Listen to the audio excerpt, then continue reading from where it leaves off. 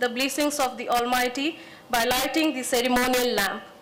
So may I invite Professor Dr. Achyuta Samanta, the Honorable Founder of KIT, KISS and KIMS, Dr. Pankaj Mittal, the Secretary General of AIU, Professor Vinay Kumar Pathak, the President of AIU and Vice-Chancellor of CSJM University, along with other dignitaries on the dais to kindly come forward for the lighting of the lamp ceremony, accompanied by a soulful rendition of Saraswati Vandana.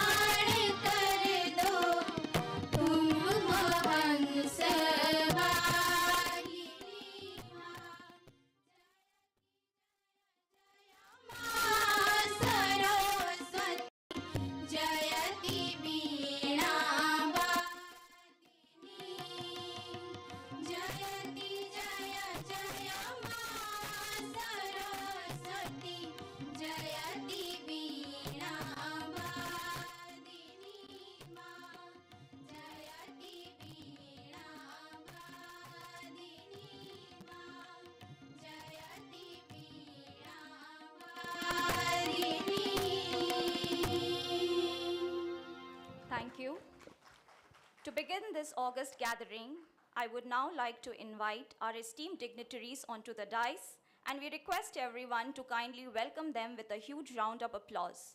We have the extreme honor to have amongst us Professor Achyuta Samanta, Honorable Founder, KIT, KISS and KIMS, Dr. Pankaj Mittal, the Secretary General of Association of Indian Universities, Professor Saranjit Singh, Vice-Chancellor of KIT deemed to be University, Professor Vinay Kumar Pathak, President of AIU and Vice-Chancellor CSJM University Kanpur, Professor William Cope, Professor of Education Policy, Organization and Leadership, University of Illinois, Professor Mary Galantis, Professor of Education Policy, Organization and Leadership, University of Illinois, Professor Omkar Nath Mohanty, Director of Technology and Academic Initiatives from RSB Group and RSB Metal Tech Private Limited, and Professor Amreshwar Gala, UNESCO Chair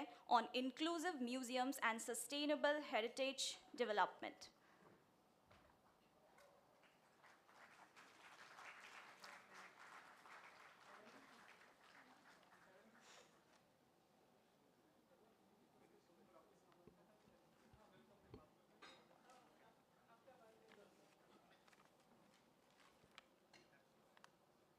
May I request our volunteers to kindly extend our heartfelt welcome to the esteemed dignitaries on the dais with a beautiful bouquet of flowers, please.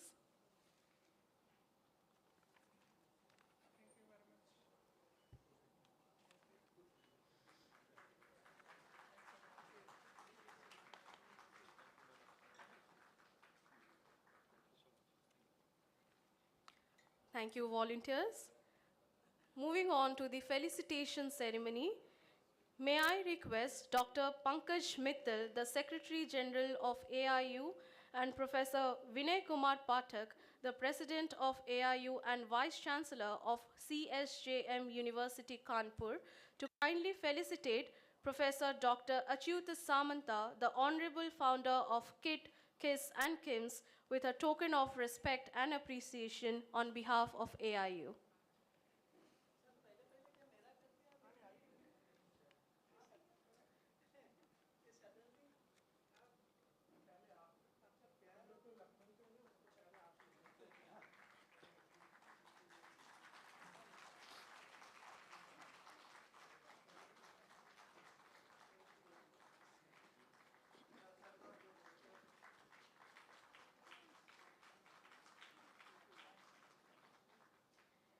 May I also invite Dr. Pankaj Mittal and Professor Vinay Kumar Pathak to kindly felicitate Professor Saranjit Singh, the esteemed Vice-Chancellor of KIT deemed to be University, with a token of respect and appreciation on behalf of AIU.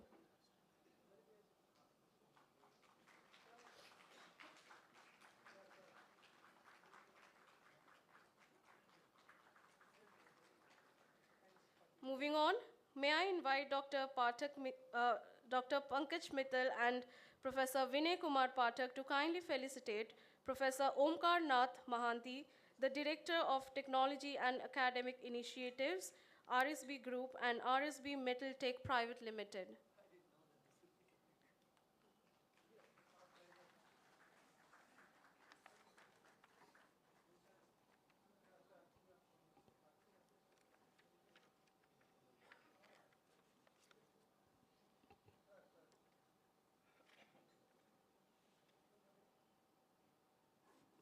Moving on with the felicitations, I would request Dr. Pankaj Mittal and Professor Vinay Kumar Pathak sir to kindly felicitate Professor William Cope, Professor of Education Policy, Organization and Leadership, University of Illinois.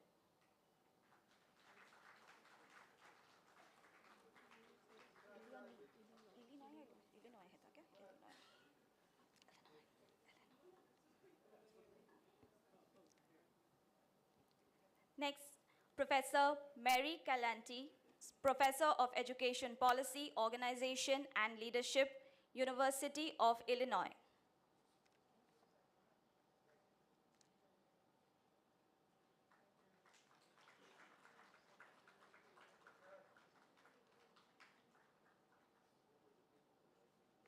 And finally, Professor Amreshwar Gala, UNESCO Chair on Inclusive Museums and Sustainable Heritage Development.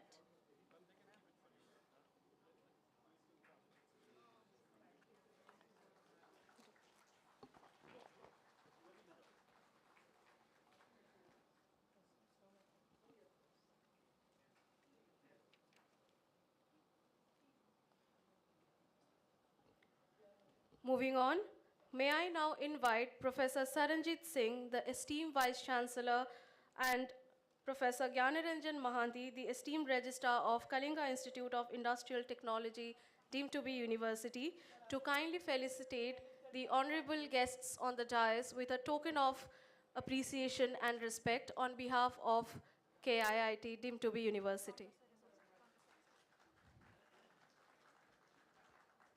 We have with us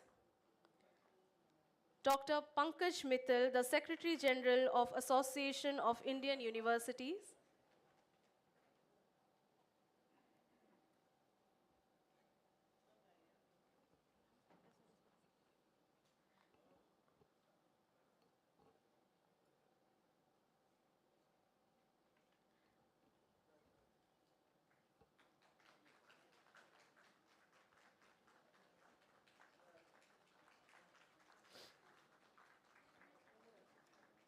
May I request our honorable founder to kindly felicitate Professor Vinay Kumar Pathak, the President of AIU. Moving on, we have with us Professor William Cope, Professor of Education Policy, Organization and Leadership from University of Illinois.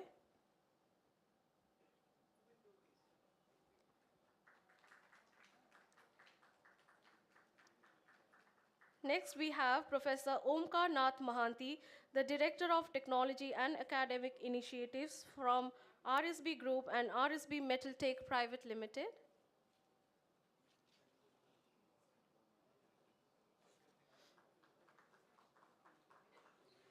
Professor Mary Calantis, Professor of Education Policy, Organization and Leadership from University of Illinois.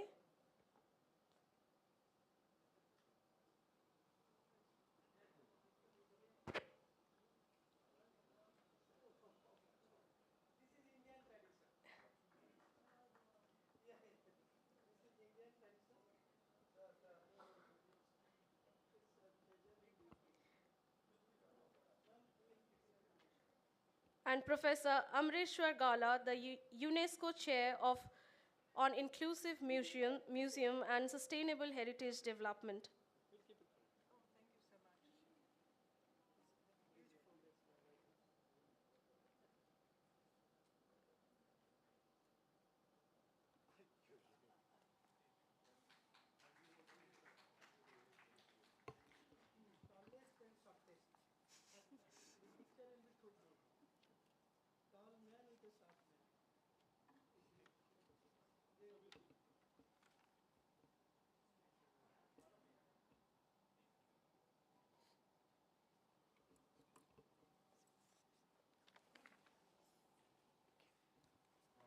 Thank you all.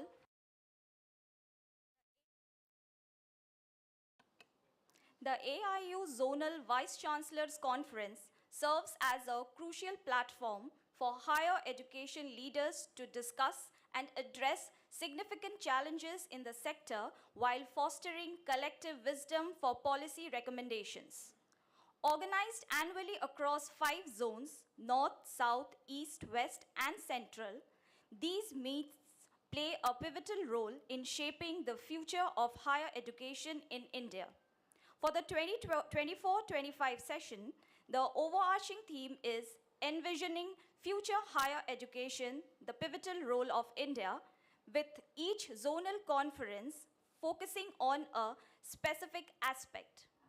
KIT, along with AIU, is extremely honored to bring together and host esteemed vice-chancellors, directors, and representatives from over 175 higher education institutes across 6 states of the Central Zone to explore on the theme Globalization and Internationalization, a crucial and timely topic that reflects India's growing role in the global education landscape.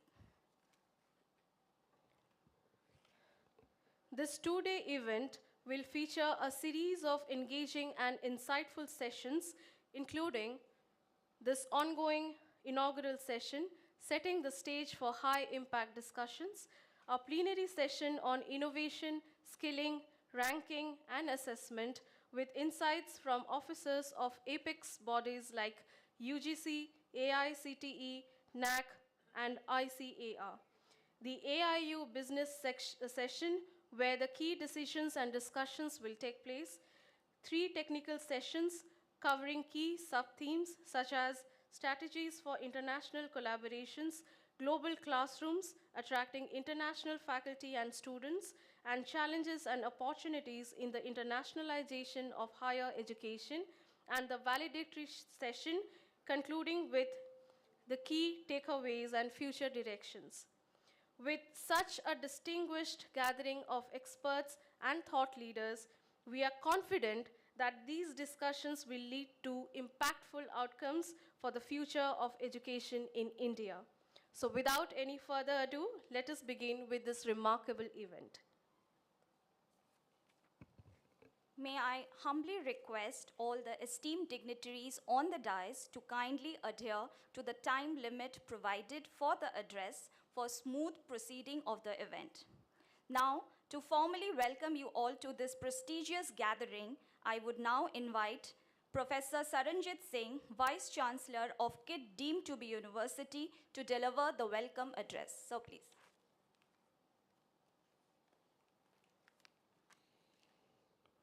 Thank you so very much, madam. A very good morning to all the very distinguished and esteemed guests on the dais and off the dais. It's my profound privilege here on behalf of KIT, KISS, both the universities as well as on behalf of the AIU, Association of Indian Universities, to welcome all the distinguished members in the Central Zone Vice-Chancellors Meet 2024-25 on the theme of globalization and internationalization, which has been scheduled for these 2 days, starting from today being the inaugural event.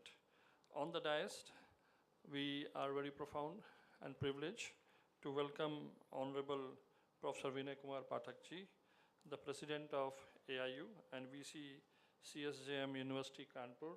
Thank you, sir. Thank you for gracing this occasion.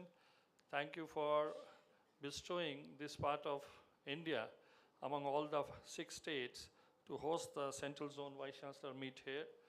And it's my personal privilege also when I came in contact with you and met you and have been interacting, I think one of the most finest academician and gentlemen probably I have met. Thank you, sir. May I request everyone to have a huge round of applause for our own Professor Pathak. On the dais, again, as we see, we have Dr. Ms. Pankaj Mittalji, Secretary General AIU. Thank you, madam. We welcome on behalf of KIT and KSS University in this inaugural function. May I have a huge round of applause for madam as well. On the dais, as you see, we have also been honored, and this inaugural function has been graced by our own honorable founder, Professor Dr. Achyut Samant sir. Thank you, our honorable founder, for agreeing to be a part of this inaugural function and be on the dais. We look forward to hearing to him as well. Thank you, Professor Pathak, for insisting him that he should be as a part of our inaugural event as well. On the dais, our own son of the soil and the person whom everybody takes pride, at least in entire India and this part of the country for sure.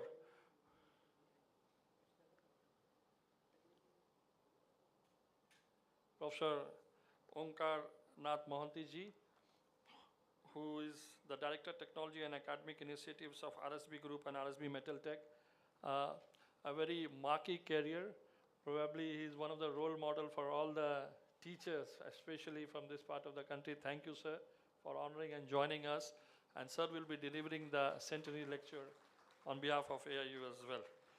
On the dais, 2 esteemed foreign delegates who have come all the way from US, from the University of Illinois, Professor William Cope and Professor Mary Clanzith, who are the professors of Education Policy, Organization and Leadership. thank you for gracing this occasion as a guest of honor. Thank you, sir, and thank you, madam, for coming here. Last but not the least, again, one of the most cherished, distinguished personalities on the dais, who I have been a big fan as well on a personal level, Professor Amareshwar Galaji, who is the UNESCO Chair on Inclusive Museums and Sustainable Heritage Development. Thank you, sir, for gracing this occasion. We welcome you on this inaugural event on behalf of Kate Case and AIU. All the esteemed, distinguished members of the dais who will be participating in this 1.5, 2 days of the deliberation, where all of us will put our mind together to deliberate and think on the globalization and internationalization of Indian higher education. I'm sure these 1.5 days of threadbare discussions on various aspects of globalization and internationalization of our higher education, which is also as a strategic initiative of our Government of India, our Honorable Prime Minister, we will definitely end up coming up with a few very important solutionings and the factors which will be leading India in a bigger map of the international education. I'll not speak much, I'll not stand between you and the other people who will speak, just to keep on time. But KIT as such has been doing a lot of activities for the internationalization of higher education. We have a very strategically devoted the year 2024-25 and the year 25-26 for the internationalization of education. And if you, just for your information, in last 1 year, we have more than 100 visiting faculty coming from some of the best universities from US, Europe, and even the global South as well. There are a lot of joint research and projects which have been happening. There are a lot of activities happening at our technology business incubation, where we are partnered with many organizations in Europe. And these startups have also been fostered and helped to come up with the ideas and start with the companies. As you can see, today morning also, and probably over the deliberations, you will figure out and you will meet some of the esteemed members who have been part of Harvard Trek programs. There have been few Harvard Trek programs which have been done, so there are almost 19 members who have come all the way from Harvard, and you will also have an interaction with them. There is a delegation from Japanese universities also, which has been present. More than 15 people are here, and almost 20 plus students. They all will be participating in this 1.5 days of the activities. So net, this particular university is very keen that we must have our presence in the global roadmap, and both our inward and outward activities, the students attracted from the global South and global North must come to the Indian institutions and pursue higher education. And our students also, through the various 3+2 or 2+2 or 4+1 pathway programs, should actually have a smooth transition from institute to institute for their higher education program. Coming summer, we have been targeting close to 2,000 our students who will be actually part of the global immersion programs. And this is one niche activity which I have started. We wish you all the best for this event. I look forward as being part of the host university to ensure that your stay for a couple of days has been fruitful and you have a good experience. And if there is any faults from our side, please do excuse us, but we'll try to put up a good show. Last but not the least, this particular venue has been arranged late evening yesterday. As you know, we are in KISS University, and there have been few developments in the few days of time, and the local authorities said us that probably we can have a more conducive and a little serene facility where this activity would have been conducted. KIT and KISS and the leadership of Professor Dr. Achyut Samanta, who is the founder, is committed for a holistic and a more immersive and a more compassionate education, not only from this part of the country, for the students from our country or for the students across the world. We have students more than 65 countries here. There have been few instances, and on this platform, again, I said that this instance happens in such a networked world that today there are so many influences on the social platforms. So, I mean, the things get painted in a direction that it goes in a different way altogether. You have seen the university since last evening. Everything has been absolutely normal. More than 39,000 students are going to the classes and everything is running normal. So with this, I look forward blessings of all the esteemed members here, all the esteemed Vice-Chancellors. Do bless us, do bless our Honorable Founder, do bless KIT and KISS to keep serving with the motto of serving to the humanity. Thank you all and have a good day ahead.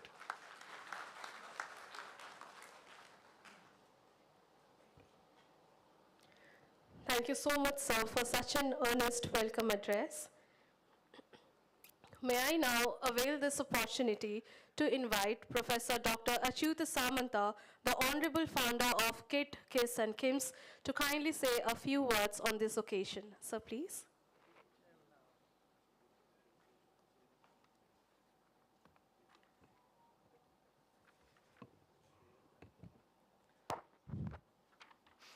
So good morning everybody present here. On the occasion of this inaugural session for the Central Zone Vice-Chancellors Meet 24-25 organized by the Association of Indian University in collaboration with KIT deemed universities, we have with us on the dais Honorable President of this AIU, respected Professor Binoy Kumar Pathak ji, also the Vice Chancellor of CSGM University Kanpur. Also we have with us on the dais respected Ma'am Dr. Mrs. Pankaj Mittal ji, Secretary General of the AIU. And also we have with us our Honorable Professor Onkar Nath Mahanti ji, the Director Technology and Academic Initiative RSB Group, former Vice Chancellor of BPUT. We have also with us the honorable speakers and the guests from the abroad, respected Professor William, Professor Education Policy Organization Leadership, University of Illinois, and also Professor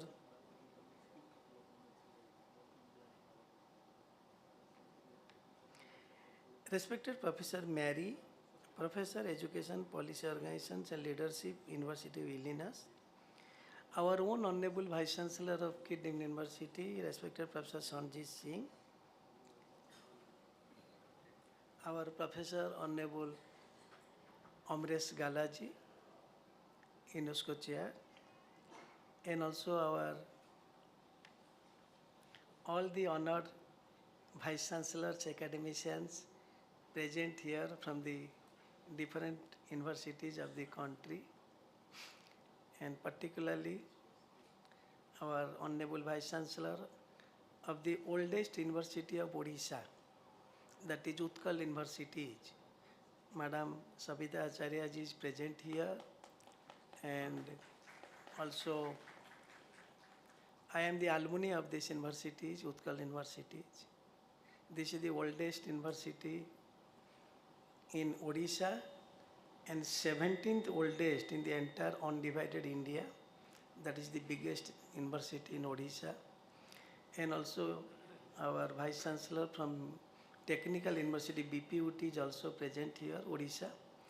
And all the other invited guests, officials from the AIU present here, and other invited guests, academicians, registrar of two universities, KIT University, KISS Universities, and also very few our respected faculty members, administrative staffs of both the universities. You have been welcomed by Professor Sanjit Singh, Vice Chancellor of KIT deemed University, but as a founder of KIT KISS, it is also my great pleasure to extend the heartiest welcome to our Honorable Professor Binoy Kumar Pathak ji, President AIU. Sir, thank you very much. I am not supposed to sit on the dais as per because of your love, affection, and respect to my work and me, you have allowed me to sit on the dais. So, at the outset, I welcome you, and also Pankaj Mittal ma'am. From my heart, I express my thanks, gratitude to both of you for giving this opportunity to host this type of conference. Second thing, real sense my personal gratitude. I have been in constant conversation with Pankaj Mittal ma'am for the last 3-4 days. So in spite of certain unfortunate incident happening, so Pankaj Mittal ma'am and also Binoy Pathak ji, both of them are determined it should hold. We are from the same fraternity. We know what happens in any academic institute or the university. It is not a new. So you please go on preparation and you please host it any part of the your campus. It is not KIT campus, any part of the campus, we are going to join with you. So this confidence, this support, these entire things made it possible to host these things. And I extend heartiest welcome to all of you once again. And as a founder, I should be excused to each one of you the inconvenience caused to you because of our unfortunate incident. You are all from the same fraternity, institute, universities. We have been hosting thousands of national, international seminar, conference, workshop, some of you must be knowing, including Indian Science Congress with 20,000 delegates for 7 days. There is not a single conference, national, international, which was not hosted by KIT. That's why I feel so uncomfortable, so hot. My heart is crying that we are not able to get most of the Vice-Chancellor meant for today's program. Because you know, whenever something happens, and the happening in one sentence, I can tell you, KIT is a big popular player in a small place. From this sentence, you can easily understand what is going on. It is a very big and popular player in a small place. And Achyut Samant equally is also very popular. Because आप लोग को थोड़ा बहुत पता होगा, मैं इसे Utkal university से पास किया. यहाँ पर एक छोटा कॉलेज में नौकरी कर रहा था, केमिस्ट्री लेक्चरशिप. खेलते खेलते 5,000 रुपये में किराए मकान में शुरू कर दिया किट किस दोनों को. भगवान ने कहाँ पहुँचाया है, सारा दुनिया देखते हैं, इसको सैल्यूट करते हैं. आई शुड नॉट एलाबोरेट मोर. तो ये है किट का हिस्ट्री. मेरा हिस्ट्री है, मैं I am alone, lead a very simple life in a very small rented house, and I only get pleasure to see the smiling face of the poor children. That's my hobby. That's why I've been running keys with 80,000 poor tribal children, 40,000 pass out and 40,000 in the campus. So in this way, both KIT and KISS, and KISS is a fully free, fully residential. चलते हैं. If जो भी आप देखें हैं, देखेंगे, it is only blessed by God. I am just instrument to implement the things. So once again, I convey my good wishes to all of you. जो भी inconvenience हुआ है आप लोग को, इसलिए मैं दुखी हूँ, आप लोग के पास आभारी हूँ. बिकॉज सारा दुनिया को पता है डॉक्टर सामंत कैसे फंक्शन करता है, किस तरीका से करता है, क्या करता है. लेकिन चलिए, जो भी है, आप लोग मेरा साथ एडजस्ट किए, इसलिए मैं सब दिन के लिए आपके पास आभारी रहूँगा. और अभी आपका 2 दिन का प्रोग्राम चलेगा. जो भी थोड़ा बहुत आप लोग को इनकन्वीनियंस होगा, इसलिए मैं माफ़ी मांग लेता हूँ इन एडवांस. और थीम जो है, it is very close to our heart. आज vice chancellor already told that globalization and international, बहुत कुछ काम, though we are too young आज यूनिवर्सिटी एंड इंस्टीट्यूट, बट हम लोग बहुत अच्छा से इसको भी इतना अच्छा से निभाते हैं, क्या करें. और एक बार आप लोग सबको मैं धन्यवाद देता हूँ. फिर मैं मिलते रहूँगा ड्यूरिंग लंच डिनर टाइम में, आपसे हेलो हाय करते रहूँगा, ज़रूर मिलते रहूँगा. I am also from the same background. I started my career as a teaching job lectureship. I was in UGC commission member for 6 years, AICT EC member for 4 years, NCT ऐसे government of India का central university ऐसे कोई नहीं है भगवान ने जो चीज़ मुझे नहीं दिए हैं. मैं बहुत गरीब घर से आया हूँ. 4 साल उम्र से पिताजी को खो के 2 पट रोटी मुझे खाने के लिए नहीं मिल रहा था बचपन में. 7 भाई बहन, विधवा माँ. अभी इनडायरेक्टली डायरेक्टली 1 करोड़ आदमी का रोजी रोटी डिपेंड करता है ये छोटा से आदमी 5 फुट 5 इंच. तो UGC, AICT, NCT वगैरह वगैरह जितना सब कुछ है, वॉलीबॉल फेडरेशन प्रेसिडेंट वगैरह, भगवान ने सब टाइम में, जहाँ पर ये भी अभी जो एक कष्ट मुझे दिए ना, एक भगवान का परीक्षा है. सब टाइम भगवान ने अच्छा आदमी को ही कष्ट देते हैं, जो तुम कितना कष्ट सह पाओगे, फिर आगे तुम्हारे लिए बहुत बड़ा चीज़ वेट कर रहा है, तुमको मिलेगा. Thank you very much.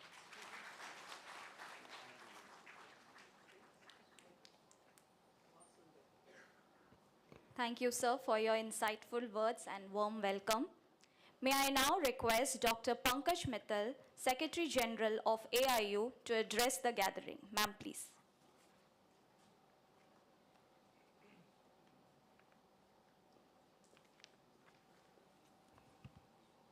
Namaskar, a very good morning to all of you.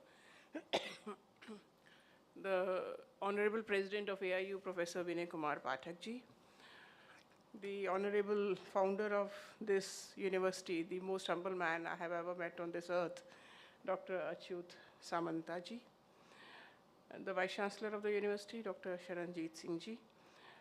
We have with us two people from University of Illinois, Professor William Cope and Professor Mary. The UNESCO chair, Professor Amreshwar Galaji, the person, the expert who will be delivering the centenary lecture, because AIU has completed 100 years and this year is our centenary year. In every conference we do have a centenary lecture. So the expert who is delivering the centenary lecture is Professor Omkarnath Mohanty ji, who is Director Technology and Academic Initiatives of RSB Group. Professor Jain Ranjan Mohanty, Registrar of the University.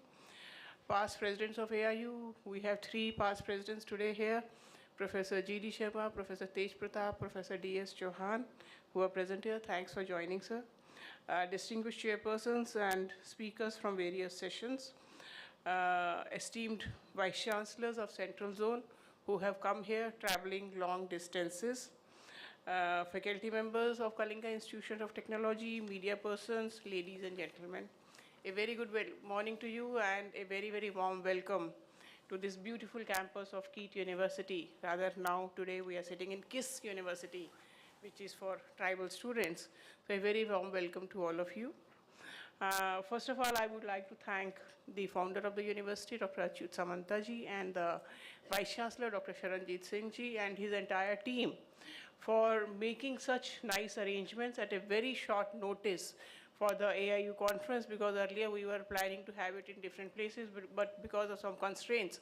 Yesterday evening at 9 o'clock, it was decided to shift the venue to KISS, and you can see the elaborate arrangement starting from the students who were standing on the rows and the dances, tribal dances, and the way the stalls have been installed and the way the posters have been put up and the way this whole arrangement has been made, all in just, I think, 8 to 9 hours. So thank you very much. Thank you for making all these arrangements for us. And this conference also holds a special significance for us because in the centenary year of this is the first Central Zone Vice-Chancellors Conference we are holding in the Central Zone and the fourth zonal conference of the centenary year. The theme of the conference is globalization and internationalization of higher education. But before I come to the conference, let me tell a little bit about the AIU. Many of you have newly joined as Vice-Chancellor of a particular university. So AIU, as you all know, is a association of Indian universities. This is the largest university association of the world. We are now 100 years old. We were established in 1925. Now it is 2025. We are celebrating 100 years. And the legacy of AIU can be known from the fact that people like Sir Palli, Dr. Radhakrishnan, Dr. Zakir Hussain, Dr. Shrimali, Dr. Shyama Prasad Mukherjee, Dr. Hansa Mehta, they have been the presidents of AIU in the past. And by way of work which we do is we are a think tank of higher education. We are into academics, research. We work as a bridge between the government and the universities. And we are mandated by the government of India to do the equivalence of foreign degrees with the Indian degrees. And our engagement with the universities is not only limited to vice-chancellors. We engage with the vice-chancellors, we engage with the teachers, and we engage with the students. So with the vice-chancellors, we engage through these vice-chancellors conferences. We also hold roundtable for newly appointed vice-chancellors. So any newly appointed vice-chancellor in this gathering, please give your name to Dr. Pani. Dr. Pani is here. Dr. Pani, he is there. So ek bari khade ho jao. Haan. So we are holding a roundtable of newly appointed vice-chancellors. So if you can give your name. So that particular vice-chancellors conference is basically to tell the nuances of how to run successfully the vice-chancellorship. especially for the starting from academic, administrative, financial, cybersecurity, everything we are sort of doing the capacity building of the Vice-Chancellors. We engage with the teachers, again in a number of ways. One of the important ways is that we do the capacity building of the teachers for, say, use of technology for teaching, learning, research, and governance. So we have opened 43 AADCs, which we call Academic and Administrative Development Centers, where we are training our teachers to use the technology for better teaching learning, especially after COVID. This is very, very important. And after this AI and big data analysis and all these things, it is more important that the teachers know how to use the technology for teaching, learning, and research. So therefore, we are holding these these 43 centers are running 5 programs each. In each program, there are 30 to 40 faculty members who are being trained. And in future also, we'll be having many more centers. In terms of engaging with the students, we engage with them in 3 important ways. We hold many sports programs for them. So around 250 sporting events we hold whole of the year, and the students participate, including Khelo India University Games. 4 Khelo India University Games we have already held, in which the Honorable Prime Minister of India inaugurates all the Khelo India Games.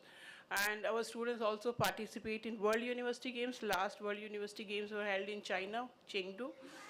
And for the first time, we won 26 medals in the World University Games. So our students, the students of our universities, they won 26 medals. And this fact was appreciated by the Honorable Prime Minister himself through a tweet and also on the floor of the Parliament.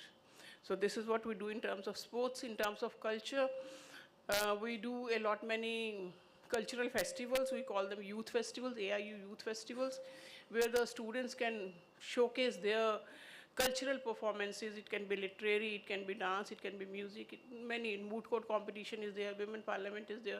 So many, many opportunities for the students are there. And I request all of you that if your students are not participating, please encourage them to participate in these activities. And also we do, for improving the research acumen of the students, we also do the Anveshan program. So Anveshan is a program in which the students submit the research project and the best projects are awarded. So they know how to do research. So these are the programs which we are doing for the students. And of late, we have been very, very active in internationalization of higher education. For that, we have established a network called Indian Network for Internationalization of Higher Education. The purpose is that we have 1,200 universities, out of which around 1,100 are our members. And not all the universities are good in internationalization, although they want to do internationalization. They have an intent to do internationalization, but they don't know how to do it, whom to partner with, how to find a right partner. And even if they find a partner, how to carry on with that partner, what type of partnerships can be there. So we are there to handhold you. INIHE is a portal created by AIU. So any of your teachers, any of your students can become a part of that. You can enroll in that portal as a member, and it is totally free of cost. So do enroll today for the Indian Network for Internationalization of Higher Education. We also have MOUs with many, many organizations, like our parallel organizations. We are in Indian universities, so we have UUKI, which is the UK University Association, Canada University Association, Australian University Association, Arab University Association, Spain University Association, Taiwan University Association. Almost every country association we are having an MOU, so that we can help you in finding a partner through those associations also. And we are also holding many higher education summits in foreign countries. 3 we have already held, one in Nepal, one in Vietnam, and one in Sri Lanka. So our universities go there, showcase their programs, and there the students are invited. Something like 2,000, 3,000, 4,000 students are coming to these education summits. And when they see the Indian universities, they feel like studying them. You have to showcase your programs, and you can get foreign students through these programs also. And we also hold a lot of delegations, like we took a delegation to Taiwan, Spain. Recently we went to UK. Next month, April, we are going to USA. So many delegations of Vice-Chancellors we are taking to foreign countries for academic collaborations, for partnerships, for visiting foreign universities. So this is what we are doing. And today's conference is basically on globalization and internationalization of higher education. The purpose is that we get around 50,000 students, foreign students. We send something like 10 lakh students every year abroad. So how to bridge the gap, how to promote internationalization on our campuses. In India, you know that the national education policy has been promoting internationalization in a big way. Now they have allowed foreign campuses to set up their, foreign universities to set up their campuses in India. We already have 3 universities in the gift city. One is Deccan and Wollongong from Australia, and Queen's University Belfast is about to set up a campus. And out of UGC regulations, Southampton University has been given an LOI, and there is one Western Sydney University, which is in the process of getting an LOI. But these are only 5 universities, whereas if you see foreign countries like Qatar, or maybe Malaysia, or maybe Dubai, many foreign university campuses are there. So how to attract foreign universities to India, what type of facilitating mechanism we should be creating, that we will be discussing under the heading like technical session 1, which is on strategies for international collaborations, and how to even have MOUs while dissuading sort of pocket MOUs. Pocket MOUs are the MOUs which I say that some people keep MOUs in the pocket, and wherever they say, okay, let us sign an MOU, that MOU is of no use. So we don't promote pocket MOUs, but we do promote active MOUs, which are really working. Second session will be on attracting international faculty and students. In this, I told you that for attracting international students, at least in AIU, we are holding these higher education summits. But for attracting international faculty, we have signed an MOU with Edifi Online. There will be a session on that today. Please hear that session very carefully, where we are inviting foreign faculty while forming the clusters of universities so that the cost of the foreign faculty is reduced to, say, 20%. So that type of an arrangement we have made with Edifi Online. The promoter, Vic Agarwal, is here. He'll be speaking in that session. So how to have foreign faculty, especially online faculty, by forming a cluster of universities, that we are talking about in the second session, which is on global classrooms. Global classrooms is how to attract international faculty and the students.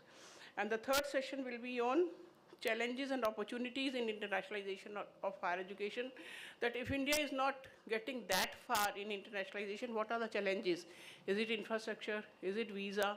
Is it, say, good hostels? Or is it the ecosystem, or the hygiene, or the food? Or so many things are there which have to be talked about when we talk of promoting internationalization, including something like, you would be knowing that there are 2 very famous fellowships, Fulbright of USA and Erasmus Mundus of Europe, which is, the scholars of these 2 fellowships are all over the world. So can India start such a fellowship, something like Bharat Bhagya Vidhata Fellowship or something, where the people who come from foreign countries to India in these fellowships, and then they become the brand ambassadors of India. So these will be discussed, including one session will be on innovation, skilling, ranking, and assessment. Here also we have signed a MOU with T-Hub, and we are trying to promote innovation in the universities. So through T-Hub, they can work as a facilitator to promote innovation. For that also there will be a session, but please attend every session very, very carefully, because there will be a lot of meaning in every session, and there will be a lot of takeaways from every session. So thank you very much, and I hope the deliberations in this conference will help us in making some recommendations which will lead to policy documents in future in the Government of India. Thank you very much, and thanks for joining, and welcome once again. Thank you.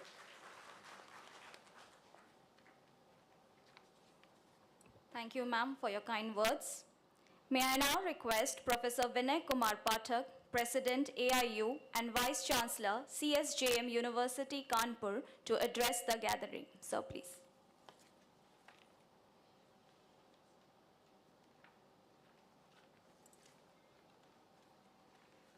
Thank you very much, and very good morning. Honorable Chancellor of this university, Achyut Samantaji, my other colleagues on the dais, and other fellow members and colleagues and the Vice Chancellors who have come from this zone for this conference to attend. So we welcome you from AIU on the soil of Lord Jagannath. I think Lord Jagannath has created this whole universe and has got the responsibility of running this whole universe. I think I should start my discussion with a story which I heard about Lord Jagannath. I heard a beautiful story that one day a king has gone to just give the flower or wish Lord Jagannath, and when he reached there, there was only a person with one flower, and every flower was not there. So a merchant also came from the place, and both has started auctioning that whole flower, that how much for the payment I have to give the flower. So king started and the auction started. So there's an auctioning between a merchant and a king, and it's difficult to get auction out of a merchant because merchants are rich and they know how to auction. So in the last, the king has given his whole kingdom for the flower. So king has won, and that flower has actually given to the Lord. And then as a commoner person, he lived in that part. So in the morning or in the evening or in the night, the Lord said that I am actually feeling lot of hardness with this flower, and I am worried that this flower has got lot of weight on me. Then the king asked the Lord Jagannath that you have got the whole responsibility of getting this universe. You can just do in fraction of a second create and destroy this world. So how you are feeling this thing with a simple flower? He said, I'm not feeling the weight with the flower, but I am feeling the weight of the devotion which you have put in this flower. So I think we are delighted to know that Samanta Sahab, we are really indebted with your devotion of the things. And that story reminds me that devotion always has got more weight than any other kind of a thing. What has happened in KIT happens in each and every institutions, not here, but it is a worldwide phenomenon. And we all do as a vice chancellors and chancellors face these kind of things. And what you are feeling are also felt by all the people. And yesterday I went with the Honorable Defense Minister to IIT Mandi, and we discussed these things. He told me those people who works in society has got this similar kind of a thing and similar kind of a feeling. They have to always struggle. So don't worry about all these things. Things will pass, and I think God always put lot of kind of things that we should be more enough to do better things in the world. But still these problems also defines beyond this that we have to work more on values and more in sanskars, whatever our is written in our Sanatan and written in our ancient wisdom, that not only education and money and packages, we should really work on values and value-based imbibed education and human value-based education. And this makes us different from the thought of the Western world with the Indian thought kind of a thing. So it's also a point to introspect our whole education system, which is only skewing towards the kind of money, money packages and all those things, rather than getting roots in the values and other kind of things. So friends, important discussion, and this is an important seminar and the conference which we have read for globalization and internationalization. Whatever our Secretary General has told is an important point. So in the world of disruption and what we have seen in the last few months, that the world of disruption is changing so fast that we thought when the ChatGPT came with $7 billion, we thought that ChatGPT with AI will rule for years and years. But suddenly a very small company, just at 1% of the cost from China, DeepSeek kind of a company has put this world and said that no, this world is at a disruption and impossible can be possible. and things will change at a pace which all of us don't know. And that's true with the institutions, that's true with the kind of academics we have. So we are in an era of fast changing world. We had a long visit from AIU with our honorable colleagues, some 20 colleagues to UK, Scotland, and Ireland. Recently, we came back 3 days before. And whatever I found, because in last, I think, 8-10 months as a president, we are highly interested on internationalization, but not internationalization in a master-slave model, but internationalization in the equitable model. We are negotiating with our international partners that why, because as a youth, we are, whole world is looking after our international students, because in engineering, technology, business management, these 4-5 important things, the most contribution is as of our international students. Also, the students of ours is creating and co-creating the knowledge, wisdom, and values for other countries. So, as an AIU, we are negotiating why not to have equitable partnership. And we are feeling that the whole world is changing its view due to the geopolitical positions we have of our country. But still we have to go a long way to create this kind of a partnership and fostering that kind of a partnership. Because we came from a colonial mindset, and we still feel that the internationally people are much more advanced than us. They may be much more advanced in some of the technologies, but not much more advanced in the values, ethics, and the kind of lifestyle we used to foster. And the whole world is also looking for international students. So we are trying at AIU, because we had 13 MOUs in the last 1 year with Arab, with Australia, and with all other kind of things where we can foster. And we went to Spain, we went to Vietnam, we went to all other things with our Vice-Chancellors. And then we are going to US at Montclair in the next month. So 2-3 important things which I really want to suggest, and I really want to introspect what I have ever seen. One important thing which our Chancellor also told Achyut Samanta ji, that Tier 2, Tier 3 cities are working very hard, and now most of the patents, unicorns are coming from the Tier 2, Tier 3 universities and Tier 2, Tier 3 places. These are the new people for which the international people are also looking. So I think for internationalization, what we are thinking is that we should have first joint PhD programs, joint degrees, and not we should be only a machine of sending international students, or not we should accept if we don't co-create knowledge, don't co-create the patents. So we should be equitable in negotiating. Yesterday, I had a long discussion with our friend and Irish ambassador who actually hosted our things in Ireland. We went, and Ireland was very keen to have, because they have also got 19 universities, very keen to do it.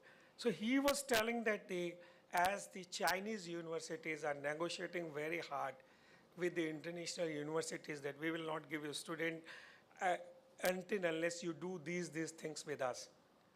I think this is a point. This is a time when we should also negotiate hard with the international players, that we need these many patents, we need these many collaborations, we need these many conferences, we need these kind of things. So we should have hard kind of a negotiation with the international universities. And we should not feel that we are less and they are only giving in the model, because the reverse number of students are very less. And as our Secretary General has also said, and we also are of a view that at least we should have a great immersive programs, which Professor Charanjit also told in this kind of, his kind of speech, that we should have those kind of things. The second important thing is we should also, for our doing internationalization and globalization, we should heavily interest our alumni. Because what is happening with, or except the IITs or some of the institutions, we are not harnessing our power of our alumni. So harnessing our power of alumni is very, very important. And my feeling is that this tier to tier, because I come from a university which was established in 1966. Our late Prime Minister Atalji was a student. The last President Ramnath Govind is also a student. Deen Dayalji was also a student of ours. But the way I had an institution, IIT Kanpur, the way they harness their alumni in the world, we have not done. So we should have global chapters, we should have global presence, and private chancellors and vice chancellors can really visit there. But the state universities vice chancellors should also visit and try to get their kind of alumni to, as a brand ambassador, to work hard. As an AIU, we are trying hard. We need your lot of blessings and lot of views. In the last 1 year as a president, and our last president, Professor Sharma, also we collectively tried to put the AIU in another kind of a flame. Because I always remember the last speech made by the Nokia CEO, that we are strong, we have done nothing wrong, but we still lost. And this is a story which says that however strong you may be, however good and ethical you may be, but if you don't know what your competitor is doing and how fast your competitor is moving and how fast the operating system is changing, we will still not be one of the best, and we have got a place kind of a losing kind of a thing. I think this seminar and this conference will yield us a lot of views. We will take your views. We will take the nectar of the deliberations, and we will also try to make a new AIU. We are in a process of making AIU Generation Next to have this internationalization and globalization. We have already created INI, which we really want to view as a partner. I think our officers will give you the kind of pamphlet. We are creating virtual and as well as physical platforms to foster and take all the universities together and see that India is a great power which has got the youth, which has got the demography of new youth, which has also an access to create the world research, world ecosystem of new innovations and patent. But one other important thing which I really felt, because our competitors are also moving fast, and one important thing which is not happening in our university is we are not teaching our students how to do productions. And there are small universities. We went to Taiwan, we have visited some universities. All universities are having semiconductor foundries, and this is what is happening in China also. The universities is also having and hosting real-time industries in their universities. I think this is the time when we should also try to have those kind of good practices, hosting the real-time industries in the universities, which will give a power of our students to work hard. So I always welcome all of you at this kind of a seminar and workshop. I really welcome all the vice-chancellors who have come at a very short notice. And I really want Achyuta Samanta Sahab to have a great round of applause for him, because he hosted us in a difficult time. I don't say difficult time because those people who follow spirituality, the difficult time is also good times for them. So I really want to say, and I want really to end my speech or end my deliberations with a kind of small shlokas which we read in Atri Brahman, which suggests that, and that is a motto of our AIU also, that says that charan vay madhu vedanti charan swadam suryasya pasya asnehanam yona tandret charan charaiveti charaiveti. चलता हुआ मनुष्य ही मधु पाता है, चलता हुआ मनुष्य ही स्वादिष्ट फल चखता है। सूर्य का परिश्रम देखो, जो नित्य चलता हुआ कभी आलस्य नहीं करता, इसलिए चलते रहो। Moving person finds Honey, a moving person tastes delicious fruits. Look at the sun's effort tirelessly, moving every day without a hint of laziness. Therefore, keep moving, keep moving. Thank you very much for hosting.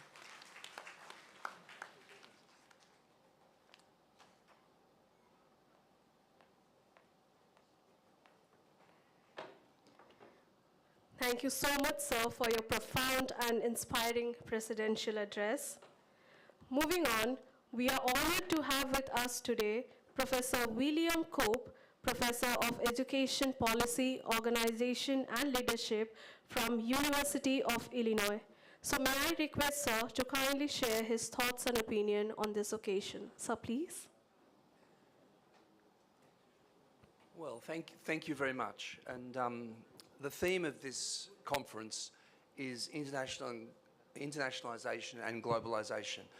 And I'm going to start pessimistically and negatively. This is not a good time for either of those things.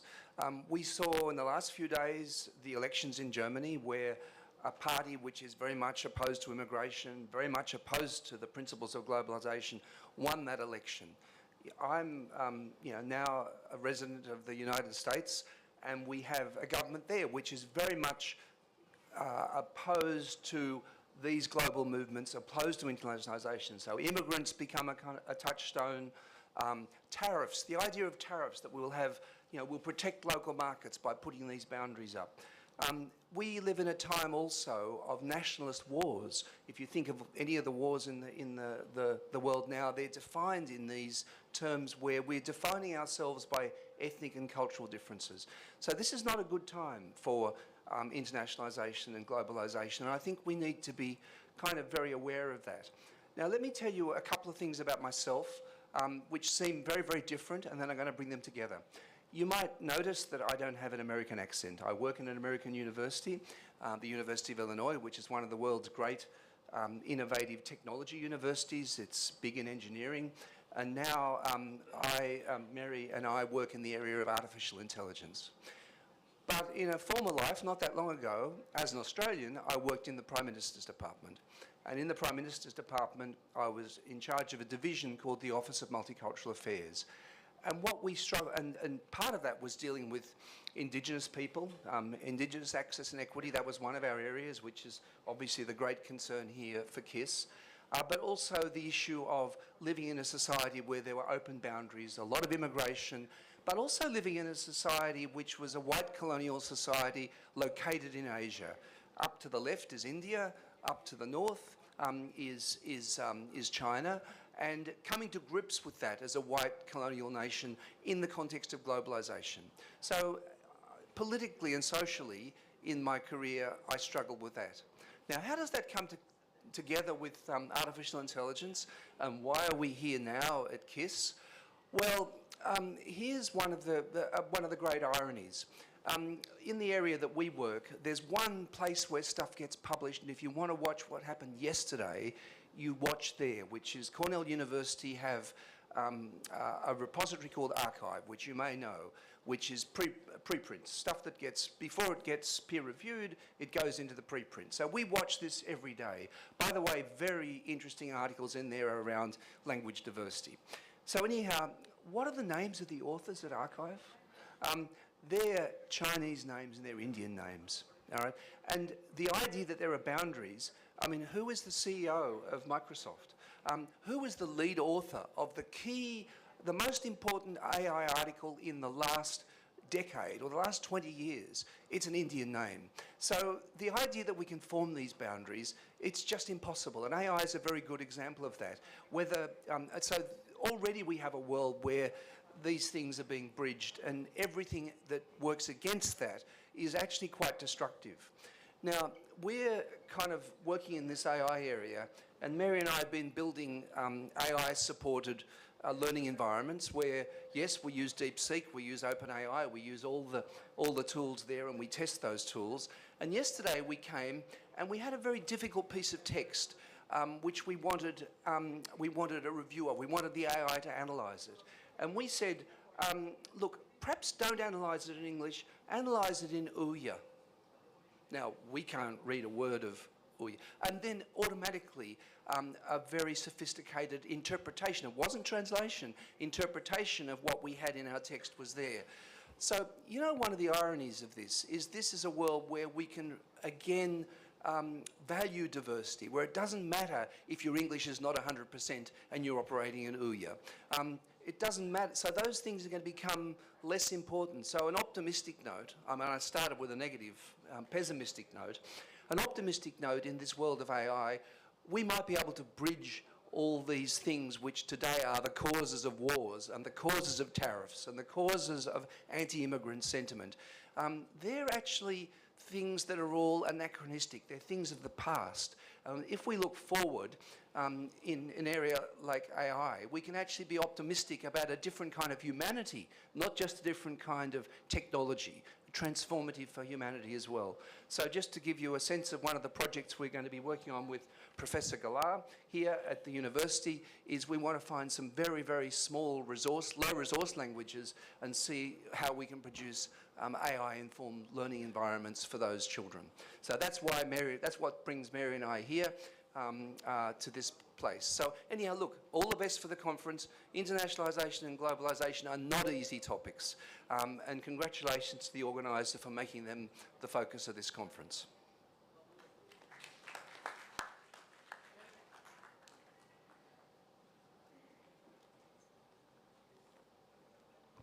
Thank you, sir, for sharing your perspectives.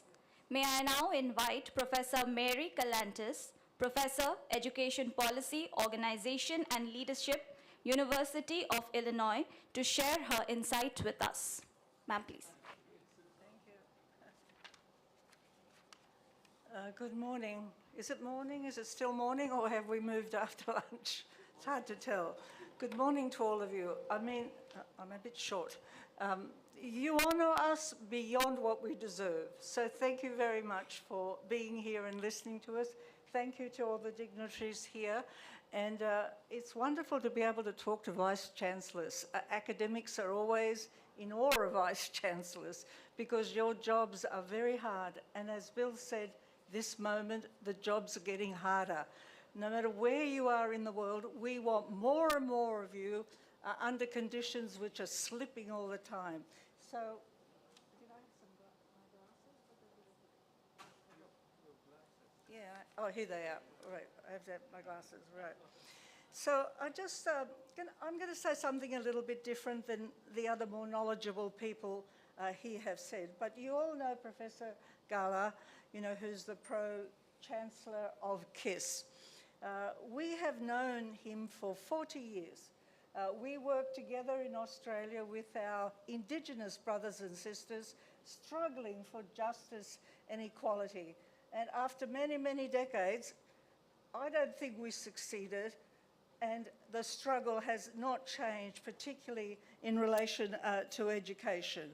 But he invited us to come here, and I said to him, no, we're very busy. We've got a lot of grants, a lot of students. We've been to India. We've been to universities all over India. We have thousands of Indian students at the U of I. We have, you know, tons of MOUs. You know, it'd be nice to see you, Professor Galar, but what is there to learn? And then we come here, right? We come to this state and to this university and are stunned by the fact that all the dreams we had in Australia in relation to Indigenous people are realised here in this town. And a model has been established. Yes, yes, it deserves a clap. I mean, I'm blown away. I'm in tears at what I see because it's a business model, an excellent business model that, as Bill said and as our previous speaker said, AI is disruptive to traditional business models of the university. Totally disruptive. It's already in the United States. All the small colleges are closing down. Micro-credentials are coming in.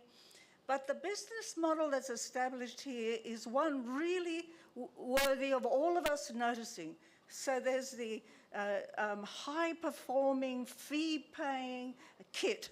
And then there's the free, subsidized KISS, which connects to the community. It just doesn't connect to the kids. This is two universities which are embedded in the community. Every Vice-Chancellor wants to be connected to their community. And here there are powerful ways in which that happens. And those children, you know, from grade 3 through to PhDs in KISS are going to make a difference back in their community. But so it's a business model that involves philanthropy, it involves the cross-subsidy, it involves industry, and I think the future higher ed body is going to need those public-private relationships to be negotiated more strongly than ever before. And here we have a perfect model. I know the founder is very modest about it, but how he does it is magic almost. You know, how does he get the philanthropy and the business people and the fee paying in order to give, was it 40,000? How many is, 40,000 Indigenous people a chance to become whatever they want in the world. But the second point I want to make to the Vice-Chancellors is that it's done in a very particular ecosystem. You spoke earlier about values. I think you both spoke about values. But look at the ecosystem. Wherever you walk, it's a garden. Beautiful flowers, beautiful trees. The environment is one that sustains your soul, sustains your heart. Look at the artwork. I've never seen such extraordinary artwork in the university, on the streets, in the bus, at the bus station, like using the talents of people to express humanity, beauty, and story. It's like a church brought to the community. There's a health system here for the parents and the students. There's sports facilities. The ecosystem is not just one about the intellect and academic work. It involves the body, it involves the soul, it involves the spirit. And a lot of our universities find it very hard to do that because I think that somebody said we focus on the income, we focus on students that can pay and fancy buildings. So I think here, at least I've discovered, and you know this, that we have a model of the way in which higher education might survive into the future, right? But in order to do that, it has to lift the poorest in a community, right? And that's one thing that we don't do very well. The future cannot be only about those who can afford a university, only those who are rich, or the 6 white people in America, the 2 people in China, and the 1 person in India that has scraped all the knowledge that we've all created, owns it, and now sells it back to us, right? We need to, in our work as folks at the university, to consider how the poor in the community, the people who do not have access into the community, can be part of a rich environment.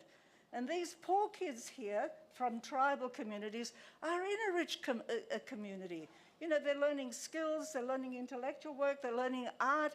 They're rounded human beings who are going to make a difference and no doubt follow in the footsteps of the founder.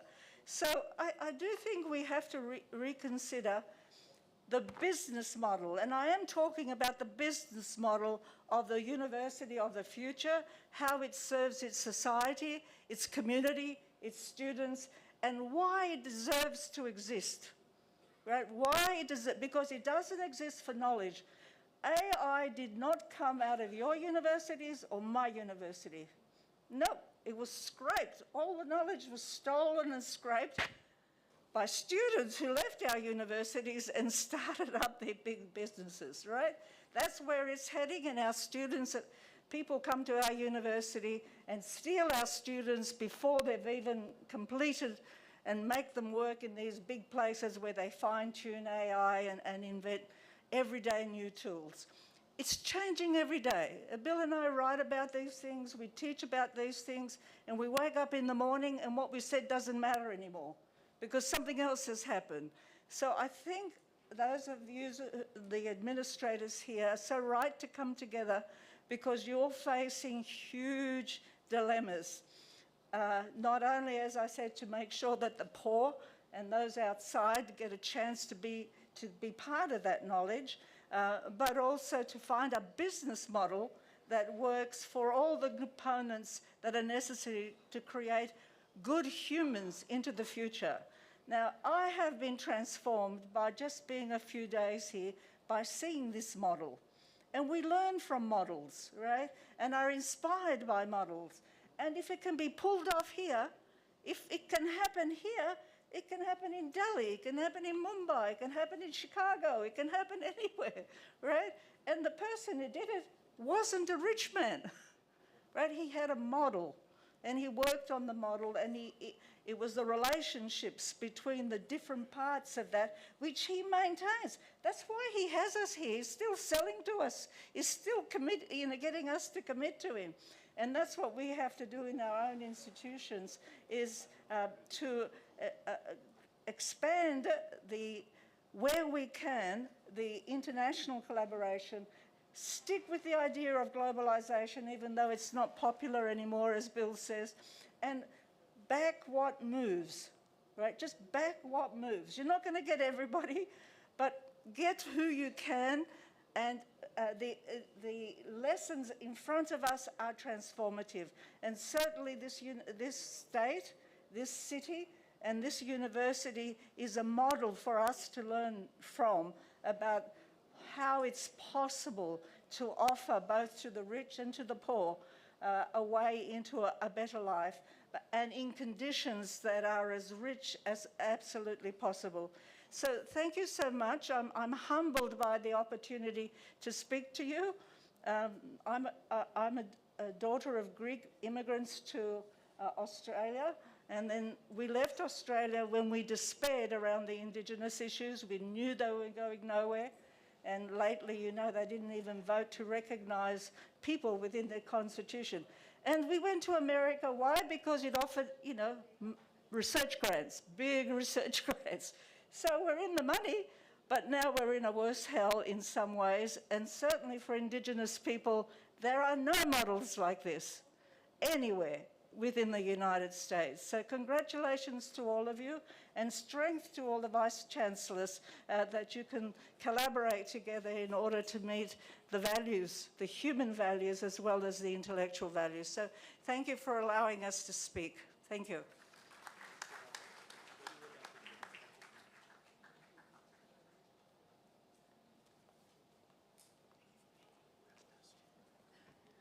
Thank you so much, ma'am, for sharing your insightful thoughts with the gathering today.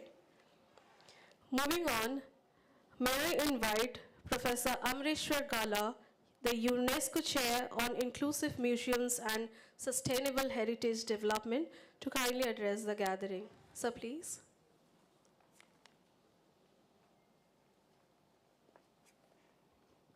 Hi, good morning, everyone.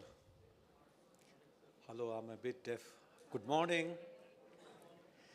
Come on, I know coffee is coming. I can smell it. I would like to first of all acknowledge our dear founder, Dr. Achyuta Samanta. I'm here because of him. I happened to meet him when I came to give the keynote address to the World Anthropology Congress, and met him, and I was so impressed, just like Professor Mary Kalantzis said, and I accepted being here as the Pro-Chancellor, but also professor in both KIT and KISS. I'm an Australian,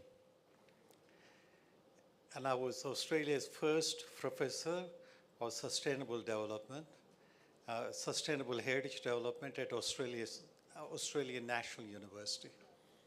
Still the last one. There hasn't been a second full professor like that. And then I moved to University of Queensland, where I was Australia's first full professor of museum studies. Still the only one. Why I'm saying this is, I have one recommendation to the President and to the Secretary General, and that's why I'm prefacing this. Why I'm saying this is, I was born and brought up, educated in Andhra Pradesh and JNU. All my education is in India. And yet, how I could make a difference in Australia. One of the first things that I did in the 80s, late 80s, was I found that Australian universities had fantastic collections, research collections, but they were collecting dust, poorly looked after. So we worked with the Australian Vice-Chancellors Committee, AVCC as we call it, and established a project to do an audit and develop a whole strategy through the Vice-Chancellors for safeguarding, looking after the collections, not as dead collections, but as living collections, because the research is ongoing. We're rethinking, reinterpreting, the collections. And it's called Cinderella Collections, the report. And I have a lot of experience in India, even though I haven't been here for 50 years. I come regularly. I have examined many PhD theses in India, and I've examined 2 PhD theses which are about university collections. And there's one university, when I came to India in 2014, I was shocked. The university's collections were stolen. I'm not mentioning the name of the university. And that included Akbar's robe, so much of Mughal collections. And they asked me, because I'm an expert on disaster preparedness in museums, they asked me, I said that, where is your catalog? Where is your security plan? They had no catalog. How are you going to report to Interpol if you don't have a catalog? And I'm sorry to say that this is the situation with most university collections in India, most university collections and galleries. And I'm saying this from first-hand experience of visiting many museums and galleries. So my recommendation, and especially given that we KISS and KIT, we are working with Indira Gandhi Rashtriya Manav Sangrahalaya in Bhopal on a project together with Amarkantak University, dealing with university collections. And I'm saying to the President and the Secretary General, please establish a task force. Ministry of Culture would be very interested in supporting. They're very keen on this, I can assure you. And do an audit, do a research audit. These days it's very easy. And AI can also help you of university collections in India on a regional basis, because unlike Australia, India is too big, it's very big. So you got to do it on a regional basis. And since the Vice-Chancellors here are from Central Zone, I strongly recommend partnering with the Indira Gandhi Rashtriya Manav Sangrahalaya, which is one of the very good museums in India, and working out what you have, what treasures you have. Because 80% of India's collections are not in the national museums. They're in the university collections, 80%. Can you believe that? What treasures you're sitting on? So my recommendation is, ma'am, that you establish a task force, and with the support of our founder, Dr. Achyuta Samantha, with whom I talk, I'm happy to be an advisor, but I only live here half the time in India. But you have wonderful people that I work with in India, and find out what treasures you got. And this is what the new, not so new, National Educational Policy talks about, INDIC. This is what it's about. It's the tangible collections with the intangible living traditions and cultures of India, which are highly endangered because of globalization. And internationalization in this is a whole series of partnerships you could do. And I say this as the former Vice President of International Council of Museums in Paris. And that you can do this. And next year, thanks to Professor Saranjit and the KISS fellowships, global fellowships, we're bringing the president, next January, the president of university museums and galleries for the whole world from Paris. He's coming for 2 weeks. We might be able to do a follow-up and work with you, how we can actually benefit from his visit. He's one of the outstanding authorities. So that's my only thing that I want to say. As an Indian, sorry, I'm Australian, but born, brought up, educated in India, I could go and do what I did in Australia. There are many people that can do it here. It's just the infrastructure support and the initiative that's needed. I wish you all the best, and hopefully in 3 years' time, Like the Cinderella collections, we will have a, whatever you want to call it, India collections from universities, which are far outnumber the national museums of India. Thank you very much for listening to me.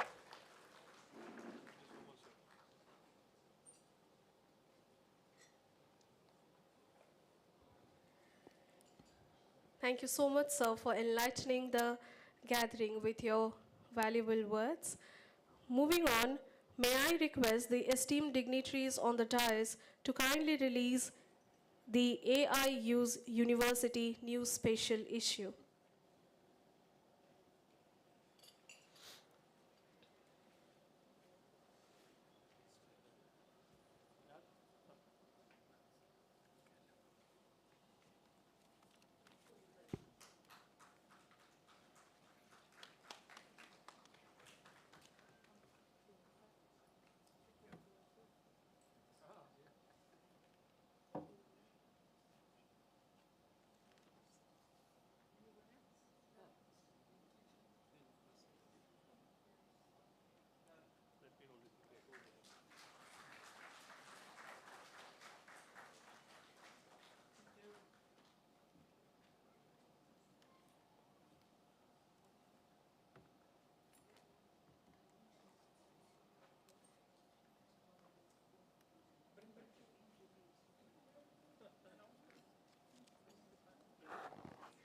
Now we proceed to a significant movement, that is the release of the comprehensive study Internationalization of Higher Education.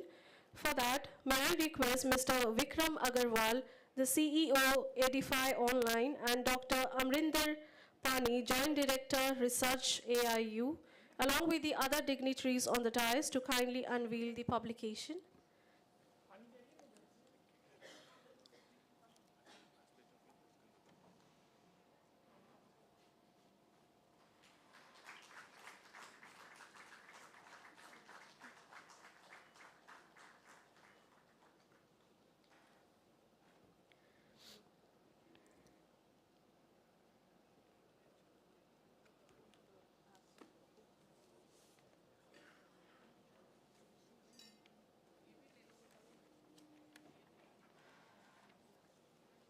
Thank you so much, dignitaries.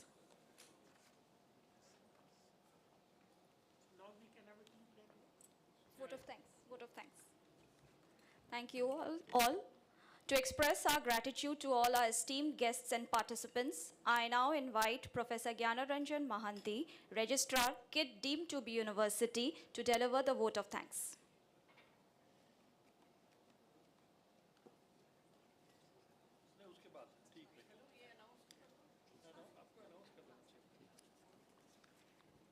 So namaskar, very good morning to all of you. Honorable dignitaries on the dais, esteemed Vice-Chancellors, the directors of different IITs and NITs, distinguished academicians, announce कर दीजिए कि इसके बाद tea break है inauguration होता है उसका presentation वहाँ पे उसके बाद ये centenary lecture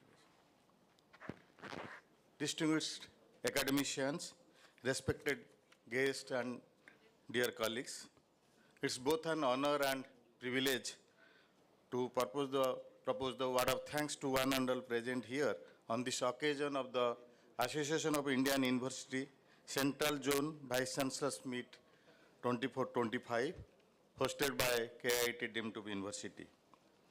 At the very outset, my deepest gratitude to all the esteemed members present here, to Professor Vinay Kumar Pathak, President AIU, for his inspiring leadership and for his insight into the evolving landscape of international higher education and value-based education. We are also deeply grateful to Dr. Madam Pankaj Mittal, the Secretary General AIU, for her dedication to strengthening higher education institutions in India. A heartfelt thanks to our eminent international speakers, Professor William Cove, Professor Mary Contreras, and our very own Professor Amareshwar Gala for broadening our perspectives on global education policies, international collaboration, and the role of inclusive education in today's interconnected world. Heartfelt gratitude to our esteemed Vice-Chancellor, Professor Saranjit Singh, our Registrar Keys University, Dr. Prashant Rautray, all my esteemed colleagues for their invaluable support and guidance. We are also conveying our deepest gratitude to Professor Omkarnath Mahanti, who is going to deliver the AIU Centennial Lecture.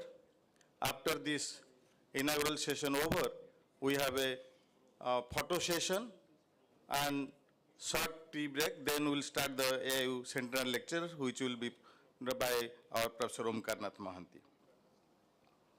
I would also be remiss if I don't express our profound gratitude to our Honorable Founder, KIT and KISS, Professor Dr. Achyut Samant, whose vision of education as a tool for empowerment, inclusivity, and global engagement has made KIT a shining example of how universities can bridge the gap between local aspirations and global excellence. I extend my heartfelt thanks to all the esteemed Vice-Chancellors of different universities present here, the directors of different IITs, NITs, NLUs present here, and the delegates who have joined us from across the central zone. Your participation and insights will contribute immensely to the collective vision.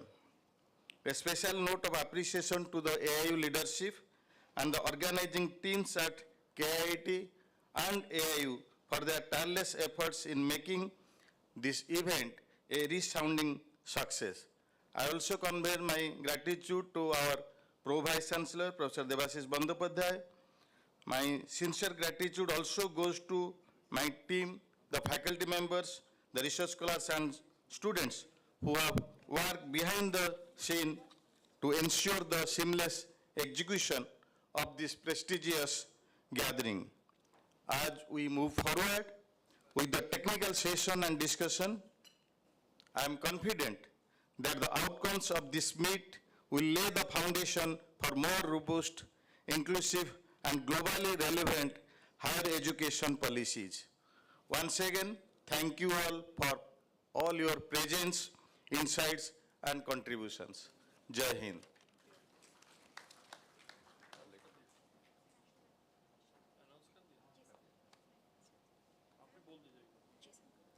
As we conclude, thank you, sir, for your kind words and appreciation. As we conclude this inaugural session, I request everyone to rise for the national anthem.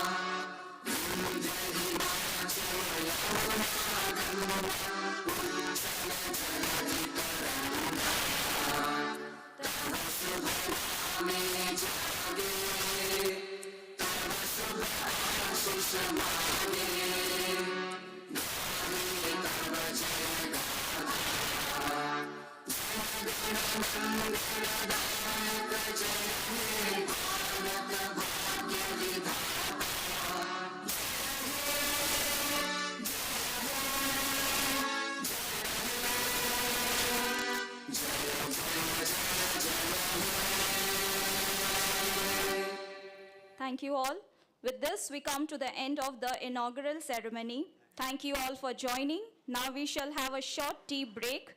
I request everyone to join after the tea break for the AIU Centenary Lecture by Professor Omkarnath Mahanti, followed by the plenary lecture. I also request our esteemed guests to inaugurate the posters on best practices and edutech exhibition in the lobby area during the tea break, and followed by a group photographs. Thank you all. I request everyone to assemble for the AIU Centenary Lecture at 12 o'clock. Yes, I have announced.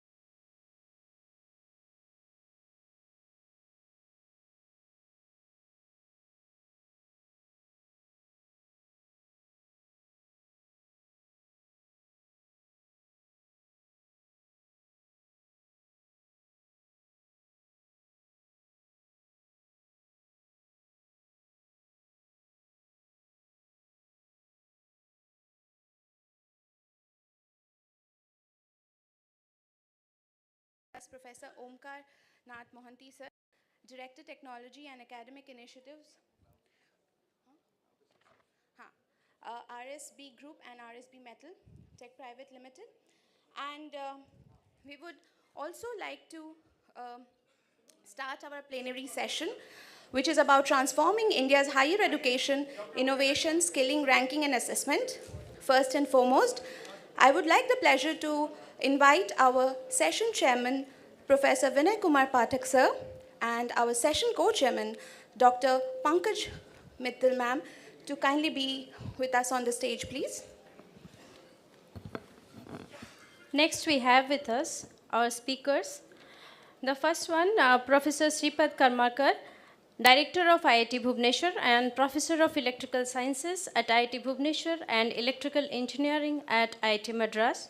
With research and teaching experience at leading US universities, he is the recipient of prestigious awards including the 2006 Vikram Sarabhai Award, 2007 IBM Faculty Award, and 2021 VLSI Society of India Best Faculty Award. He serves on AICTE's Executive Committee and chairs of All India Board of PG Education and Research. Dr. Ashwin Fernandez, Regional Director, QS Simmons and CEO, QS iCase. He is the Executive Director for Africa, the Middle East and South Asia at QS Simmons and CEO of QS One Gauge, India's first nationwide higher education rating system. Since 2012, he has collaborated with universities across regions to support excellence and capacity building. A strong advocate for quality education, he promotes independent evaluations and works with institutions and governments to elevate educational standards. Author of Indian Knowledge Supremacy, The New Dawn, he holds a PhD in management, specializing in the impact of branding and reputation on academic rankings. Ms. Asmita Dhillon, Director, Regulation Bureau, AICTE.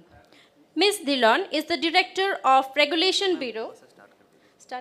Okay, so since we have less time, so the next speaker is Dr. Sanjeet Singh, Pro VC Marwadi University, Rajkot. Shri Sujit Jagirdar, Interim CEO, TE Hub. So may I please request all the panelists and our session chair and co-chair, they're already on the stage. And now I request our session chair, Professor Vinay Kumar Pathak, and the session co-chair, Dr. Pankaj Mittal, to felicitate our speakers, Professor Sripad Karmakar and Ms. Asmita Dhillon.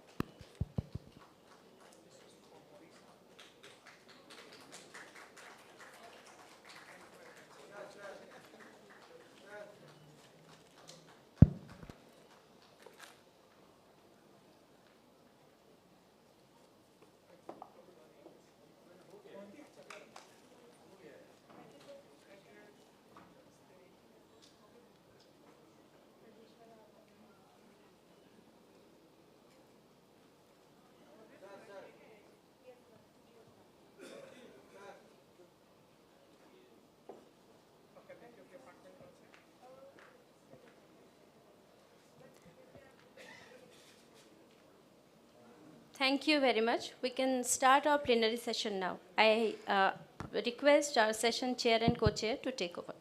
So thank you very much, and it's really, we are getting late, and so without any formality, let us start the session. We have got so many speakers, but before we have got Mr. Mohanty, who has to give a centenary lecture in this one.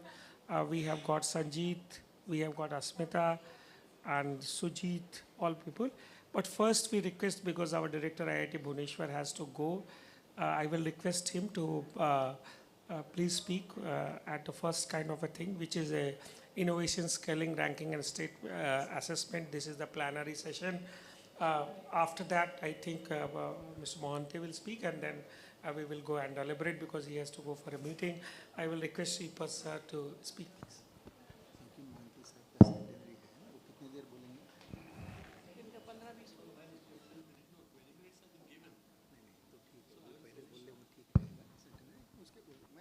Okay.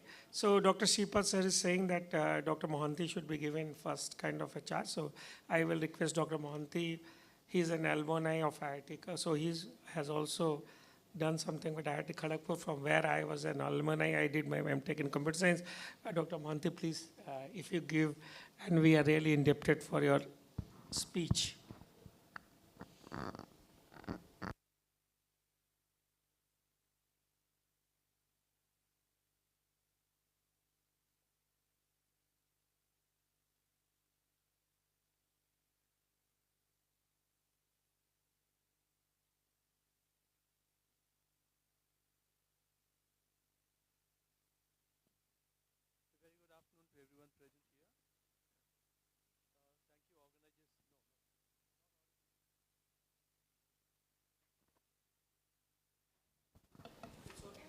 I think now it's better, yeah.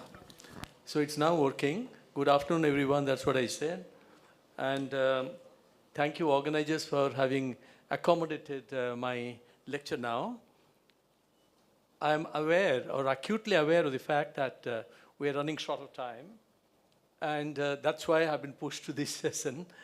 And first of all, I express my gratitude to the organizers for having given me this privilege and honor of delivering the centenary lecture at the Association of the Indian Universities centenary year. So I would like to congratulate, first of all, the Association of Indian Universities for having completed 100 years of distinguished service to the nation and to in the cause of education.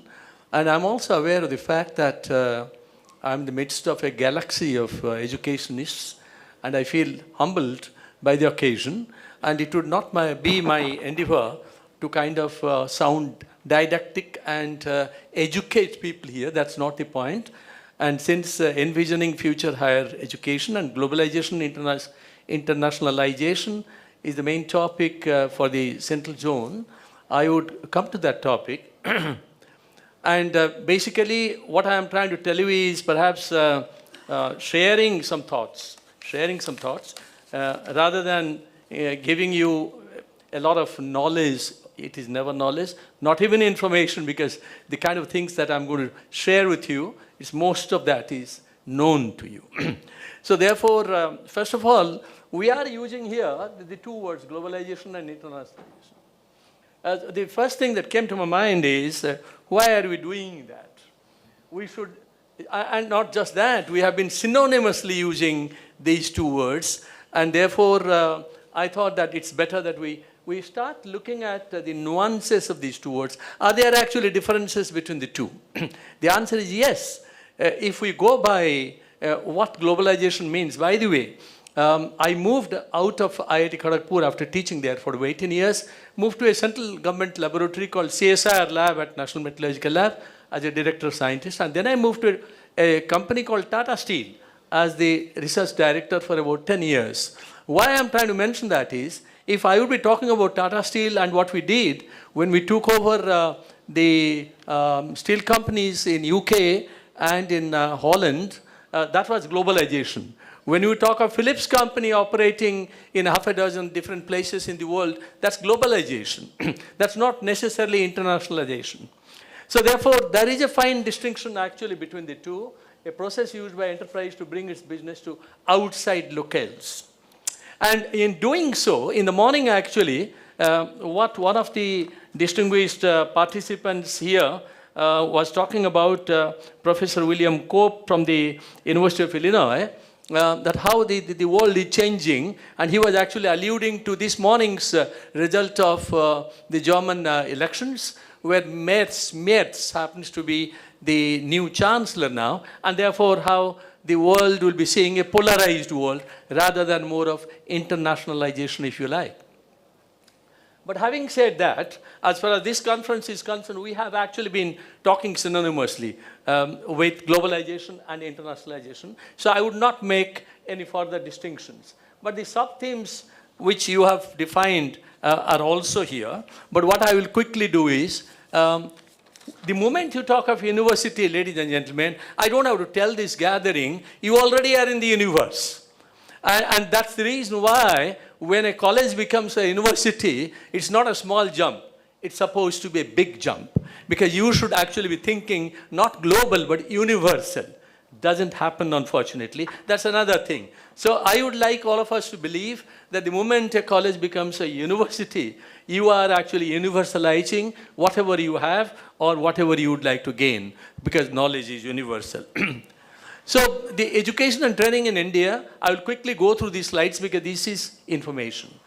2025, 2023 to 2025, most of the information here. Now, why is India, just before your session started, I don't know how many of you are here, but we saw actually 2 or 3 advertisements. These are all education companies. And these education companies have become galore now. They're very large numbers. So if you are talking of 580 million people in the 5 to 24 age group, and the education sector naturally attracts a large number of entrepreneurs. And the private investments in India also has grown largely. And the cutting edge technologies, whether you are talking of the artificial intelligence, machine language, IoT, or blockchain, you'll find that all of them are present in India as they are anywhere else also. So for example, you have now books and books and books on each one of them. I don't want to waste your time. So the number of colleges has gone through the roof now. If you're talking of 52,000 or close thereby, university is going to 1,300, whatever. And so many students enrolled, etc., etc. I don't want to read those. So basically what we are talking of astronomical figures, absolutely astronomical figures.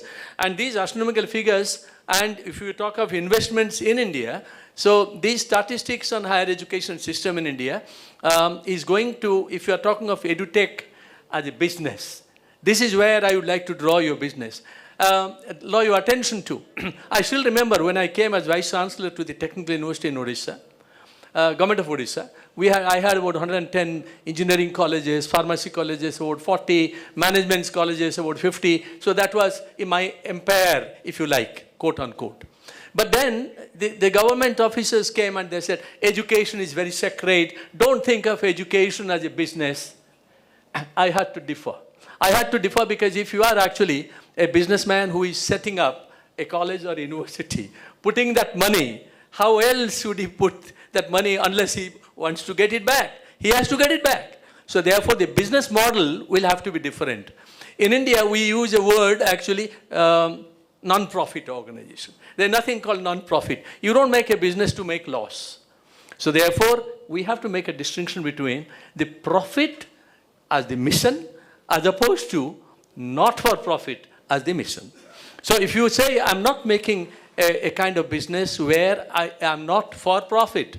So if it is not for profit, whatever surplus you make, economists are here, I know, they would know the surplus will come back to the organization. That's how you say it's not for profit. So the Indian EdTech market size is expected to reach 30 billion US dollars. So obviously, therefore, it is going to attract a huge number of investors and businessmen from all over the world. So India has become the second largest market for e-learning after the US, according to KPMG. So therefore, probably we will take over US also soon. And the online education market also is expected to grow. So the globalization in the context of education, now I'm using the 2 words interchangeably, which normally I would not have. But I think the organizers here, they would like these 2 words to be used synonymously, which is why I'm using. So in the context of education refers to interconnectedness and exchange of ideas, knowledge, etc., etc. And it opens up new avenues for educational growth. This is what we understand. So as a business perspective, once again, the demand is quite high, and the K-12 segment growth is valued already at around 50 billion US dollars in 23, and it's going to grow at the rate of CAGR is about 10.7–11%. So it's a huge attractiveness.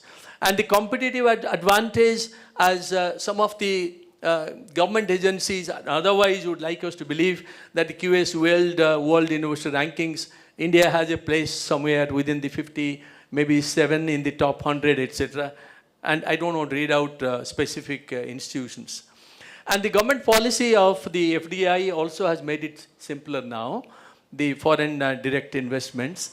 So therefore, there are many initiatives now, and the investments therefore has started pouring in, big investments. So the advantage of the globalization, enhanced access to information, these are all known. These are absolutely known, so I don't want to go through that. But international collaboration and exchange program, in the morning, the organizers of AIU, they talked about it. We'll also talk about this in the context of technical education, because that's something which I know a little closely, having been the chairman of the National Board of Accreditation's engineering group for 3 years. Therefore, I will also shift my attention to the internationalization of collaboration in the technical education in India with the IEA. Exposure to global perspectives is very important again. So these are all the advantages. Challenges. The challenges are also more or less known.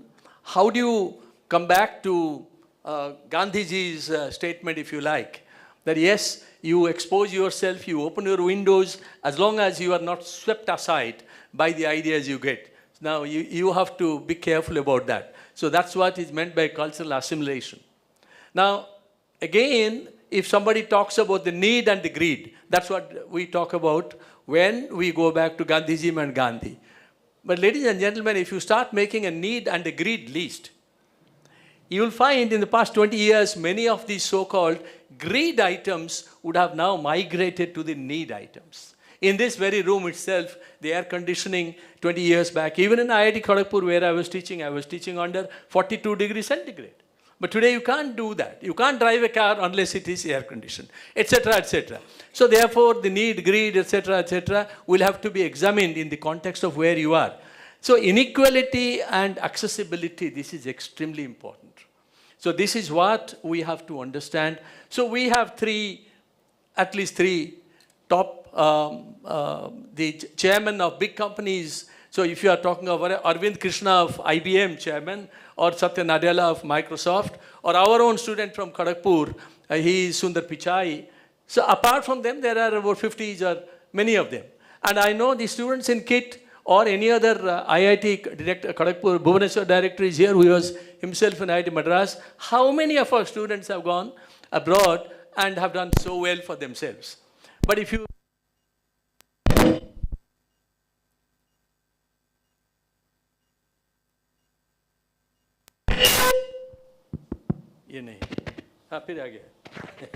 it's scared of you. So, so therefore, so that's what. Now, the other one is standardization.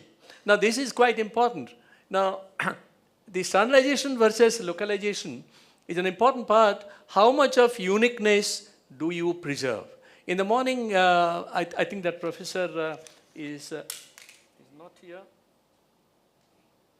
I'm referring to Professor Gala, Amareshwar Gala, who was talking about UNESCO museums and sustainable heritage.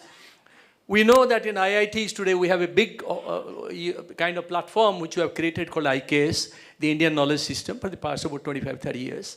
And I've been looking after the metallurgical system of India over the past several years, maybe over 1,000 years. And therefore, the rich heritage that we have, how do you preserve that in the universities? How do you take our students or their attention to that? These are all very important parts. But when you do the standardization, are we in the danger of losing some of them? This is quite important also for us to understand.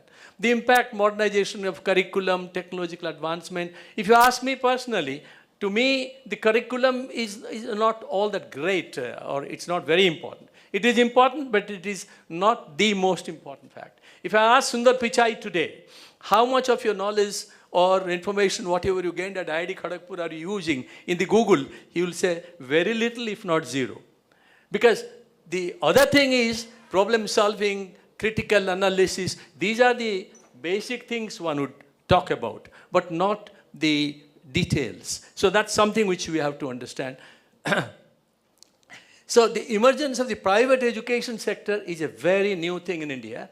over the past 25 years, I mean. So that's what is happening. But international recognition and mobility. Now, international recognition and mobility, when I turn to the technical education quickly in the next 2 or 3 minutes, we'll talk about it. But when it comes to general education, I do not know yet if the mobility merely by AIU or any organization of Government of India saying that I can do part of my, let's say, I'm talking of a college in KIT. I do 4 years economics here, 2 years in KIT and 2 years in University of California in Berkeley. I cannot do that perhaps. I do not know. But in technical education, you can if you are a member of the Washington Accord and if that particular subject has been approved. So is that the kind of mobility that we are talking about? Yes, there is some international recognition and mobility. Employment opportunities is a very big thing. No doubt about that. So therefore, students by passing out from the Indian colleges, moving out to the international jobs, that's what is happening. But promoting cultural exchange, strengthening infrastructure, accessibility, so these are quite important. Now the curriculum localization, NAP is talking about it. How do you bring it? How do you actually implement it is the challenge. Because if you bring the artisans into the picture, incidentally, those of you who are from outside Odisha, you would appreciate the fact there are 2 Padma Vibhushans from Odisha, and now 1 Padma Shri. They all are sculptors, the sculptors. So therefore, it's no kind of strange thing that a state which actually boasts of Konark or Puri or Lingaraj temple and the Buddhist sites, they have produced these wonderful sculptors.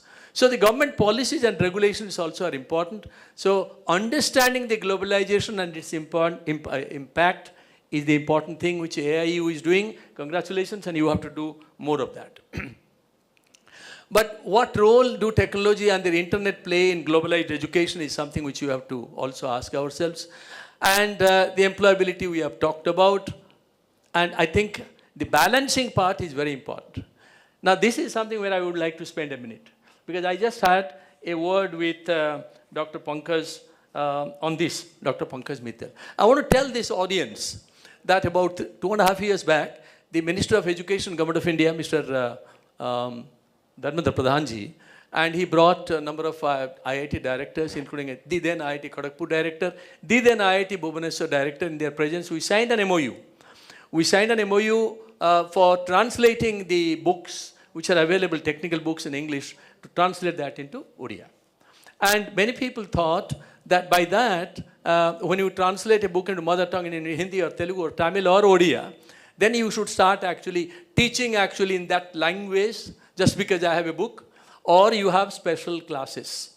I have moved across the country through NITs, and I've asked many of the NITs, आप लोग हिंदी में जो शुरू कर दिए हैं translation, do you have special classes? Then one of the NIT directors told me, yes, complete failure. Because the student will not go into that class. That student who will go into a Hindi class, he will immediately think that all his classmates or colleagues think that this guy cannot understand English, so he's going there. So what's the purpose? So therefore, it has not proved right. And most important, if I have 50 German books or 60 or 100 English books in one subject, by producing one translation in Odia, I don't think in cryogenics or in metallurgical engineering, I'll be producing a wealth of knowledge. Then why do you translate? So my personal view is we translate essentially because we have many students from rural background. They have problems in understanding English. And therefore, if one of them is actually studying mechanical engineering or cryogenics, he should not suffer designing an air conditioner just because his understanding of English is poor. So therefore, we want him to become excellent mechanical engineers. And if there are hurdles in understanding English, remove that by giving these books. So we have actually started circulating these books. And not only that, we have a large number of NIT directors who are members of this committee. And we are looking at the feedbacks from the teachers and students also, that these translated books, how much are you using for teaching as well as for learning? Now, the QS, I don't intend to say that we want to put all our eggs into the QS basket and rejoice or take a pensive mood just because we have this or that. But the fact remains, in the top 50 in the QS, China today has 5 universities. Even a small town university country called Hong Kong has 3. And in the top 50, we don't have. But that is not to say that we have any big problem just because we do not have this. But this is one point to remember. And that's because the QS does not take into account many immeasurable items which we need in India. This is what I wanted to say. So therefore, on the ranking system, measurable metrics are taken into account. The outcome-based metric, the most important thing is, how would you talk about outcome-based metric, analytical ability, problem-solving ability, the ability to understand the problems outside, the sociological problems, economic problems, and so on and so forth. These are not measured in the system where we do the ranking. So therefore, one has to be careful there. Now, we have to actually enhance the innate strength of higher education system for building professionals. Now I turn for 2 minutes to the technical education. I give you 2 examples. This is not to pinpoint where we went wrong. So one example is a Kolkata flyover collapse in April 2016, and the other one is the RINL fire in the Rashtriya Ispat Nigam Limited Vizag steel plant, where 14 people lost their lives, including 3 engineers. And that brand new oxygen system was being commissioned there. And so what it means is, we do not have a system for creating professionals. What is a professional? That's very important. I graduate out of IIT Kharagpur or IIT Bhubaneswar, I declare myself as a professional and the society accepts me as such. That's not true. Internationally, traditionally, it is not true, because there are 3 stages. The first stage is only the education part. That's the 5-year degree course. Then you have a training program. Then you get into professionalism. And you are accepted into the professional business. And then every 2 years or 3 years, you are also evaluated. That's what professionalism is all about. But today in India, if I stand first in the university in history, I will say, Onkar Mohanty, first class first in history with a name plate for the next 40 years. Now, that is what we have to eschew. So India today is in a global village, and all these needs to be there. So hence we need professionals. Who are professionals? Relevant academic background, training plus experience, go through the screening and qualify, go through regular professional updating, etc. So examples of engineering community. So we have in India, we say he is from a school, and the other one is from the diploma college, and then the degree colleges and so on. So all of them are here. 4 or 5 year course, 3-year engineering course, then diploma and association. For each one of them, what I want to tell you, for each one of them, there are international agreements. And the international agreements are all through the International Engineering Alliance, IEA. And the headquarters of that is in Wellington, in New Zealand. All of us, we know that. All I'm trying to say is, the IEA prepares a document every year, unlike UGC, which produces NAAC, which is important. But the NAAC gives University X ++A or University B, B-. That's not true. The MITs of the world, the University of California of the world, they do not get A++ as a university. You have to therefore go by subjects. Yes, QS now has started also subject-wise. But as far as technical education is concerned, the subject-wise recognition is already there. So therefore, the 3 stages are the accredited program, training and experience, and then the practice. So if you do all that, then only somebody is professional. And these are not my words. These are part of the IEA. So I want all of us to remember this also. Do you have a similar one also in economics, in social science, in anthropology, or any other subject? Probably we have to build up that. So, and then the educational pedestal, it has to begin from here. Now, 2 minutes I want to spend. Now, when we talk of our heritage, we have to understand the history of education in India is very rich. We always think that the British came, taught us how to write English, and therefore we learned also. Incidentally, I had to do my PhD in Germany, in metallurgy. But there was a time probably when the Germans used to come to India to learn what metallurgy is all about. Things have changed. However, so Buddhism spread, and during the Buddhism time only the universities came up. So, and the large number of universities, as I want to say here, when the British arrived here, what was there, and the outcome-based education is yet to take place.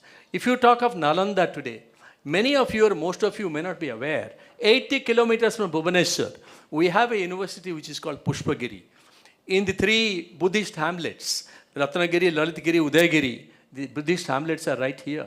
And in the midst of the Buddhist hamlets, we had a university which predated Nalanda. And students from 55 countries, these are recorded. 55 countries used to come and study here. Nalanda also the same thing. If you go through Amartya Sen's reports on Nalanda, you will find much the same case. So what's happening? We are talking of globalization today, and our predecessors 1,000 years back had already done globalization without advertising for that, because they knew, the world knew that the knowledge existed here, knowledge center existed here. So therefore, the Udayagiri, Lalitgiri, Ratnagiri, and the Puspagiri University is here. I'm very glad that NICER, which is close by, Atomic Energy, they have now, I think, named a hall as Puspagiri. So when you talk of knowledge here, so when you talk of medicine, mathematics, astronomy, I've used here one name which most of you may not know, who are from outside Odisha.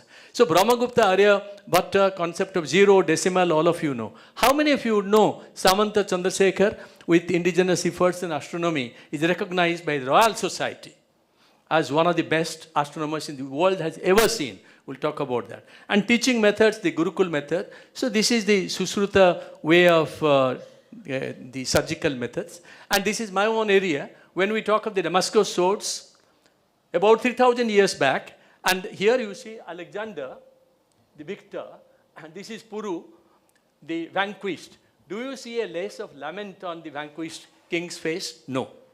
As if to say with all audacity that you may have won on the battlefield, but look here, I have the knowledge. What is he transferring here?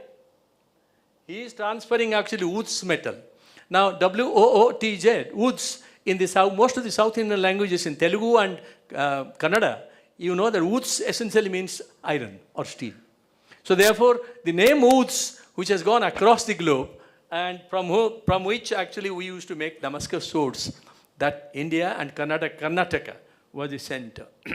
So the Damascus sword, tribal swords are found, but Karnataka, the leader of the sword making, and museums around the world, 80 museums around the globe have Damascus swords today. Tipu Sultan used Damascus swords, and the British were so scared, they had to bring a machine to break it into shreds. Even after Tipu Sultan lost the war. So scared they were. What was great about it? The great part was the Damascus swords were made of very high carbon, which is innately extremely brittle. You drop it from here, it should break according to normal experience. Plus it had all the surface upheavals. And you run your finger on the surface, it's all smooth, but you see all those from a distance. So they used to think it is magical. So the Damascus swords, I don't have to talk about that because that's a subject by itself. We did some work at National Metallurgical Lab, published them. And then subsequently Institute of Science, Bangalore, Professor Ranganathan and Sarada Srinivasan, I think have done quite a lot of work on this. Now this is about the Delhi Iron Pillar, and we should all be proud of this because Professor Anantaraman wrote a wonderful book called The Rustless Wonder That India Was. For 1600 years, this pillar is standing. And yet it is rustless. I will not go into why it is rustless because of all the analysis which Bala did in IIT Kanpur and we did subsequently. Now, very close to this, our place Bhubaneswar is Konark. But uncovering the secrets of Damascus is another day. But Konark, what you see in front of you is not the temple. I'm finishing up, Chairman Sir, in another 2 minutes' time. So what you see in Konark, this is not the temple. The temple is all gone. What you see in front of you is a facade of the temple. The temple was built in the 13th century, 1257. Around, for 10 years, the temple was being built. The temple was 238 feet tall. It was by far the tallest temple in the whole world. The tallest temple in the whole world. So all these have been described already.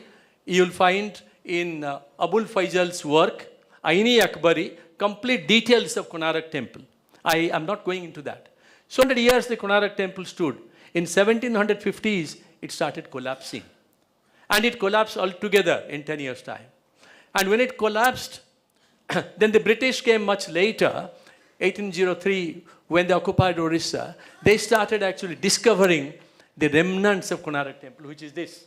So they started filling it up with sand. Today it is all filled up with sand. And Government of India is actually trying to take the sand out. Not an easy task. It is not an easy task at all because 1903, the sand was filled up over a period of 6 years. 1909, the sand filling was complete. So 1909 to 2025, so you are talking of 116 years. And these are not hermetically sealed structures. So therefore, the sand has actually imbibed and collected a lot of moisture. As a result, what has happened? the British designers had expected that the sand was touching actually the roof, and therefore it was protecting. But over these 115 years, all has happened. All that has happened is it has descended by 15 to 20 feet. As a result, it is not supporting the roof any longer. To the contrary, the sidewise thrust of that is actually a threat, which is why we are trying. IIT Madras is very much connected with this, and that's what is happening now. So the iron beams which are there, these iron beams are very special. I am very, very proud to say that we started a big project with the DST, Department of Science and Technology, along with National Metallurgical Lab, Jamshedpur, my earlier place, and IIT Bhubaneswar, whose director is seated here.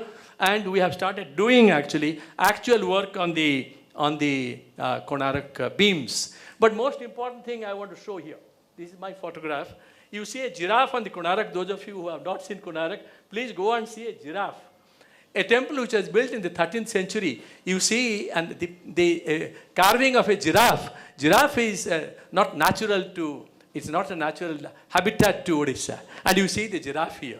Essentially, it shows the maritime activities of Odisha.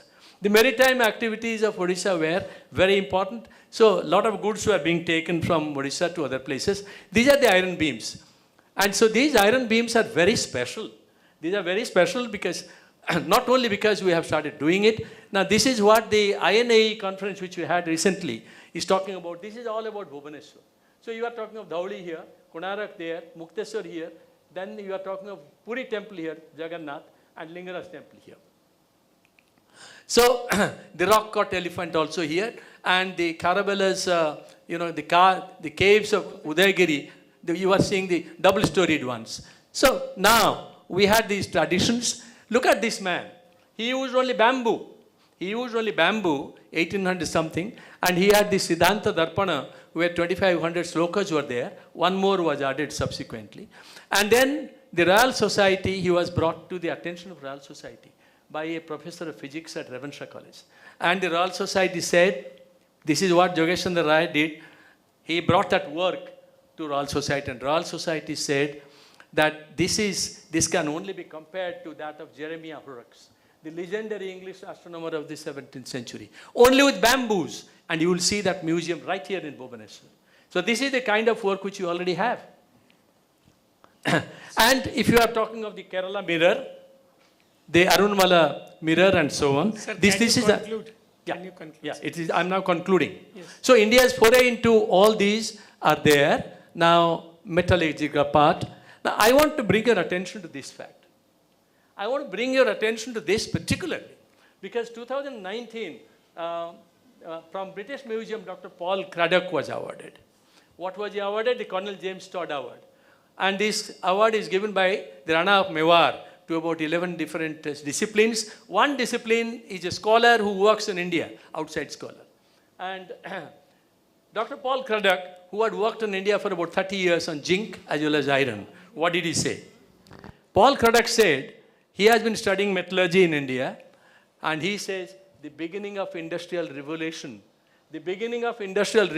took place in India. Why?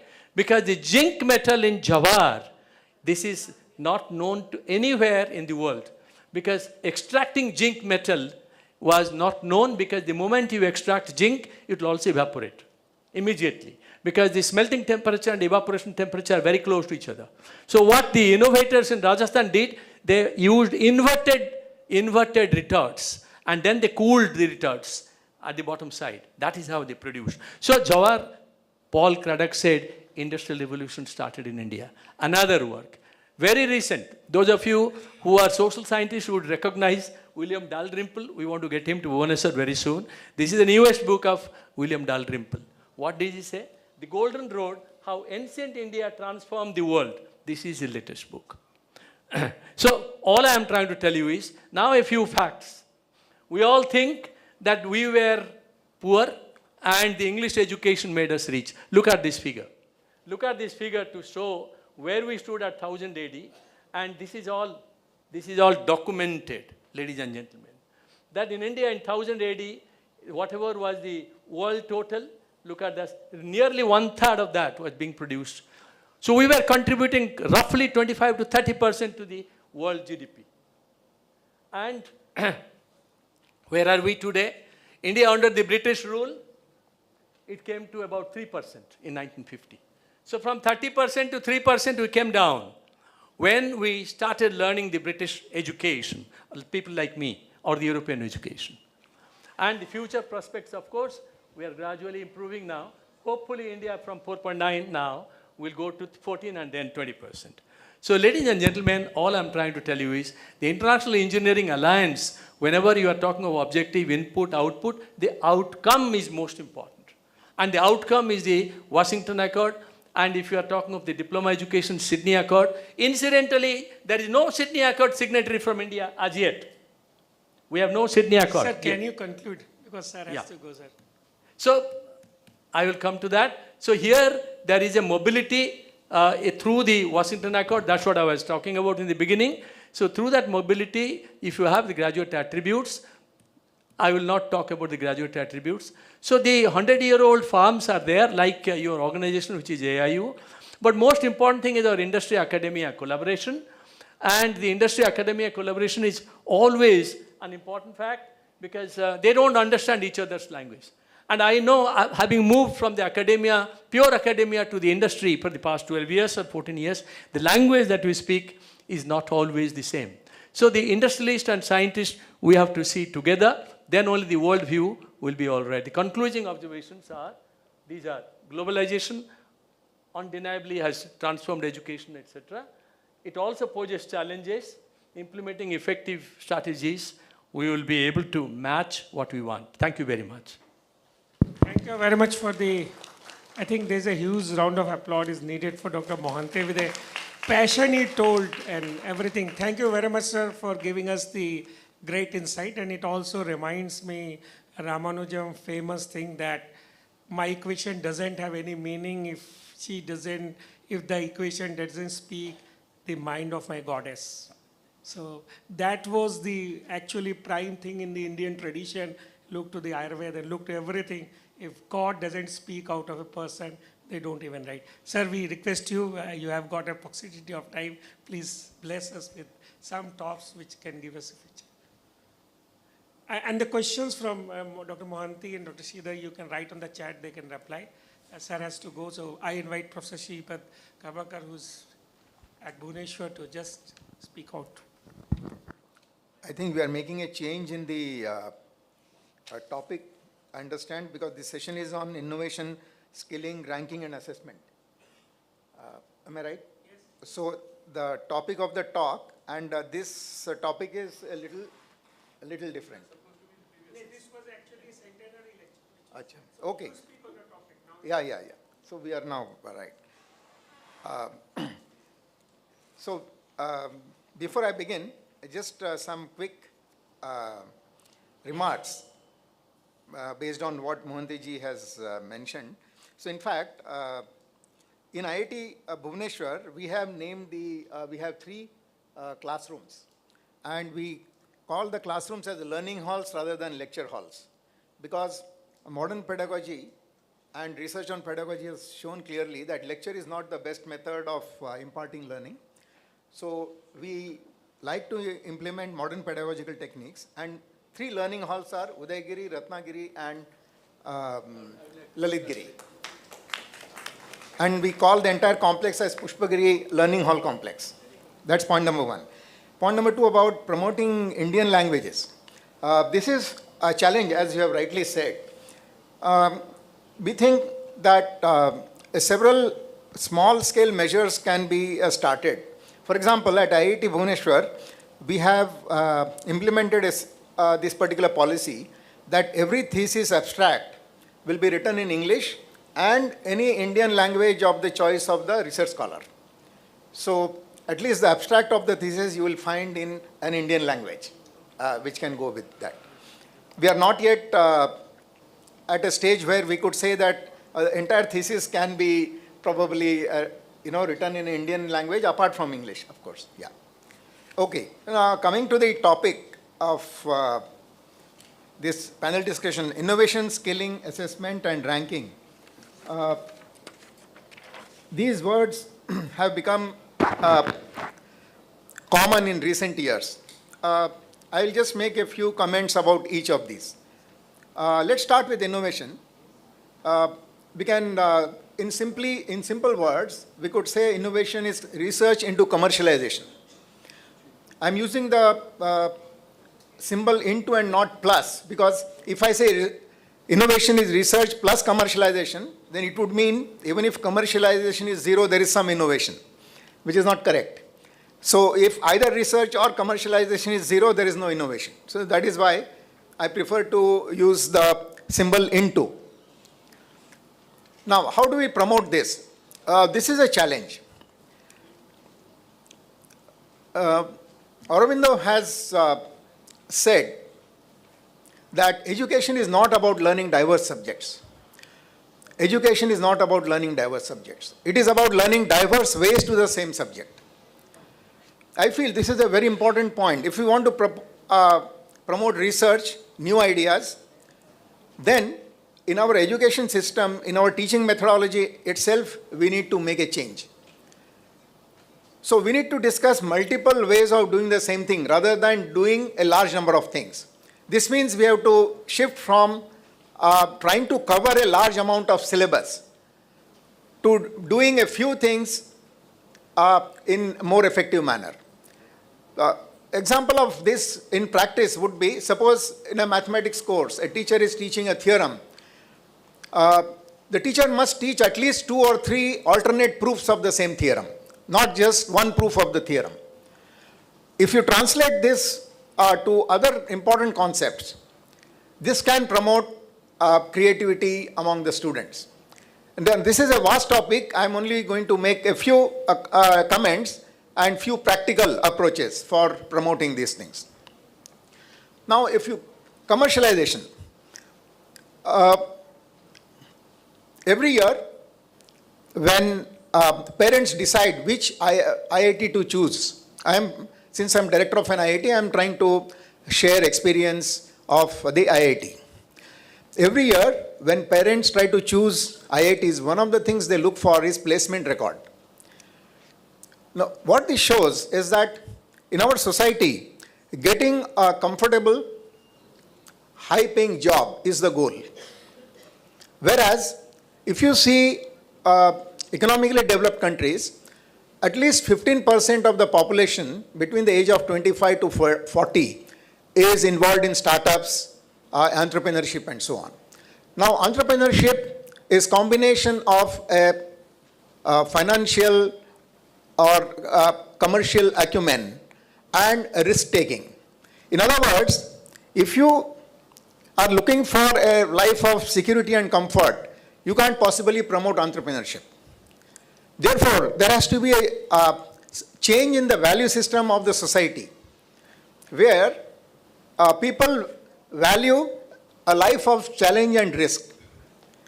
Only if significant population regards this kind of a lifestyle as something that they like very much, only then entrepreneurship is possible.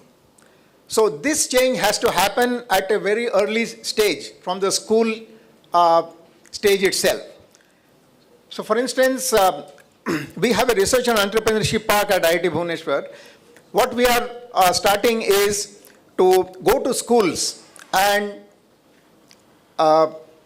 in a meeting of parents and 11th and 12th standard students, we try to tell them what is the excitement of a startup, what is the excitement of entrepreneurship, and why they should look forward to a life of entrepreneur rather than being rather than comfortable job in some particular organization.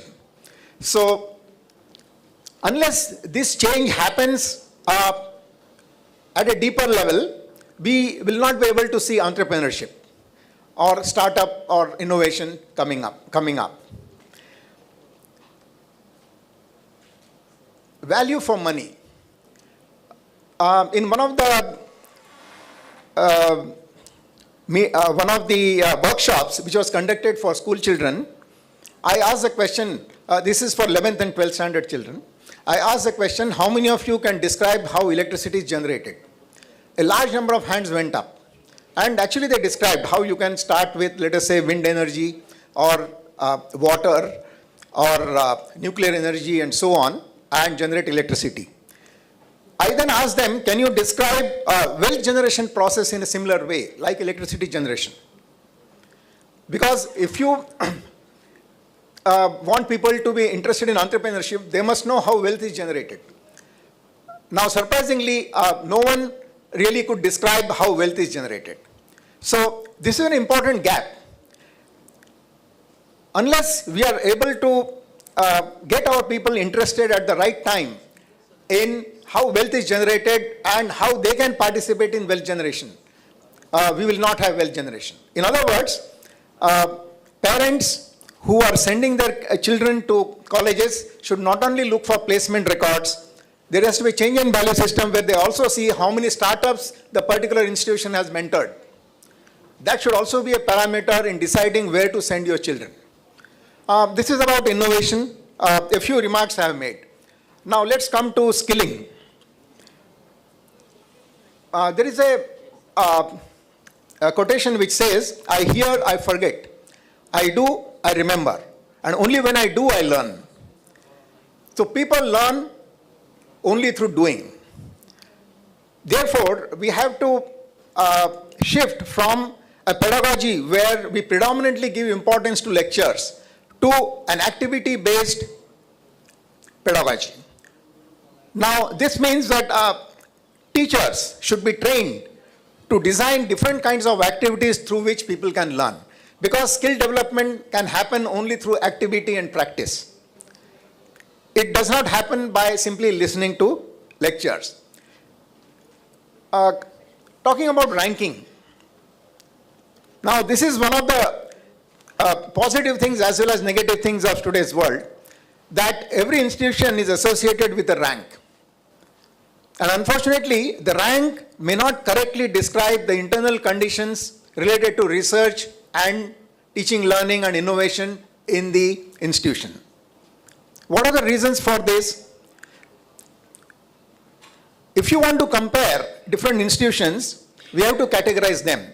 You can't have a person of 50 kg weight fighting a boxing match with a 80 kg person. So we have weight categories. Similarly, in ranking also, we need to have age categories. We cannot compare a 50-year-old institution with a, let us say, 5-year-old IIT.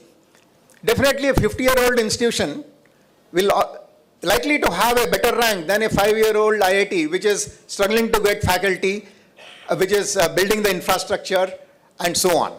So we need to do some improvement in our ranking.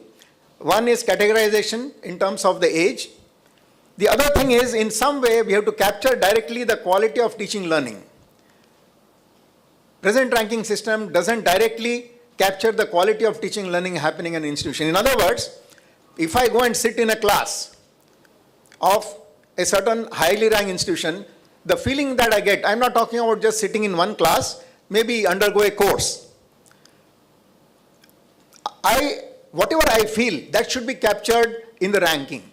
But this may not happen. A relatively higher ranked institution, you sit in the class, you will find more or less old methods of teaching and so on, and not so inspiring experience, as compared to a new institution which may not be ranked as highly, but where there is excitement in both teacher and the students. Earlier, in olden days, it used to be assumed that there is, you can associate intelligent quotient with a person. However, more recent developments in psychology has clearly shown that there are multiple intelligences. So you cannot associate one intelligence quotient with a person. Right? There are various kinds of intelligence: abstract thinking, commercial acumen, interpersonal intelligence, intelligence in music, and so on. And therefore, it is not correct to use one number to rank an institution. In my opinion, we should consider different areas, and we should evolve a ranking. We should compare the parts of the institution, and then we can assign ranks for them. Finally, about assessment. I'm assuming here the assessment includes assessment of the quality of teaching learning, assessment of research, the assessment of institutions' administration processes, and so on. I'm assuming all these are included, sir, Dr. Pathak, all these are included in assessment, or it is assessment only of? Yes. Yeah. So now the learning outcome concept is a very powerful concept, which I think this has been introduced in the universities, but in my own experience of reviewing some universities, I find that it is a case of compliance without change. In other words, learning outcome clearly says that the students should be able to think at various levels of thinking, starting from memory, application, then critical thinking, creative thinking, and so on. And therefore, they are supposed to set questions at all these levels of thinking and distributed in an appropriate manner, and so on. So in my review of the institutions, I have seen the question papers have really not changed compared to, say, 10 years ago. But what has happened is, against every question in the bracket, it is put whether this is a critical thinking level question, or whether it is application thinking level question, or is it memory level question. However, what is put in the bracket has little correlation to actually what the question is trying to test. Okay, so what happens is, in effect, you are not really achieving the outcomes, though there is a kind, let's say, a course taken in IIT versus a course taken in some, for all teachers for sufficient length. So if you have some workshops with our university teachers, we will be willing to sponsor people, and that's the kind of raised earlier is so pertinent today. And you know, while I was institutions to do benchmarking and to be able to understand how they are by having some comparative data. Rankings it's from. While this is just comparative data, it's the first level where people would be able to do some benchmarking. Now, when I talk, you know, the NRF ranking or stuff does a good job. I think it looks at the this brings for transnational benchmarks is surpassed. But almost 1,000 universities in the world ranking come from 30 countries.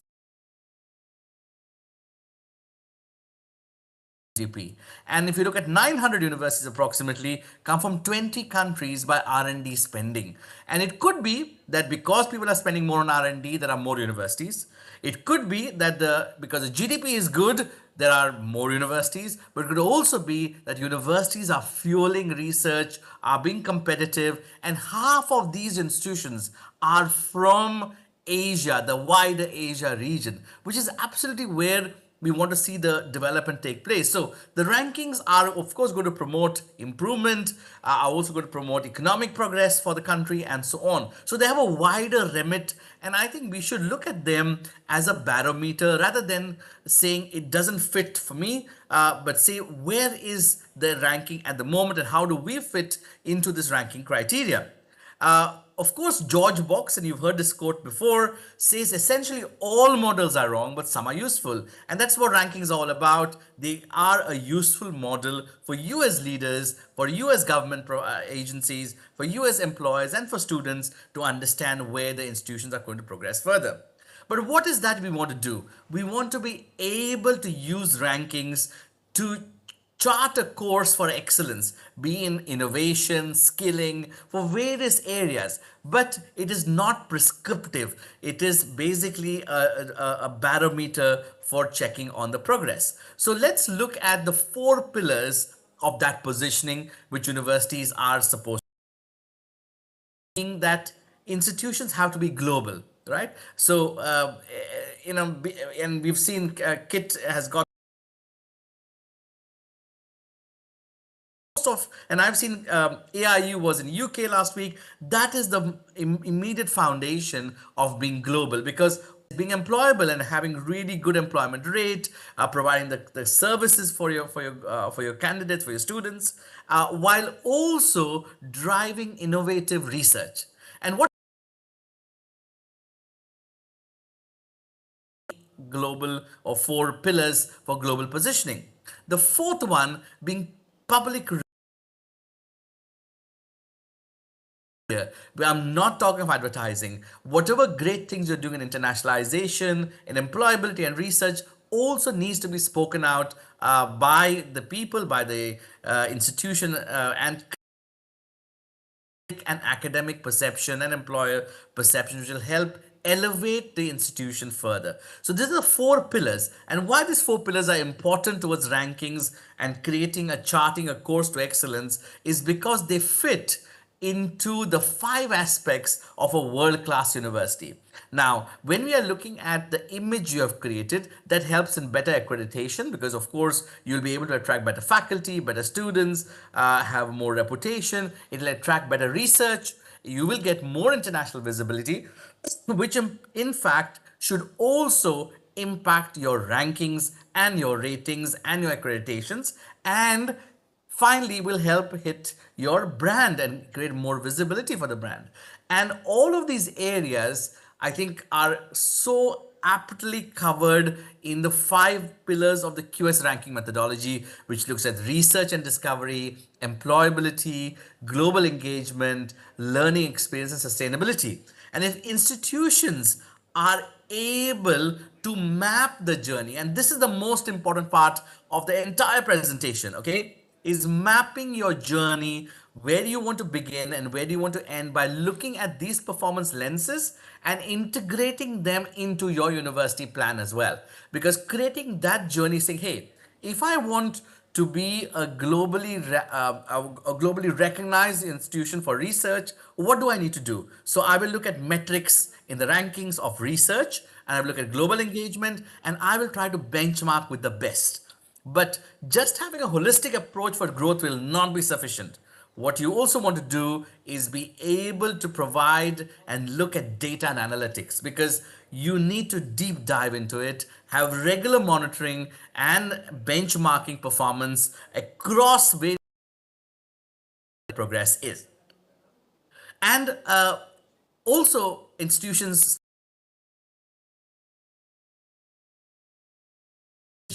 also needs to integrate these performance lenses and the indicators of the rankings in there. So, which are all four areas which are required to be able to create a global I can speak a lot on the rankings, but my focus today, what I wanted to share with change within the institution. And as an institution, sustainability and taking that forward. So, how will you do that? You, of course, as a leader, need to use a lot going. And I'll leave you with this slide by Saina Nehwal, which says, I want to be the best. It's not about the rankings. It's about the person at your next event as well. Thank you very much. Thank you, Ashwin. And Ashwin is a good friend of AI. As a celebrity who all the Vice Chancellors knows. Thank you very much for coming and giving us a food and food for thought. I will give your email to all the Vice Chancellors. We have hosted one conference with you for AIU Vice Chancellors. In future, we will be hosting so many things online and offline. Thank you very much. And I will request Sanjeet, if Sanjeet is there, to come and speak. Sanjeet, are you there online? Yes, sir. Okay. So Sanjeet is a friend of us, and he has recently, our Honorable Chancellor, Governor has made him the director of Upkram, which leads our universities at Uttar Pradesh in the leadership of our Honorable Chancellor Anandiben Patel ji has made it Upkram, which leads all the university for ranking, framework and quality. And Sanjeet is heading that kind of a thing. He is also a friend of AIU. We have hosted 2 to 3 online conferences where he has helped. Sanjeet is also helping the universities with us to do, and AIU has started a new initiative for helping the university personally and jointly for doing the things. Vijayan, can you start his video? Shivam, can you show our video?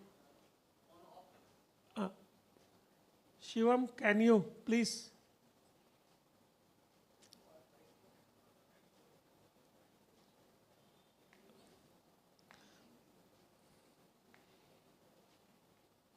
Vijayan, what is happening? नहीं, but उनको permission नहीं है ना. Okay. So, Sanjeet, can you just on your video, please? My video is on from here, sir. It's visible to me. Let me rejoin because I was joined from so late. Let me rejoin once again. Okay.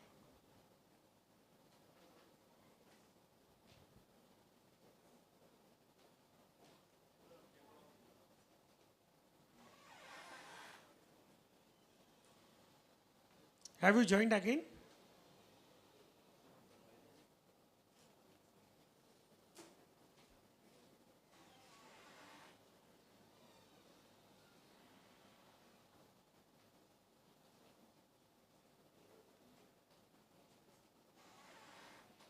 So can we start with Ashmita? So, okay, so let him join. Ashmita, you can.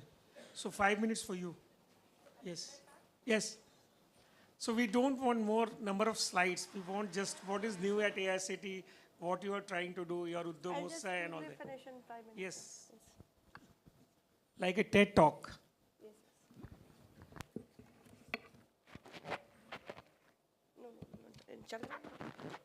Yeah, good afternoon, everyone. I am Asmita Dhalan, working as director in AICT. So I'll be quickly talking about the subjects innovation, skilling, and ranking as far as AICT is concerned. So as far as innovation is concerned, we have a Ministry of Education department which look after all the innovation activities, and these are the various activities which are being promoted by AICT, like the Kapila scheme and School Innovation, the School Innovation Council, and I will be talking this later. So this is the Ministry of Education Innovation cell which is looking after the higher education institution. So in a higher education institution, the institution innovation councils are made. So as to promote all the innovation, and it promotes the IP awareness and the funding of intellectual property rights. So as far as the teachers are concerned, the teachers are being the innovation ambassadors. More than 15,000 innovation ambassadors have been made. And for students, the hackathons are being organized. Recently in 2025, the hackathon was being organized at different places in India. The AICT conducts this IDE boot camps for the students of the colleges as well as the schools. These are innovation and entrepreneurship boot camps. And then in the schools, the innovation councils are being also promoted. So these are the various ministries. I was talking about the hackathon, the Smart India Hackathon. It receives the problem statements for all of these government departments, and the hackathon, it provides the solutions to the different ministry. The current problems of the government departments, the hackathons provides a solution to the various ministries' problem. So this is the Kapila scheme is being there in AICT. And the MBA in PGDM Innovation and Entrepreneurship, it is also being promoted. So the school innovation council is there. So this is the status of the Yukti Innovation Challenge. So we are seeing that there's a problem statement, the prototype is made, the business plans are being made, and it is being increased for the year 2023. So there's a mentor-mentee program. There is a mentor institution which guides the mentee institutions. In 23-24, there are 100. These institutions are being taken from the institution innovation councils based on the ratings. So the 100 mentor institutions are guiding more than 500 mentee institutions. They are basically hand-holding these institutions. So impact lectures are also being organized. They are just like the faculty programs for entrepreneurship. So this is the Smart India Hackathon. It's a nationwide initiative being held every year. So from the 2017 onwards, it is being organized. This is the 2024, which was being organized, and it is being addressed by the Honorable Prime Minister every year. And the hackathon is having the two versions, software as well as the hardware edition, running in parallel. And these are the number of students, and it shows that how many students are participating in the hackathons with their problem statements, and the various institutes where it is being happened. So there's a international version of also hackathon. This is the national level. International level of hackathons are also there, which provides the solutions to the problems. And India has organized it three times. So this is a Kapila scheme for the higher education institutions. For 100 patents per institute, the funding is provided. For schools also, some funding is provided, 5 patents per school by AICT. And these are the programs. Swayam is basically the concept developed by the AICT. So there are several courses on Swayam portal, and the courses, this is the design thinking and innovation program, and the other one is on intellectual property. So these are the various initiatives organized by Ministry of Education for in school also. The IDE boot camps, which I have talked about, and the innovation ambassadors, teachers are being made. And this is the School Innovation Ambassador Training Program, and from the starting deep thinking and the idea prototype generation till the product has been commercialized.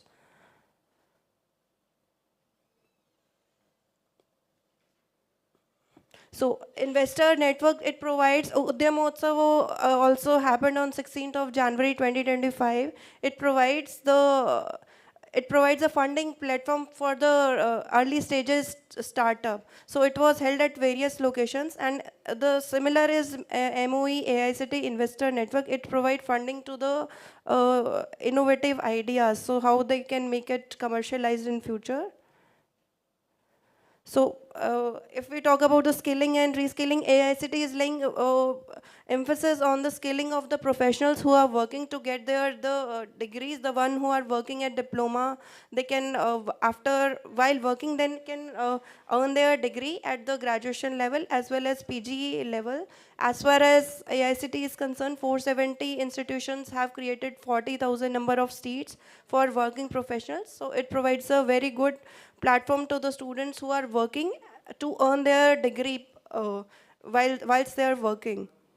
So there's another profession scheme.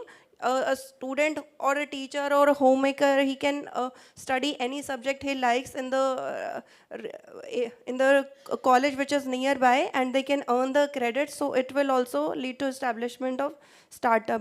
So there are 2 programs, apprenticeship embedded degree and diploma program. It will provide more, it is working more for awarding the skills, and the National Apprentice Training Scheme in line with the students are having more skills, and professor of practice to have the industry academia to bridge the gap between the industry and academia. Professor of practice are there. The professors who are the industry people can come and join the academic institution and can share their experience and expertise of the industry.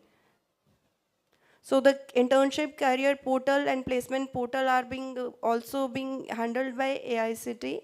They also provide the internship career opportunities and the placement opportunities to the tribal students. So these are the various MOUs signed. And in the last, NEET, NEET is also being made by AICT. It provides it's a collaboration for the edutech companies, which is being looked after by AICT.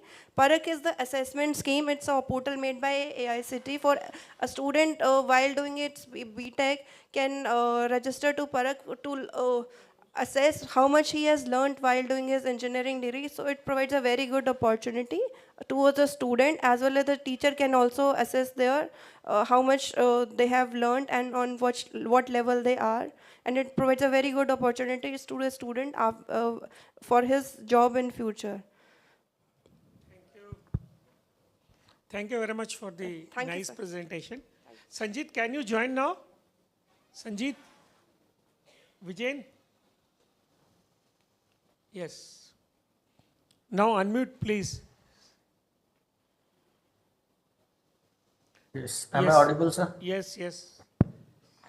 Now you are between our lunch and No, I'll not take more than 10 minutes. I know, sir, that it's Yes. already been so long. Yes.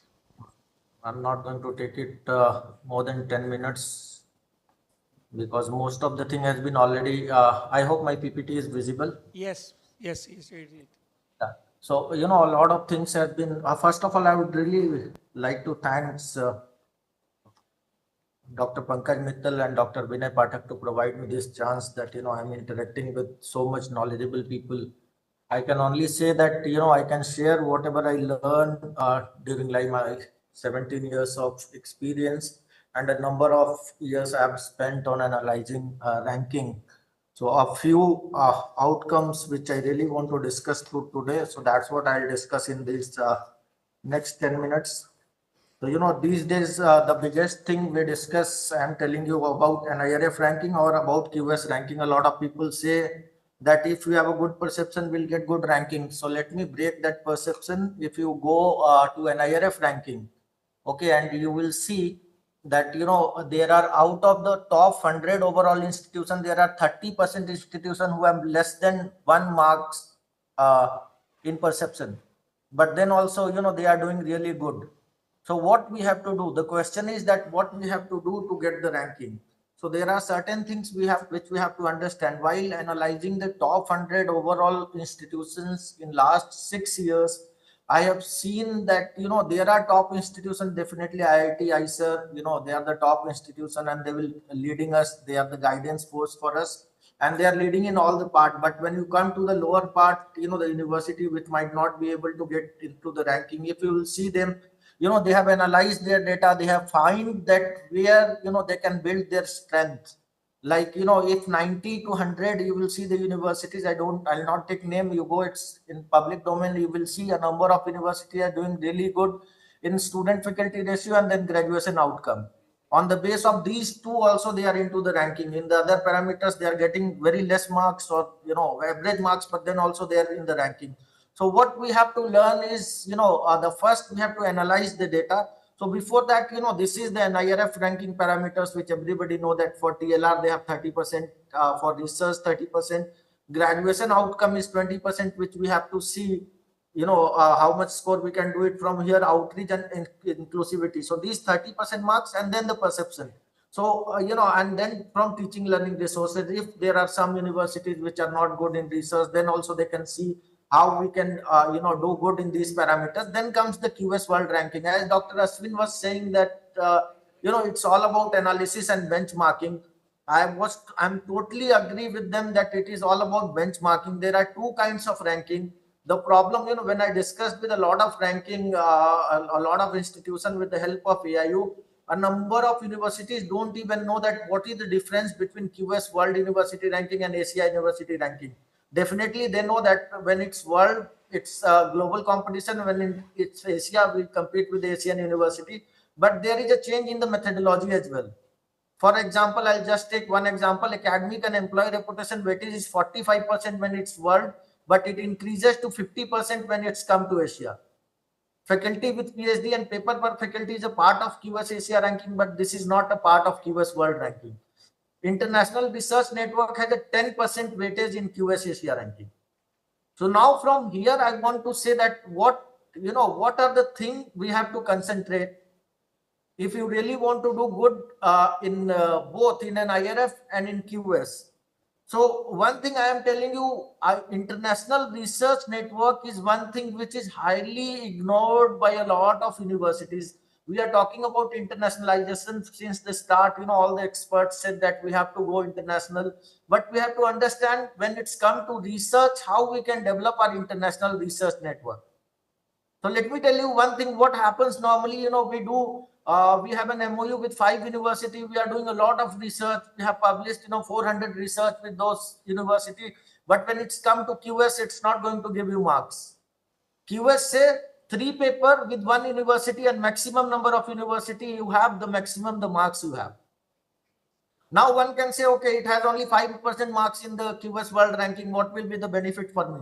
So let me tell you, if you can start faculty to faculty connect, which I'll come later, that's what I'm talking about, that, you know, if you have faculty to faculty partnership, you know, what will happen? One, they will give you marks in international research network, definitely 5% when it's come to QS World, and 10% when it's come to QS Asia. But at the same time, these will be the people who will vote for you in perception as well, because you are continuously in touch with them.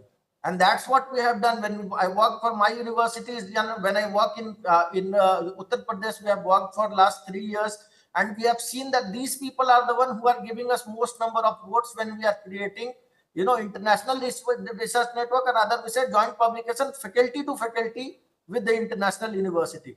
Second thing which we are ignoring again, you know, now it's NIRF and QS for both. I'm telling you, in NIRF, you know, getting the votes, they say we don't know who get the votes. But I am telling you, if you talk about industry, all the top industry people, you know, they get perception links, you know, as per best of my knowledge. And every college today is working a lot on placements. So whenever a company come and place for you, what, you know, you do a lot of relationship with them, you call them again and again for the placement, but are you telling them about what other good things your university are doing? And second, one example I'm telling you, since the day QS perception started, you know, I am constantly getting newsletters from the Australian universities. And you know, these are the 3 months when they send all the attractive newsletters, what they are doing, you know, how they are doing, are you ready for collaborate? So these kind of things, you know, now Arab universities also started sending this thing during these 3 months. So, you know, again, when I try to analyze this, what happens in an IRF, normally, if somebody got the link, he vote for 10 universities. And in QS, one can vote for 30 universities. If I will tell you right now that you tell me the name of 10 university, you might give me 3-4 IITs name, and then whom else to vote. So with whom we have interacted recently, definitely we are going to vote for them. So one is the research, and second, you know, sending newsletters, sending your, you know, very attractive brochures, what you are doing, you know, getting connected with them at the right time when it's the time for voting, because that's, you know, nobody can stop you to do, and that is totally ethical. So are we doing this thing? Are we in regular connect with the industry specifically? And when I'm talking about industry, alumni is the key. You know, if you will see, QS ask for 400, you know, links every year, that you give me 400 links for employers. And I don't think that all the university, all the vice chancellors who are sitting here, you must have more than, your alumni number is far, far better than this. So is your alumni engagement is that good? Are you doing that? So, you know, to end, I just want to say, because, you know, I'm working with AIU and we are already working with a lot of universities and we are helping them out. As there is shortage of time, that's why I'm doing it, you know, very quickly. If they say we can again do a workshop on this on a very detailed. So I always use, you know, a model called AIMS. So analyze the first, see the data.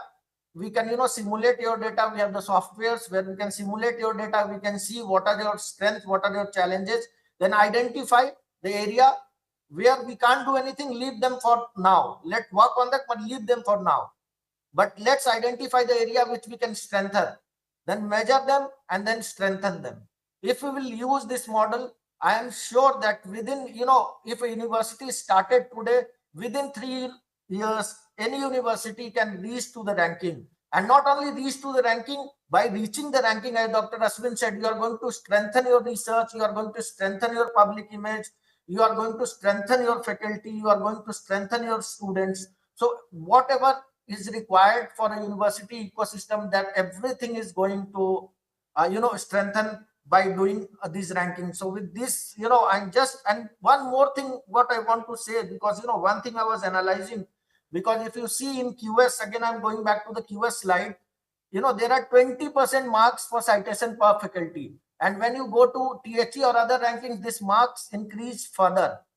So, you know, a lot of vice chancellors are sitting here. I just want to throw a question, because, you know, I do a lot of analysis through SciWell. And what we see in that Chinese university or US university, when you see, just go, I'm telling you a data, you should go and you should interpret yourself.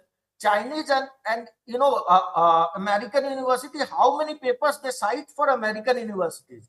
If one American researcher is doing, how many papers he cite for American university and how many papers he cite for Indian university? Same when a Chinese researcher is doing research in China, how many papers, good papers is citing from China and how many good papers is citing outside China versus how many Indian authors are citing Indian papers. We have IITs, we have ISER, we have top institute, and leave that. In UP also we discussed that, we have 20 university, and when we try to find out that how many we cite to each other, less than 2%.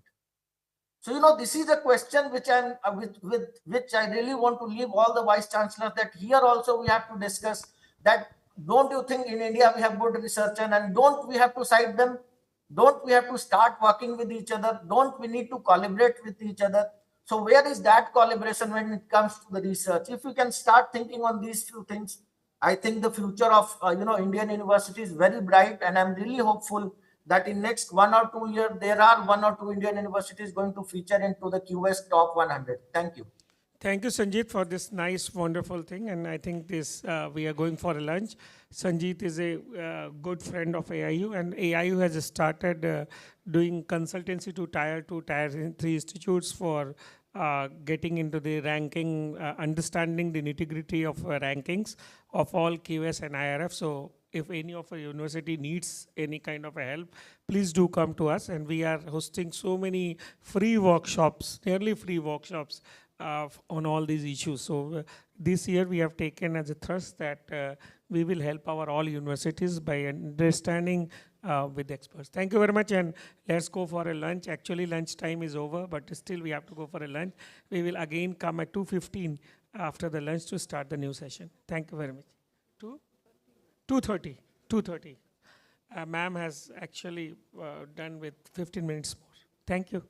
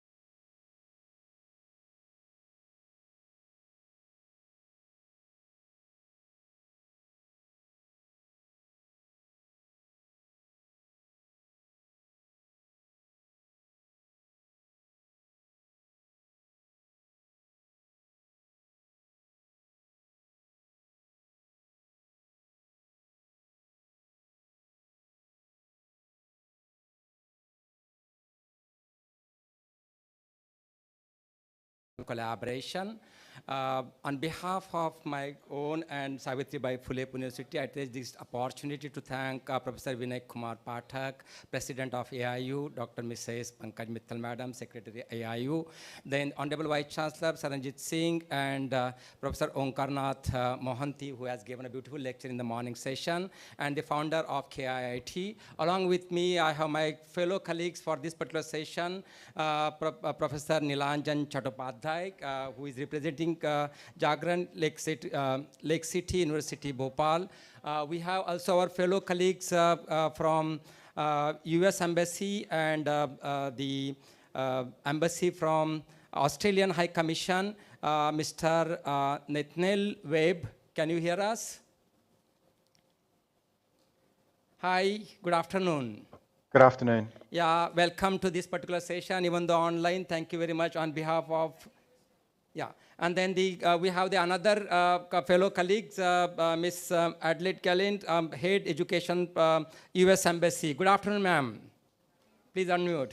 Good afternoon. Yeah, welcome to this particular session, and I'll just set the tone in a short while, and then I'll give it to you. Okay, so in general, what we are talking here is expanding quality higher education through collaboration, wherein the pathway to progress which we are looking for is transformation in globalization of higher education. And in the morning session, we have seen that, okay, an ancient concept of Bharat, we have seen that, okay, Indian education system is the oldest education system, wherein most of the international nearby neighboring countries used to come here, okay? And when we look at the example of Nalanda and Takshashila, Nalanda 247 CE, 2,000 teachers at that point of time, on the other hand 10,000 students. So at this point of time we are talking about the students-teacher ratio. This ratio was maintained at that particular time, okay? Similarly, we have Takshashila 5th century BC, 2nd century CE, which is UNESCO's World Heritage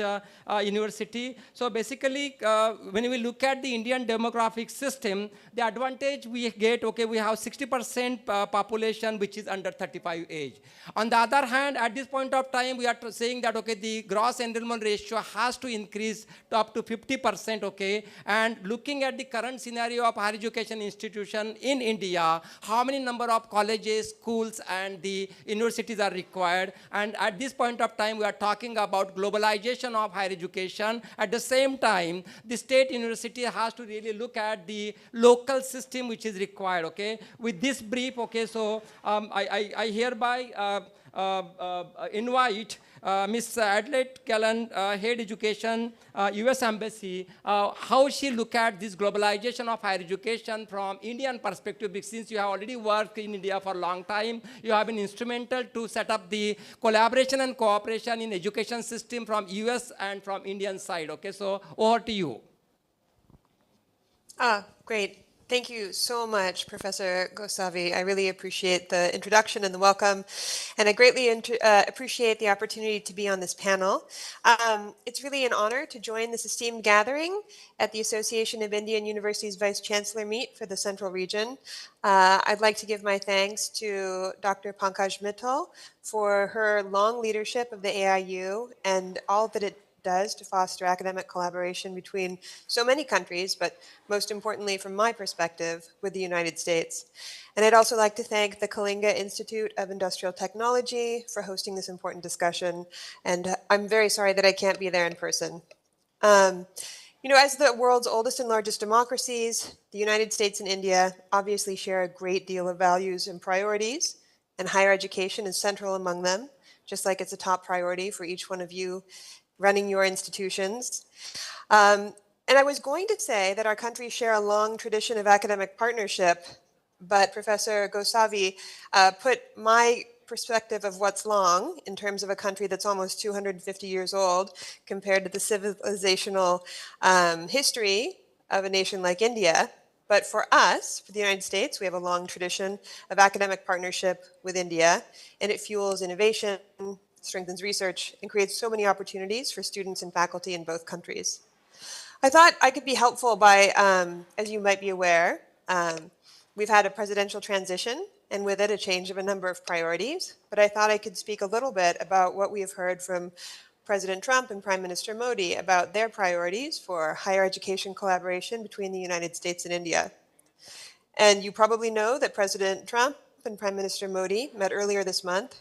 It was one of President Trump's first meetings with another head of state, which is very powerful symbolically and practically to show just how important the relationship with India is to the United States.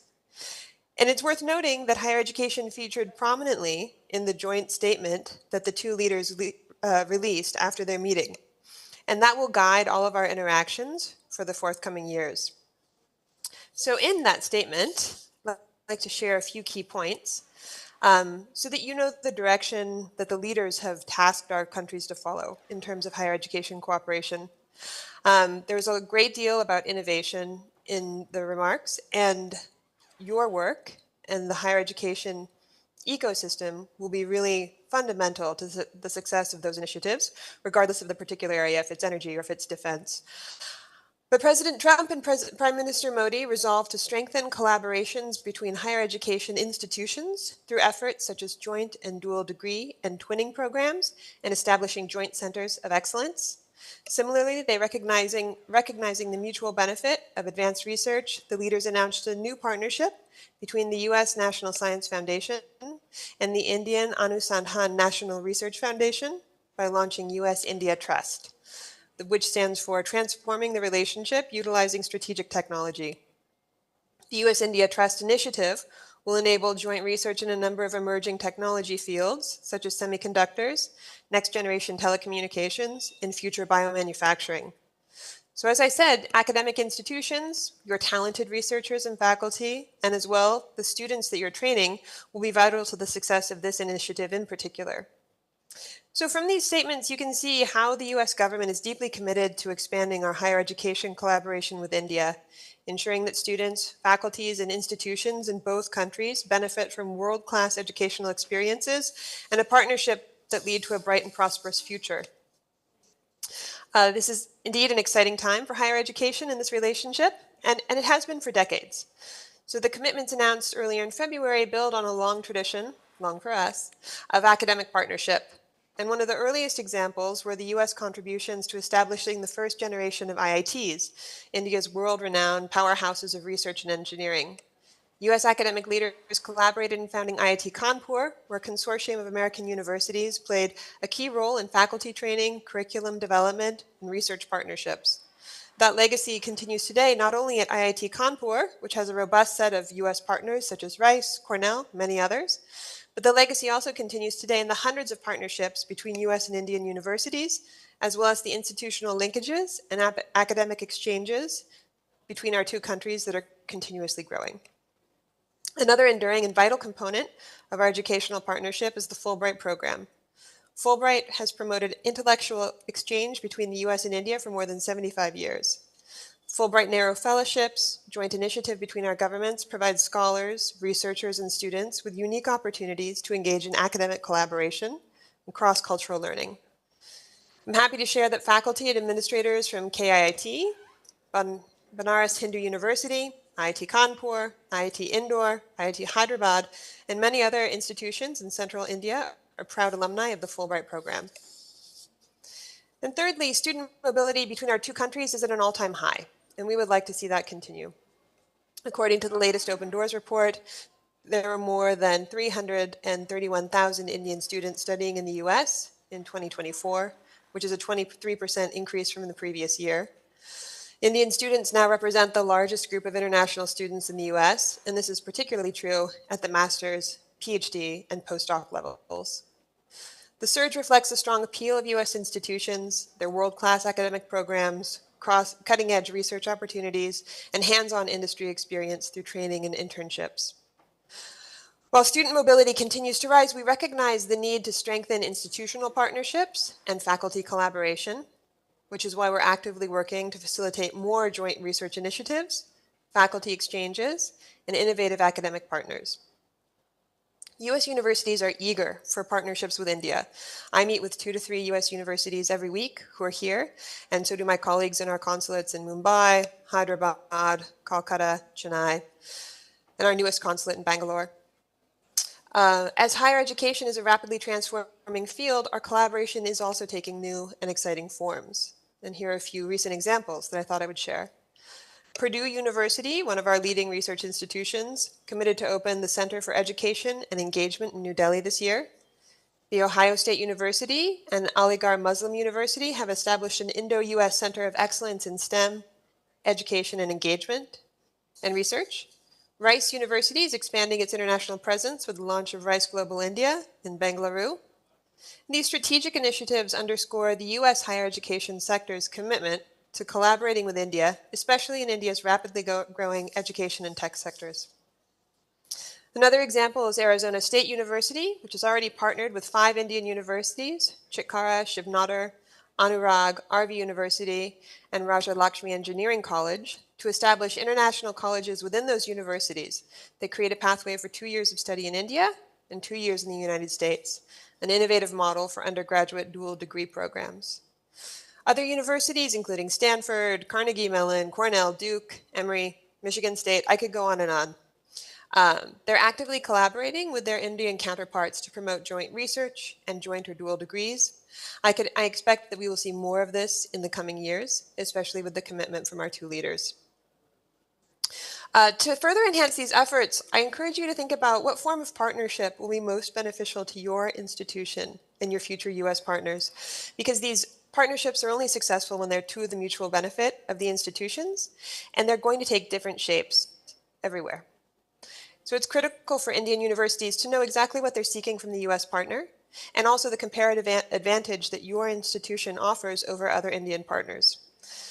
Perhaps it's an expanded opportunity for dual and joint degree programs. Perhaps it's your particular strength in a field of study. Perhaps it's some of your faculty who already have partnerships in the U.S.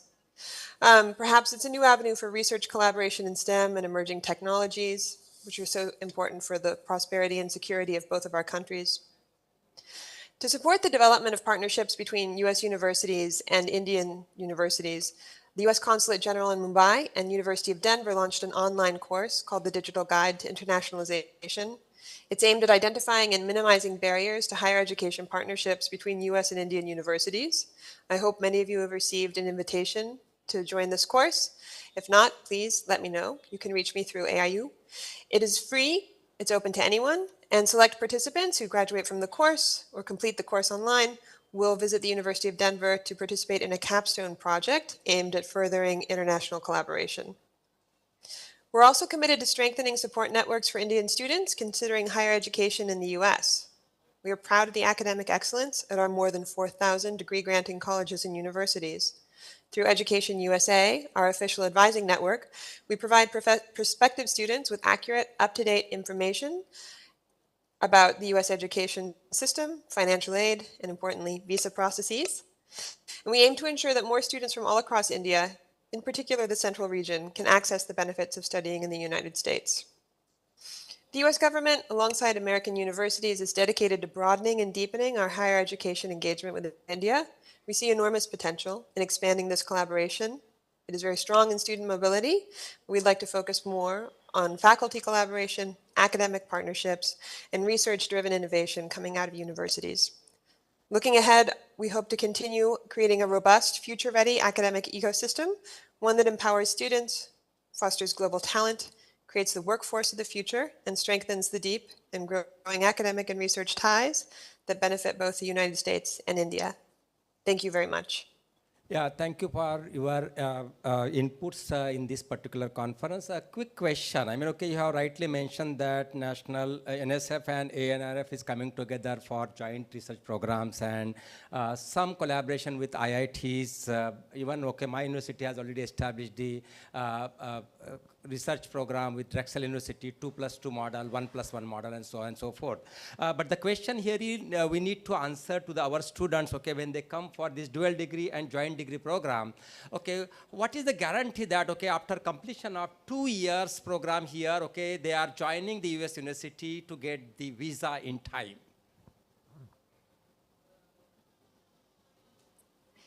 Yeah, this is always a very important question, and I understand. So The education portfolio is separate from the consular, and so I can't speak to exactly their processes, but I know they are committed to make sure that every Indian student has the opportunity to apply for the visa well in advance of the time they need to arrive for their program. Part of what we do is inform our consular colleagues about the kinds of 2+2 models, the kinds of pathways, so they're familiar with the changes in the educational landscape here. Last year, we had a number of student visa appointments that did not get used. This year, they're opening up student visa appointments regularly starting in March. So they're not just releasing a tranche once, they're releasing tranches in real time. So students should be better able to make a visa appointment once they receive an offer of admission. Well, thanks, because finally, when we talk with the student that, okay, we are starting the collaborative program with the university in US along with university in India, and it's a 2+2 model or maybe 3+1 model. So the minimum residency period which is required for getting PR is another question we need to answer to the student, because finally the student who is coming there, he intends to stay there and earn little bit money, whatever he or she has spent on the education. And we are really looking for good quality education at lower cost, because it's economy education reaching to the society.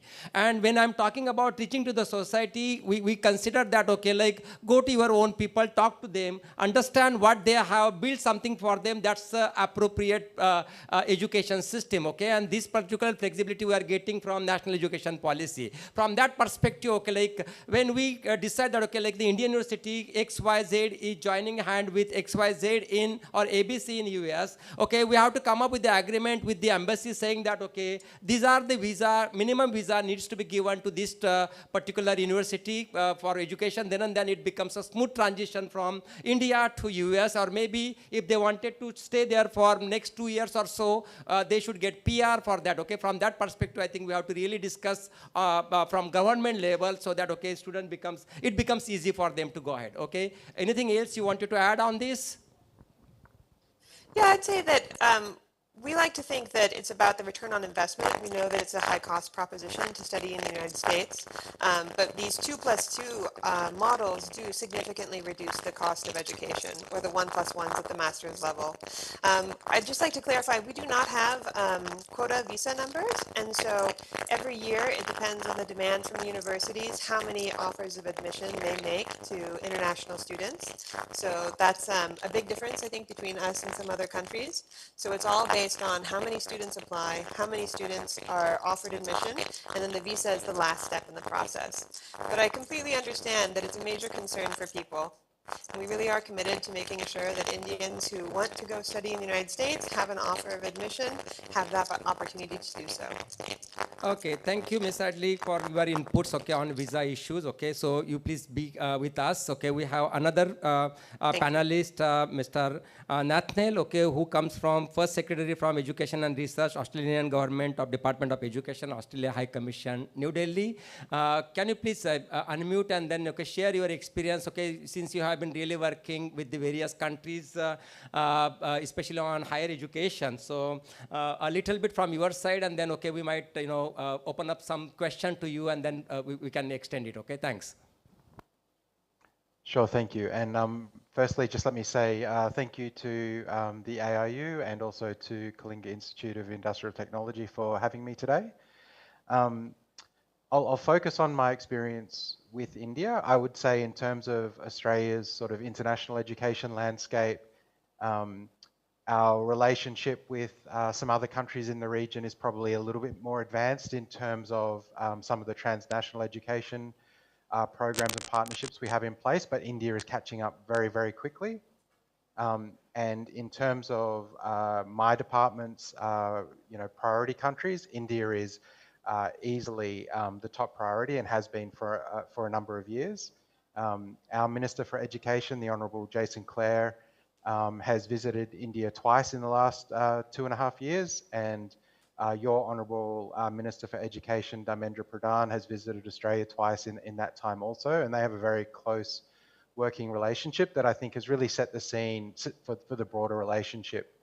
There are currently over 450 formal partnerships between Australian and Indian universities. not just my department, but our universities are working very closely, hand in hand with Indian universities to support implementation of the national education policy's internationalization objectives, particularly around foreign branch campuses, but even more so around the implementation of dual and joint degrees. It's almost every week I hear of another Australian university that's establishing a dual degree with an Indian university. Probably the most successful one that I've heard of to date is the joint academy that RMIT has with BITS Pilani, where they deliver a suite of engineering qualifications from the undergraduate level up to the PhD level. But you know, we're seeing these types of programs being replicated all the time across India. I should just say, in terms of the transnational education space, and I know you touched on issues around visas, or you were asking the question around visas and ensuring students that have done or are enrolled in a transnational education program do get that visa. I should say, under Australia's new sort of policy settings for international student visas, which were announced at the end of 2024, students that are enrolled in a formal transnational education program, so a student that's enrolled in a dual degree between an Australian university and an Indian university, if that degree meets the requirements as set out by, for instance, Australia's regulator and also the UGC, then that qualification will be exempt from, I guess, the overall student numbers that Australian universities have been given as a guide, and visa processing for those programs will always be prioritised. So that's a new policy that the government has introduced at the start of this year, and that's really to promote the uptake of transnational education between Australian and Indian universities. There's a couple of other things I should touch on. Obviously, Australia welcomes thousands of Indian students every year. Currently, we have about 130,000 Indian students studying with Australia. But more and more, we're seeing Australian students coming the other way. So last year, there would have been over 1,000 Australian students visited India on short-term mobility arrangements under Australia's new Colombo plan. The Australian government funded those students to spend time in India. They previously had to come for 3 weeks. That's now 4 weeks. And those programs are delivered in partnership with Indian universities. So universities like Amity, universities like OP Jindal have supported that program for many, many years. But more and more, we're seeing Australian universities looking for more partners and new partners to deliver those types of programs with. So that's just a broad, short overview of the relationship as it currently stands. And the last thing I should probably end on is, for our broader bilateral relationship with India, education is really seen as a key pillar and the foundation of that relationship. And Australia, you know, looks forward to continually welcoming thousands of Indian students to our shores every year. Yeah, thanks, National, for your inputs on the the initiative from Australian government towards internationalization of higher education. To make a mention here that you might be aware that University of Melbourne has opened up their global center in Delhi. We have been working with this Australia, with this Melbourne University since last 10 years, Savitribai Phule Pune University.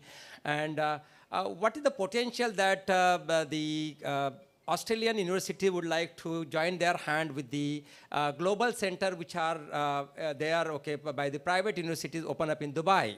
Because Dubai has become another hub for education where most of the students from US or maybe UK or maybe Australia would like to join, but they will not come directly to India. But on the other hand, if the Indian university has got their center open up in Dubai or maybe Qatar or maybe Georgia, what is the potential there? So that, like this university from US joined their hand with the Indian universities which has got their offshore campus, and then that becomes a joint degree program, wherein the education becomes really in true sense, inexpensive education. So I think there's a lot of potential in that model. As you'll know, the University of Wollongong and Deakin University were the first two foreign universities to establish campuses here in India up in Gift City.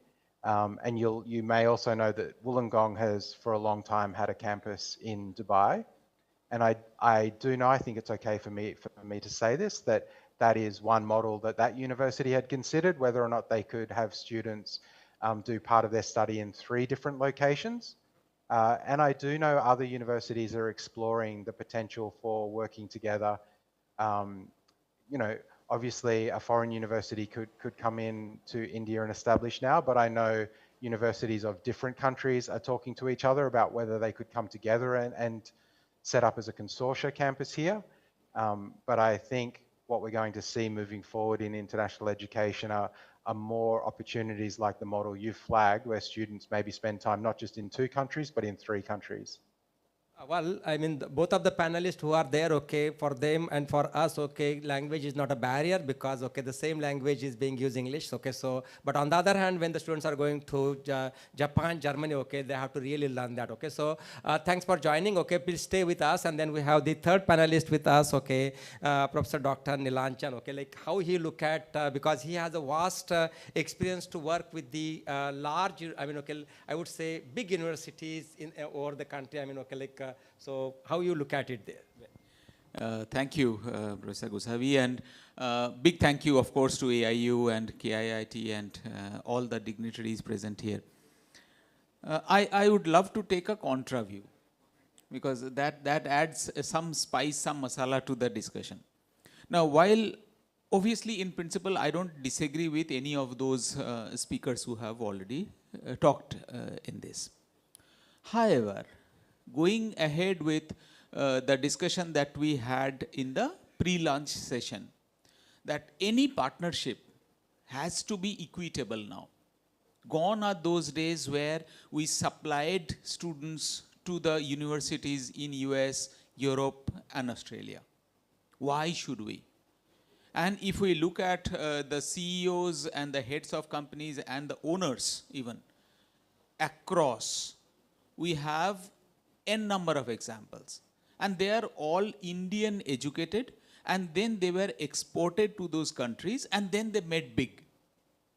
Now, instead of that, if we can not reverse, we cannot reverse that, but at least we can do something to make it a little better. Now, I was thinking from a typical, because I'm basically a management person, so I was typically thinking from that problem solving kind of style, that why we are talking about globalization today or internationalization today. Because primarily what I understand from my experience with my students, that it's more important now to be culturally equipped. It's not that knowledge which is very important. That knowledge which was earlier available only outside the country, but that's no longer true. It's available very much here. Even in a city like Bhubaneswar or a city like Bhopal, where I am now, the knowledge is available, but that cultural exposure is not. And as a global citizen, as a global manager or a global engineer or a global doctor, a person has to be culturally equipped. So if that's the why, then what we can do, probably to get a good partner, we need to show somewhere on a scale that we are also, if not equal, we are compatible in quality. Because obviously, the example that the keynote speaker was giving, that a 50 kg wrestler wrestling with an 80 kg wrestler, that does not work.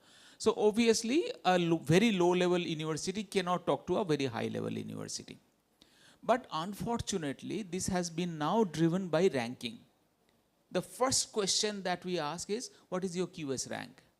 What is your THE rank? Now, let's understand this, that these international rankings, they are important. Definitely they are. But at the same time, they are actually measuring us on different parameters. They are never measuring us on parameters which are Indian. Now, when they talk about employability, now employability is important for us, but that does not mean that we are not making employable students. Think of the millions of households which are getting transformed. Think of this campus where we are sitting.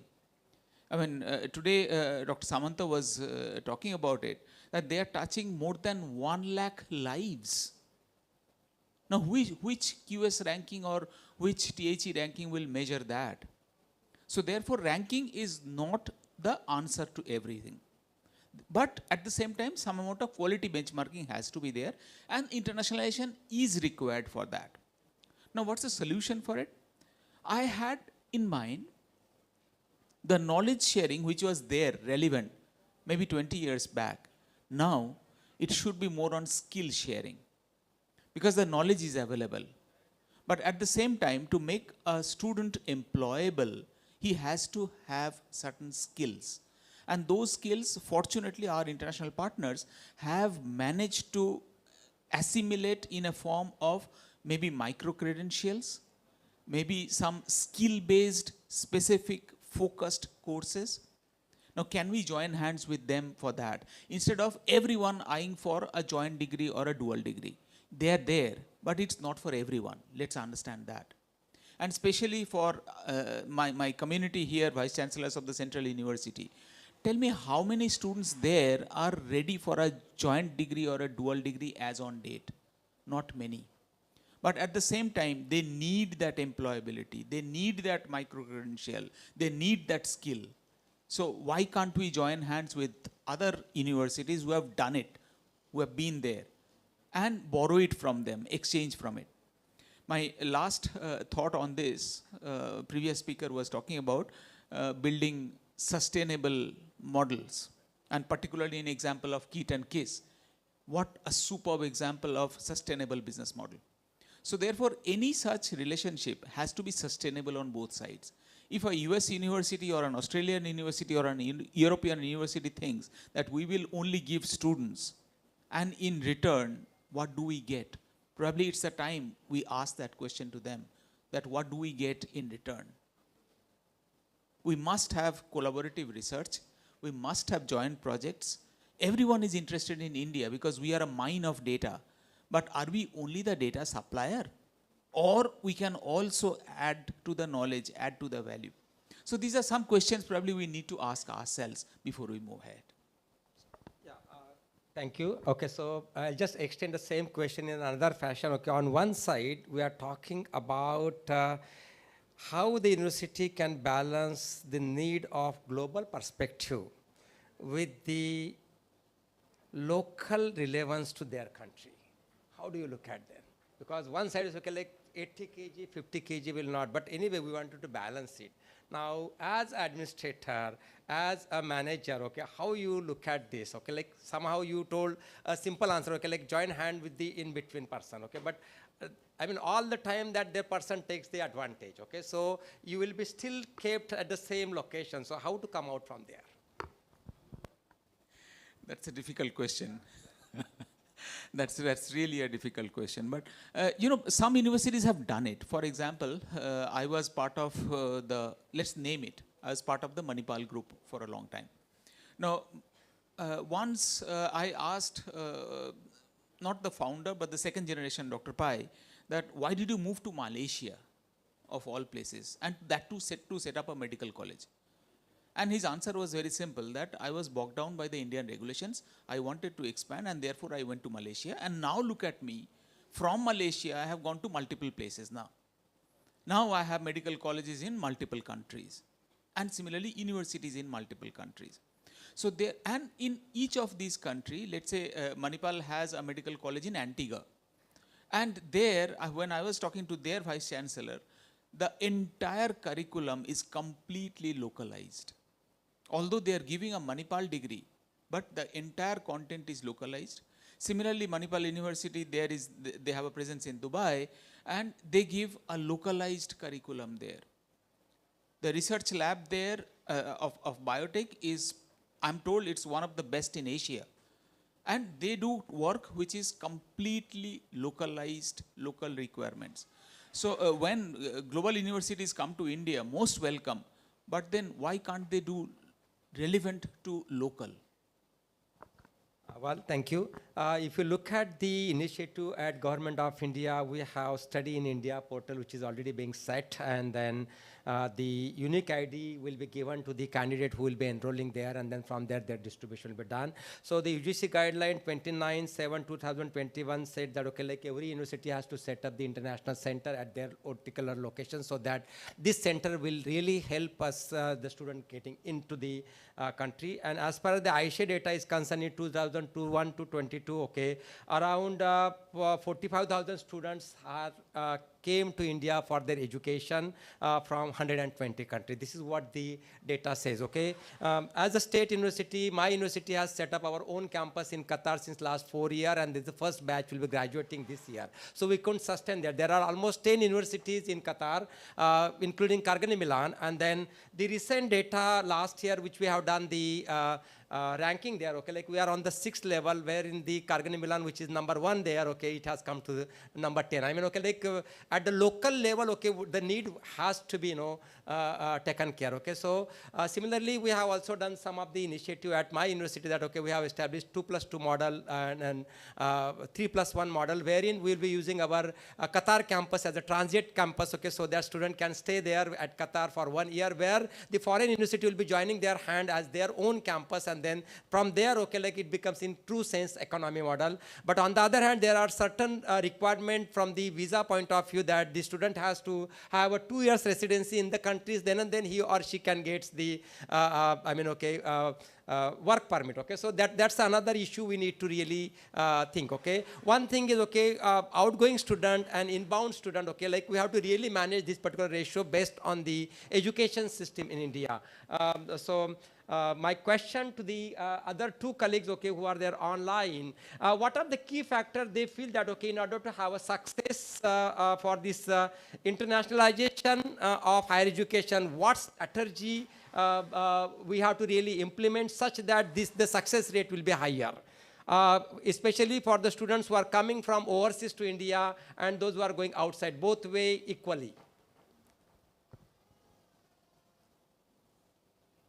Ms. Adelaide? Sure. I think I was just visiting Chitkara University in Chandigarh last week to see their 2+2 model with Arizona State University, which has just started. And it was really interesting to see that they have a whole, they have an office, they have people, dedicated staff to helping those students make sure that they feel connected to each other, like their cohort, feel connected to the professors who are coming from ASU, have the kind of academic rigor that's going to help them be successful when they transit to the US. And also, I think they are helping to reassure the families. So especially at the undergraduate level, I know a lot of people have concerns about sending a student overseas. It is a huge commitment. And I think that's one of the reasons why we see such a large percentage of the Indian students studying in the US are at the master's or graduate level. It's not only a shorter term and more economical with probably more direct benefits for employability, especially with the OPT program, but also it reassures families that they're sending, not an 18-year-old, but maybe a 25 or 27-year-old to go study halfway around the world. In terms of the partnerships, I think that being frank about what your institution wants from the partnership. Unfortunately, I have talked to many universities that basically just want an MOU signed so that there can be a photograph, it's on the wall, and then the MOU is sitting in a drawer. It doesn't have any real life to it. US universities are not very interested in that. They're getting approached by universities all the time, but really offering what is that differentiator that your university offers, and then what is it specifically that you are looking for, either for your faculty or your students, and then to be able to tailor a bespoke partnership. There are great examples out there. Maybe there's one that really is exactly what your university needs. But maybe your university needs something unique and it needs to find a really willing partner in the US. I think API coming to Delhi in March is a really exciting opportunity for Indian universities to present themselves to global partners, to really help international higher education administrators understand the true strengths and assets beyond just talented students of the Indian higher education system. I think that they are, especially with so many universities opening centers here in India, they're interested, and I think they have some, they're educating themselves, and you can help them accelerate that so that it will result in great faculty partnerships, great research opportunities, and ultimately student mobility. Thank you. Well, thanks. Okay, same question goes to Mr. Nathaniel. Okay, how do you look at this? I mean, okay, in order to have this successful partnership. Yeah, so maybe I'll talk about, you were talking about inward mobility into India by foreign students, and it's an area that we have taken a real interest in, and we've been working very closely with the UGC and EdSil study in India to deliver a series of internationalization workshops for Indian universities that want to internationalize and attract Indian students. And two of the first workshops that we've delivered are really focused on how you establish an international office and develop international student support services to really take care of those international students. And so it's things like making sure you have appropriate pastoral care in place, ensuring international students have access to academic support services, accommodation services. And I think that the point is, without those types of services, those dedicated support services for international students, it gets quite difficult to attract, it will always be quite difficult to attract a large number of international students. We talk about the reverse, and when Indian parents are making decisions to send their children abroad to study to the US or to Australia or to the UK, obviously those parents put a lot of trust in our universities, and I think they're able to put that trust in our universities because of the dedicated support services that are in place for international students. And so we've been working very closely with a number of universities to try and explain how you set those services up. Obviously, this type of thing is not cheap, but in the long term, if you really want to be an international student hub and a destination for international students, it's really, really important that those dedicated services are put in place, because ultimately you are asking parents from other countries to put their trust in you, that you will not just deliver an excellent education for their children, but that you'll take care of them while they're here. So I would highlight that as a key thing that needs to be in place to attract those international students. Yeah, thanks. Okay, so as far as the regulation of UGC is concerned, I think 2nd May 2022, 49 Indian higher education institutions are currently running their dual degree and joint degree program. As per their data, 250 HAs has also been finalized that, okay, they can have dual and joint degree program. As far as the national and international scenario is concerned, we have a SPARK program, GYAN program, wherein we have been inviting the professors and the researchers from overseas, okay, who can come and spend good quality time with the researcher and students in the country, and then they can get benefit with this. With this, okay, would like to really conclude that, okay, like even though we have this SII set up, I think at the AIU side, we have to somehow make the rationalization such that the student will be distributed as per their wish wherever they wanted to do. Because earlier we used to have a large number of students, okay, they are directly applying to that particular university and they have to apply for 3 university choice, but they don't get it, okay, wherever they get, okay, like, I mean, there is no choice based then, okay. Somehow at AIU, we have to really look at this, okay, wherever they wanted to go, let them give a first choice to join that particular institute so that the institute grows, okay. This is what my observation is. But on the other hand, it sounds that, okay, the establishment of partnership with the universities that has complementary expertise, then there is a requirement at the same time. The joint program, twin degree program, dual degree program has to be there so that the students get benefit. At the same time, faculty and student mobility will really help. But finally, it turns out, okay, who is going to spend money on this? And okay, like everyone see that, okay, like So it sounded, okay, those the universities which are really good, okay, as far as their financial terms are concerned, okay, probably the sending university takes care of their travel and receiving university takes care of their accommodation, local hospitality. I think this is the best model, which I can feel that, okay, like both are taking equal, share for the sending and receiving side, okay, so that it becomes in true sense the model, okay. So the last question to the professor, okay, who has, established the institute, okay, like from Indian universities where we have IITs, ISER, then we have central university, state university, and private university. Most of the private universities are now, they are free to establish their campus in Dubai. I mean, okay, like I have seen only few universities can really afford to do that, okay. So when we look at this as a rational system, okay, how the state universities can be promoted in this particular case, wherein the quality of research, the quality of education at both end is same, okay. So how do you look at this as a private and as a state? As a private university, it's of course easier because we are our own governors. So therefore, it's very evident. And in moment you switch the role and you move to a state university, then there are obvious, I won't say bottlenecks, but there are processes which need to be followed. And there are opportunities, of course.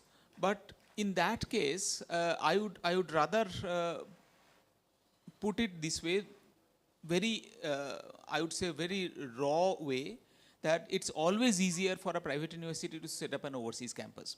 And look at the success stories, starting from Manipal to a BITS Pilani to a Symbiosis, even to an Amity.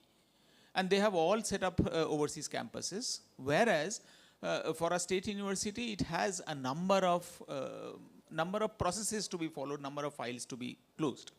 So it's always difficult that way. But deviating a little from there, what probably we need to do in relation to that is, we need to think a little disruptive way. That the traditional way, if it's not working, let's disrupt it. Now, how do we disrupt? Obviously, that there's no one answer. And the answer will vary from one university to another university. But if we have to go there and if we have to survive there, somewhere we need to disrupt, otherwise we cannot. Thank you. So I'll just wind up with the novel initiative which we have been doing in Maharashtra. I'm sorry?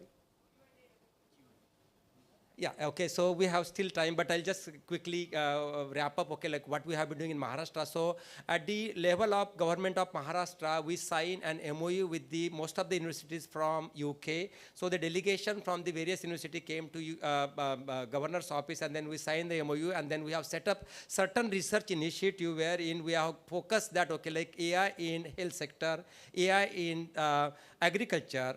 These are the initiatives which we have started, and then the state of Maharashtra has put some money for that, for the research. Similarly, some money has been also allocated from the overseas university, and then we have been working together for that. I think these are the initiatives we have to really look at. Since we have the Yechi from the Australian Consulate General here, okay, so just to mention here that, okay, next month, okay, in April, the secretary from the higher education from state of Maharashtra, along with the principal secretary from the governor's office, will be visiting the couple of universities in Australia to set up the state level initiative, so that, okay, like the process becomes very easy for us to, carry out this dual degree and joint degree program. So with some questions, okay, from the audience, okay, we can take up, and then, okay, like we can wind up the session.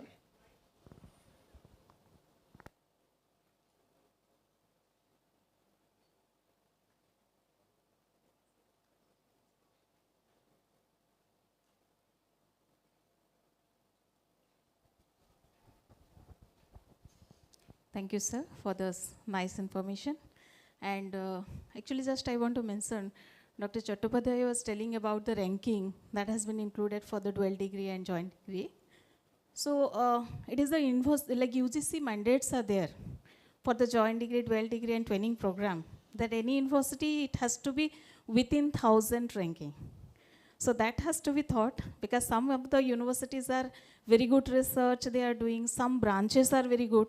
So that has to be thought. Another thing, the challenges are there for the dual degree when we thought about 2+2 or 3+1 program. there is a condition that like both the universities conditions one student have to maintain.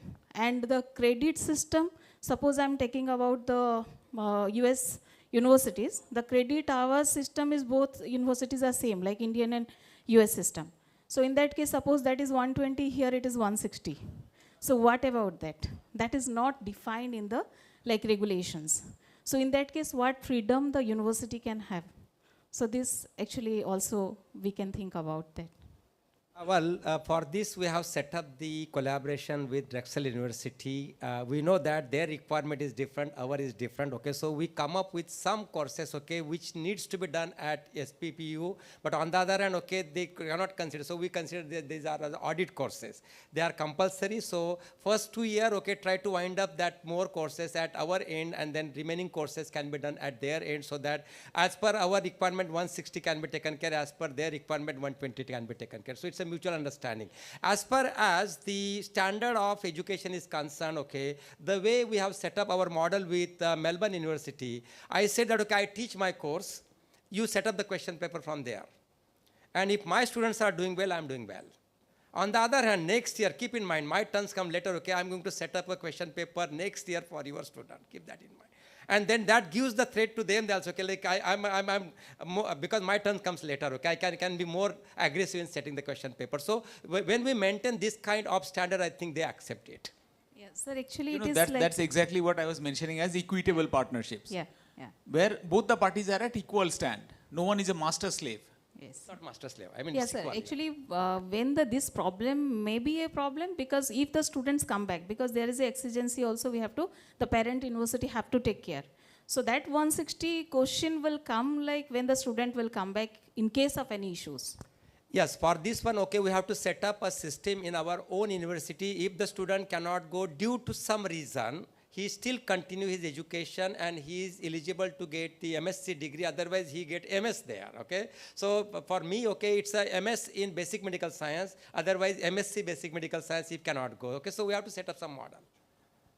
Sir, my question was a bit different. Like if somebody joined there and could not complete and come back. That's what I'm saying. Yeah. After coming back, okay, our own degree is there. Then suppose somebody has completed one semester there and then coming back, then the student have to continue another one semester? So I think that's what I'm saying, okay, like as per their requirement, we are saying 120. I mean, saying it's equivalent. 180 is equal to 120. This is what my model is. Yeah. That is only, sir. We are doing that one, but the thing is like... It's equivalence. It's equivalence. Yeah, yeah. Thank you, sir. Yeah. I think here is the question.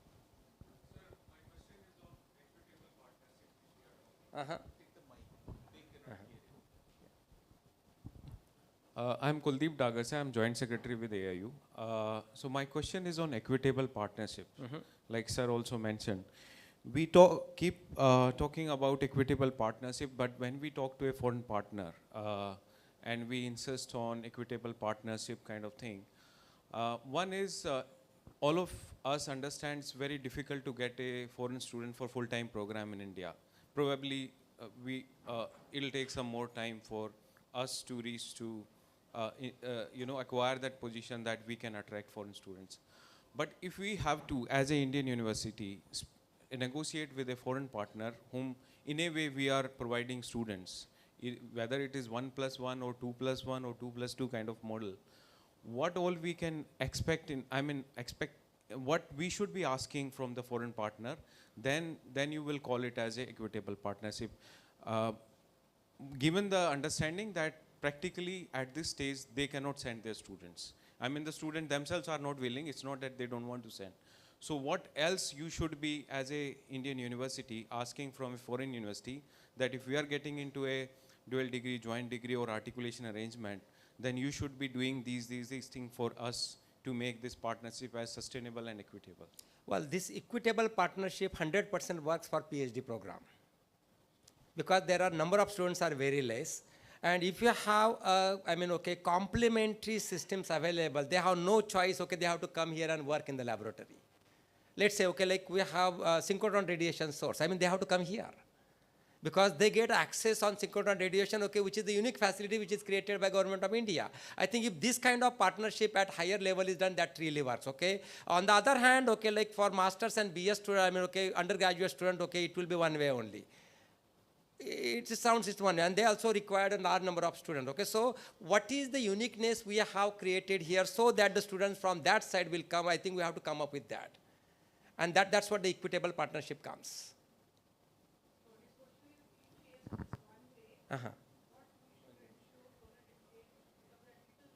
Madam, that's what I'm saying. Okay, we have to have a uniqueness. I'm saying, okay, synchronous radiation they cannot have there. Okay, even though there is synchronous radiation, they don't get access. Even I don't get access. Okay, so these kind of facilities are created here, and these are the unique facility in that particular institute, wherein they will 100% come and join it. Okay, and that's what I'm saying. It's for research. It's 100%. So I mean, PhD programs, the mobility as such from India itself is very less. So when we talk about one-way traffic or one-way mobility, primarily it is focused on the bachelor's or master's degree program. It is there. And there where the bulk of the students go there. Yeah. So what we should be asking in return if we have to make it as an equitable partnership? See, one side we are saying that, okay, it's a freedom for the student to select whether he wanted to study here or outside. Okay, like this is the trend that, okay, it's not yet equitable, we have to make it. Okay, so somehow we have to create a situation that, okay, the students from that side, okay, probably for Sanskrit they will come here.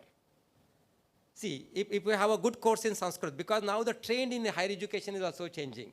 I mean, students have a choice not to go for engineering and medical, okay, like they don't even listen to their parents now. Earlier, okay, parents used to decide, okay, what he or she wants to do. Now students are deciding themselves, okay. They are going for liberal education. So I think trend will be changing, and this is the peak where the trend is changing. And I think the national education policy is really, I mean, okay, like turning point for the Indian higher education to go towards the international or globalization. I mean, earlier we used to talk about the cross-border education. Now we are saying borderless education. So things are changing. Yeah, please, yeah. Let me add,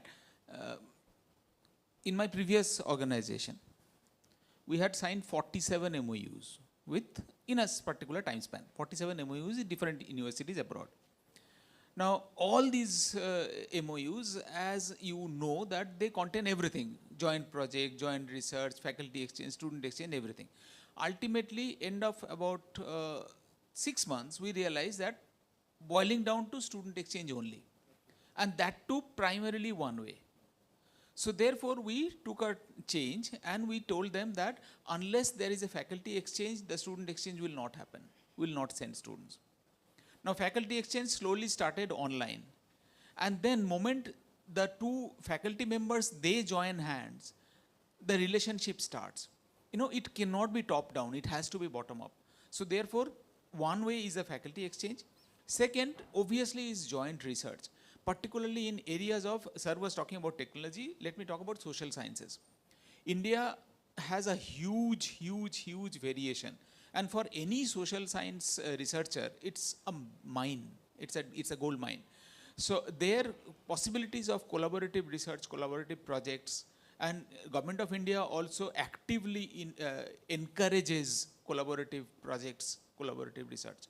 So these are, kind of opportunities, or these are kind of avenues which can be mandated if they want students. Just to share some insights, sir, we did one survey and some of the findings were like, one is the kind of fee they charge when our students land up there. It should not be higher than the domestic student, number one. And second point, as you correctly mentioned, until and unless they build up competency, that is in terms of faculty over here, you don't get much out of the partnership. Second thing is like even Indian universities also, one is a branding activity for them if they are partnering with a good placed university outside. And also our own universities also charge a premium fee compared to a normal program. So in a way, the incentives are there on both the ends to get into these kind of partnerships. But the larger question still remains that the one-way mobility, that need to be disgraced. And we should ask for some mobility. Thank you. Yeah, please, Prof.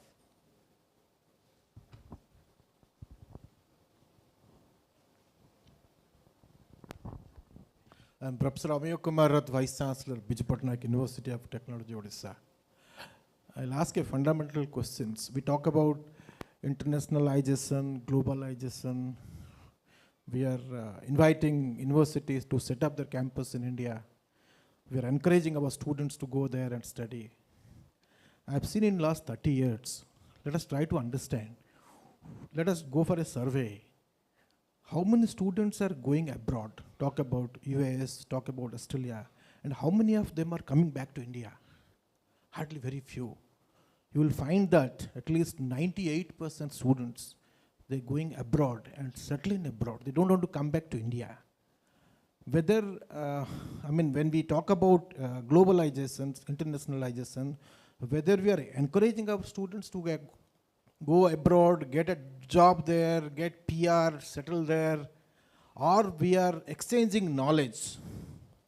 Rightly said that at least if they want to learn Sanskrit, they'll come back to India. Okay, initially when we talk about Nalanda, Taxila, Vallavi and others, like they were coming to India because we had that skill. We are strong in Ayurveda, we are strong in yoga, we are strong in Sanskrit. Let us create an ecosystem that let us attract foreign students to come to India, to create that skill in India. That's very important. And whenever they are going abroad, like I could see that in last 30 years, I could see they are interested to go for MS because they want to settle there. They don't want to learn. They don't want to get better education. Today the education is completely like it's a global village. Whatever syllabus or curriculum we design, teaching learning process, it's all outcome oriented. Whatever teachers teach there, why can't we educate our faculty members in the teaching learning process so that they will be better equipped with knowledge? They will be better equipped because everywhere we talk about outcome of teaching learning, outcome of curriculum, outcome of assessment. So the knowledge, the skills, the competencies, the attitudes, the behaviors are important. Because of that we have curricular, co-curricular, extracurricular. So the basic fundamentals still there is a questions to me like how many of them are coming back to India? Whether they get knowledge there, more knowledge there, or that kind of educations we can't provide in India. Somebody doesn't get a seat in IIT, they get a seat in very good universities in US.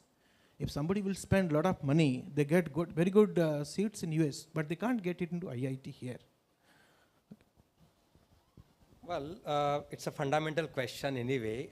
On the other hand, one side we are talking about the ranking. Unless and until we enhance our ranking, it's a race, but we have to run it. See, unless and until we showcase something to someone, okay, why they should come? Earlier we used to talk about brain drain. Now we are talking about brain gain. And things are changing. And I think this is the turning point where we need to really think positively. Few of them will come. I think those who have settled still now they are thinking now, they are fed up now, they are coming back. Things are changing because earlier situation, the infrastructure, now see where the location we are sitting, good quality infrastructure. If this kind of infrastructure is there, I think anyone would like to come here and spend good quality time here, okay, learn and go back to their home country. Things are changing, I think, okay. Even though it's a fundamental question, the question will be answered in short time. By that time, I think I think 2047 is the answer, I would say. Thank you. My question relates to ranking that Madam Vice-Chancellor was also saying. The UGC regulation says that top 1,000 we can partner with. Now our delegation is going to USA, and that set of US universities says we don't believe in ranking.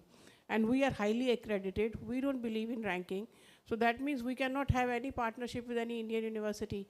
So what my question is, does the panel think that one of the recommendations of this panel should be that in addition to ranking, there should be some other criteria. Also, ranking should not be the only criteria for foreign universities to be able to partner with Indian universities. And same at Indian side also. Yeah, I think ranking is one criteria to see that, okay, like whether they are matching up to this level. That's a way to select, okay, like shortlist, okay. But somehow then, okay, like the AIU should come up with some guidelines or maybe the regulations saying that, okay, this is not the only benchmark. But on the other hand, okay, then we have to come up with another guidelines that, okay, like if their research publications are in this Q1, Q2 journal, something like that. If their outcome is well set, okay, after this particular course, like me, when I'm joining Cargill Milan, I know that, okay, my package after completion of my course will be 95K minimum. I'm spending 70K there, I know that. But I can earn that in a year. So, we have to set up some benchmark that, okay, these are the guidelines which are parallel to this. And then that should become more prominent than that of the ranking, because ranking is one criteria. In addition to that, yeah, we have to come up with the parallel system. Ma'am, I completely agree. I have been talking about this since beginning, that ranking cannot be the only criteria, because the ranking parameter country to another country. So therefore, I completely agree with Professor Gosai that some other parameters, parallel parameters, they can be set up, which are again equitable, which are again transparent, and it can be done, it should be done. Definitely it's an recommendation. Yeah, just to add on this, okay, like let's say the professor from US university or maybe UK university is publishing his or her paper in Lancet with the high-end equipment. My professor with the facility available, okay, they are also publishing in Lancet. So we are intellectually at the same level. I think this kind of things has to be done so that, okay, that becomes another benchmark to set up that, okay, like we are equally competent and complementary to the institute where we are trying to join our hand. But I think this is the first set. I think we have to argue, give some solution on that. I mean, instead of asking the question, let's give the solution to them. because it is limiting the partnership. May I intervene? May I say something just from the U.S. perspective? Yeah, please. Thank you. Yeah, I think this ranking issue and how important the rankings are in terms of the ability of Indian HEIs to create partnerships or have a certain level of autonomy is a huge cultural and societal difference between the U.S. higher education system and India's. And U.S. universities do not subject themselves to any kind of ranking system.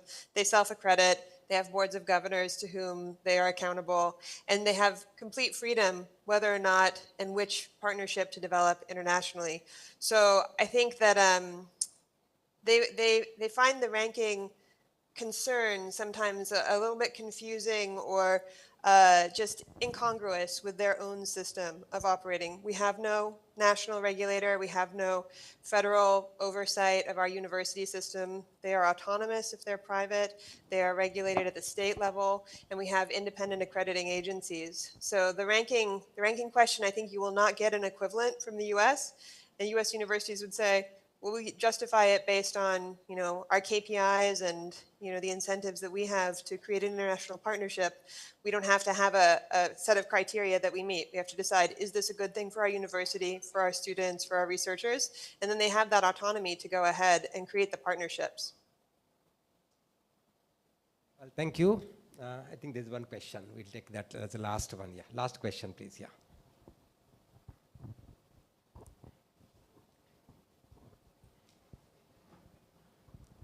Yeah, good afternoon. In fact, it's a wonderful discussion regarding this collaborations with the foreign universities.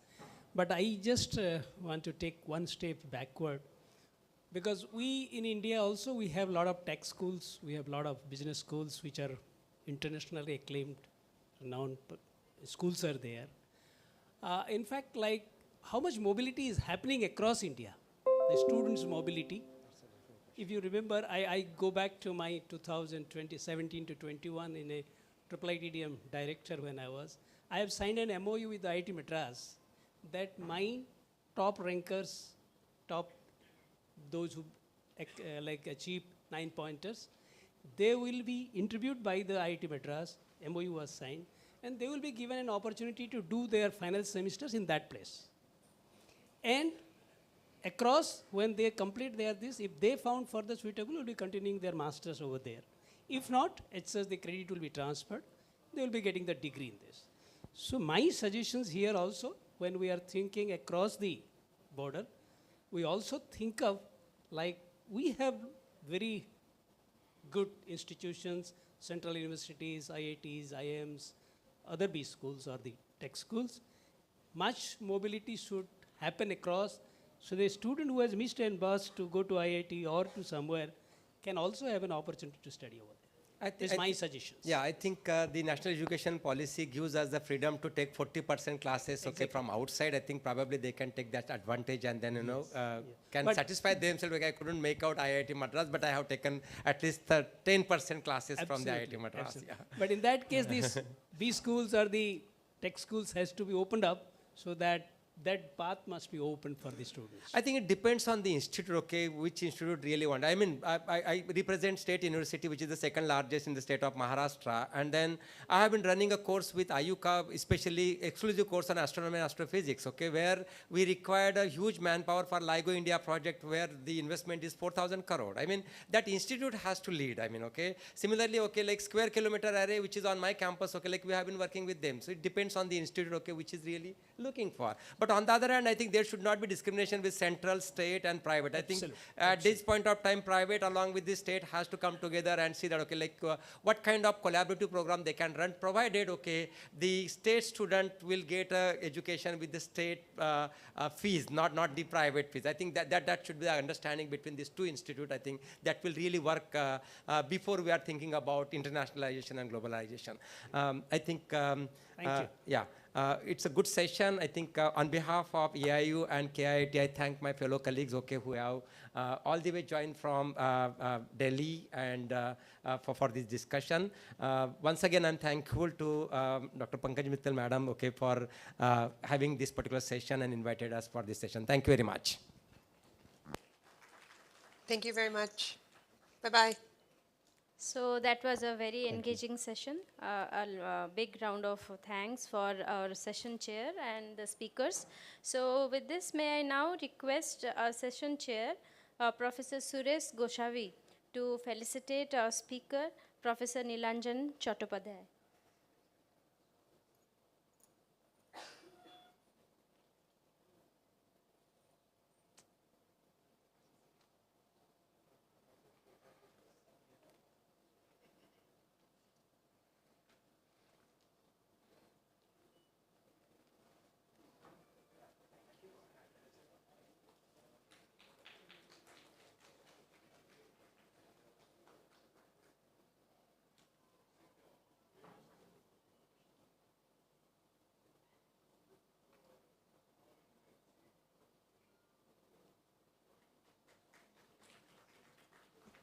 Thank you very much, sir. May I now invite Dr. Pankaj Mittal, Secretary General AIU, to felicitate the chairperson of the session, Professor Suresh Goshavi.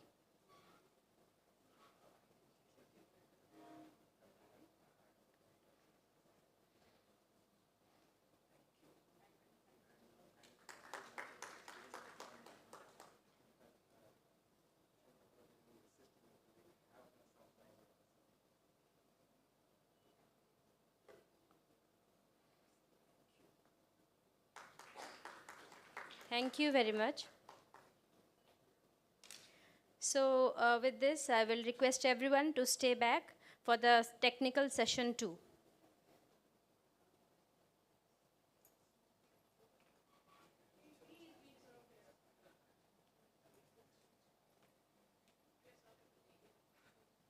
Tea will be served here in the auditorium, so all of you are requested to stay back.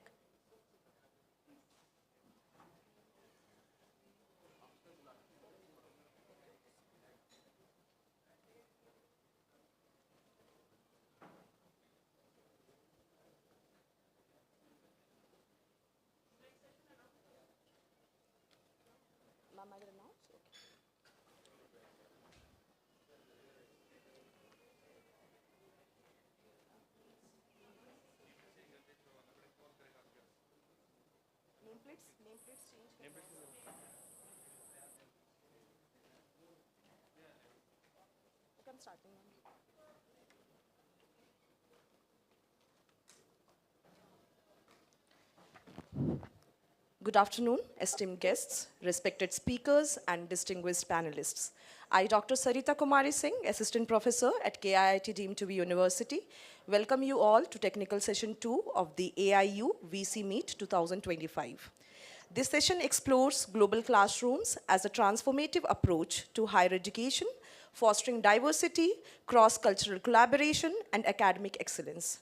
We will discuss key strategies for attracting international faculty and students, the role of technology in hybrid learning, and the impact of global classrooms on research, career development, and institutional competitiveness. We have a distinguished panel of experts with us today who will share their insights on these pressing issues. It is my honor to introduce the chairperson for this session, Professor Vidyadhar Subudhi Sir, Director, NIT Warangal. Sir has joined us online. We have with us Professor K.K. Agarwal, President, South Asian University, New Delhi. Sir has joined us online. Up next, we have with us Mr. Vikram Agarwal, CEO, Edify Online.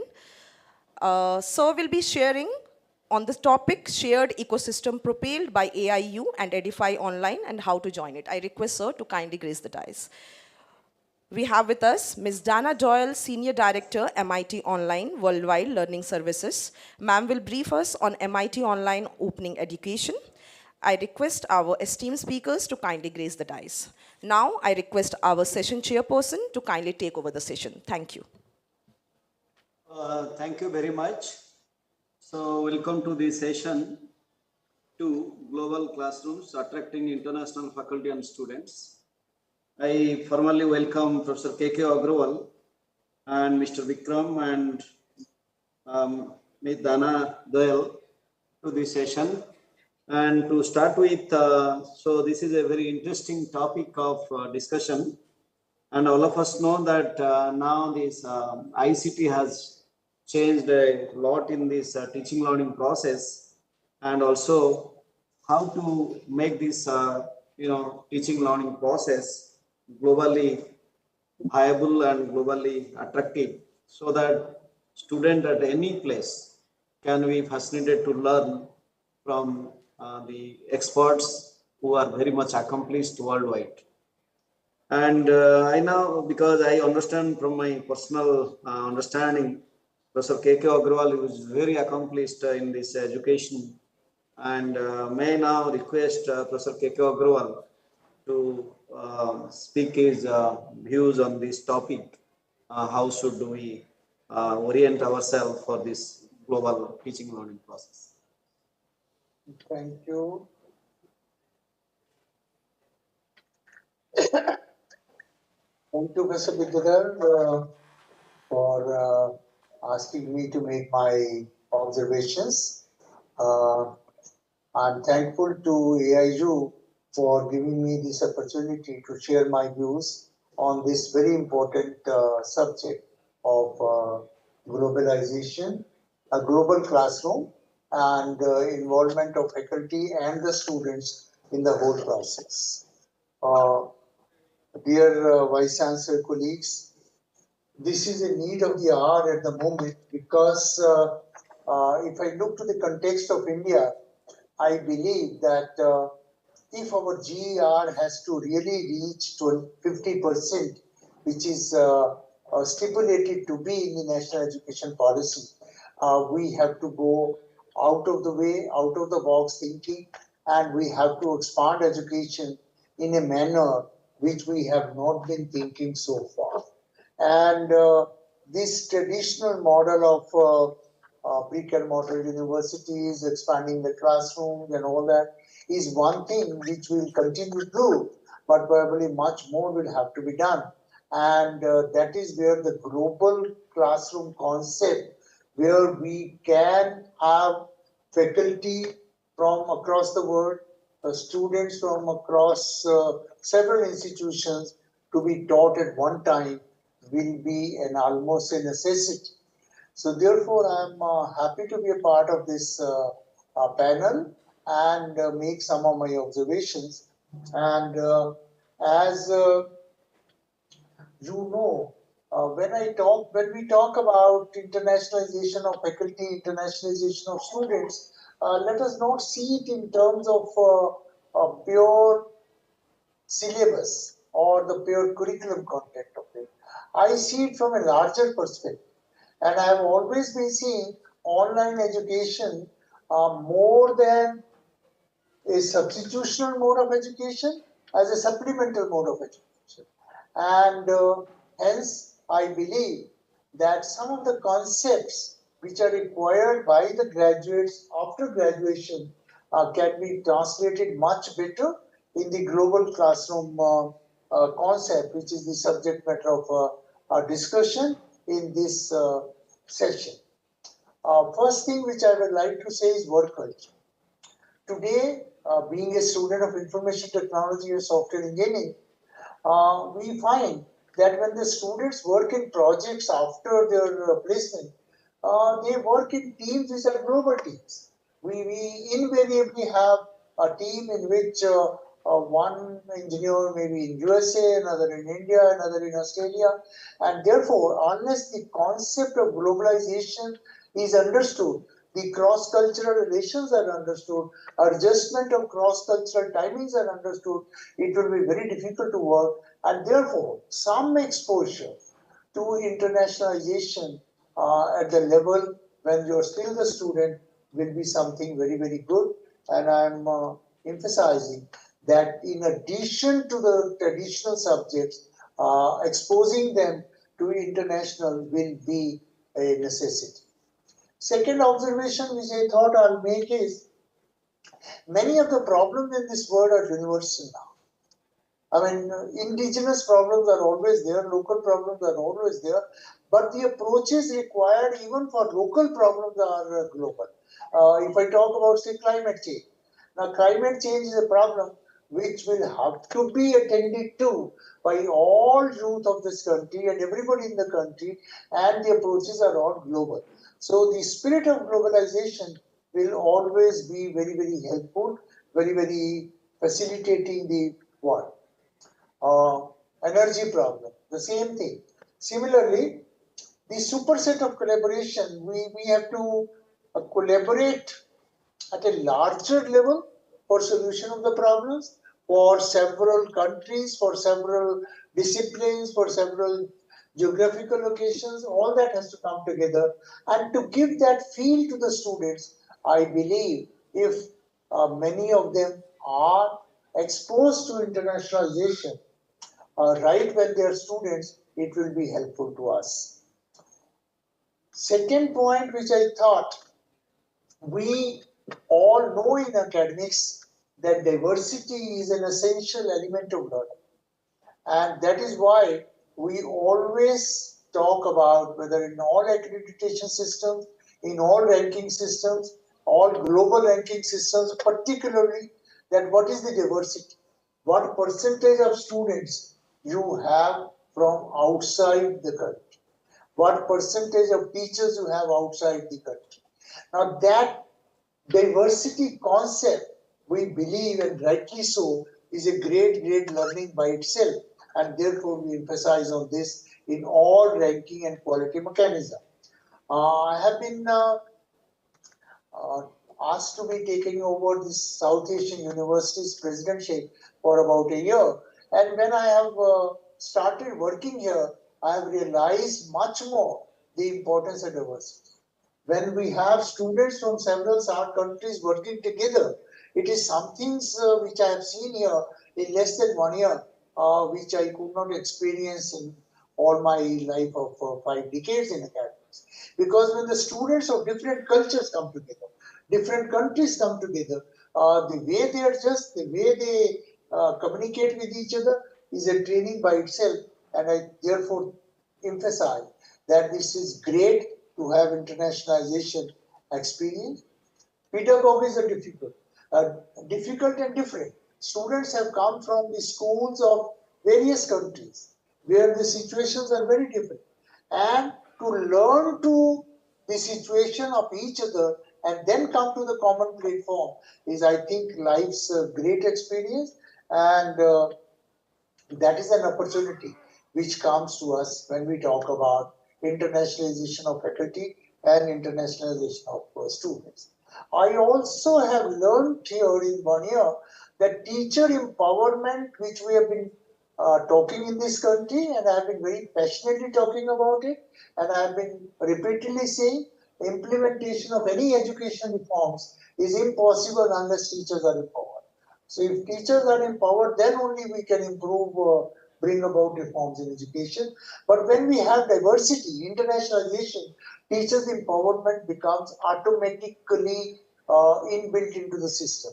When I have teachers from various countries, everybody comes with a different mindset, different pedagogy, and therefore our examination systems are very flexible, our teaching systems are very flexible. All that comes because empowerment of teacher is built in, and I think that's a great opportunity for all of us when we have diversity of teachers, diversity of students from other countries.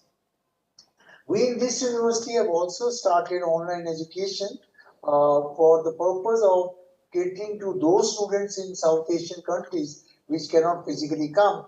But my point here to make is that we can attract the best faculty in the world. We started one online education course just this January because I thought it's better to start very small. It is a MS Data Science and AI. We just enrolled 40 engineers, working engineers into the course. And what I'm happy to share is we have a 10-year experienced engineer from Chicago attending the course. Obviously, she's a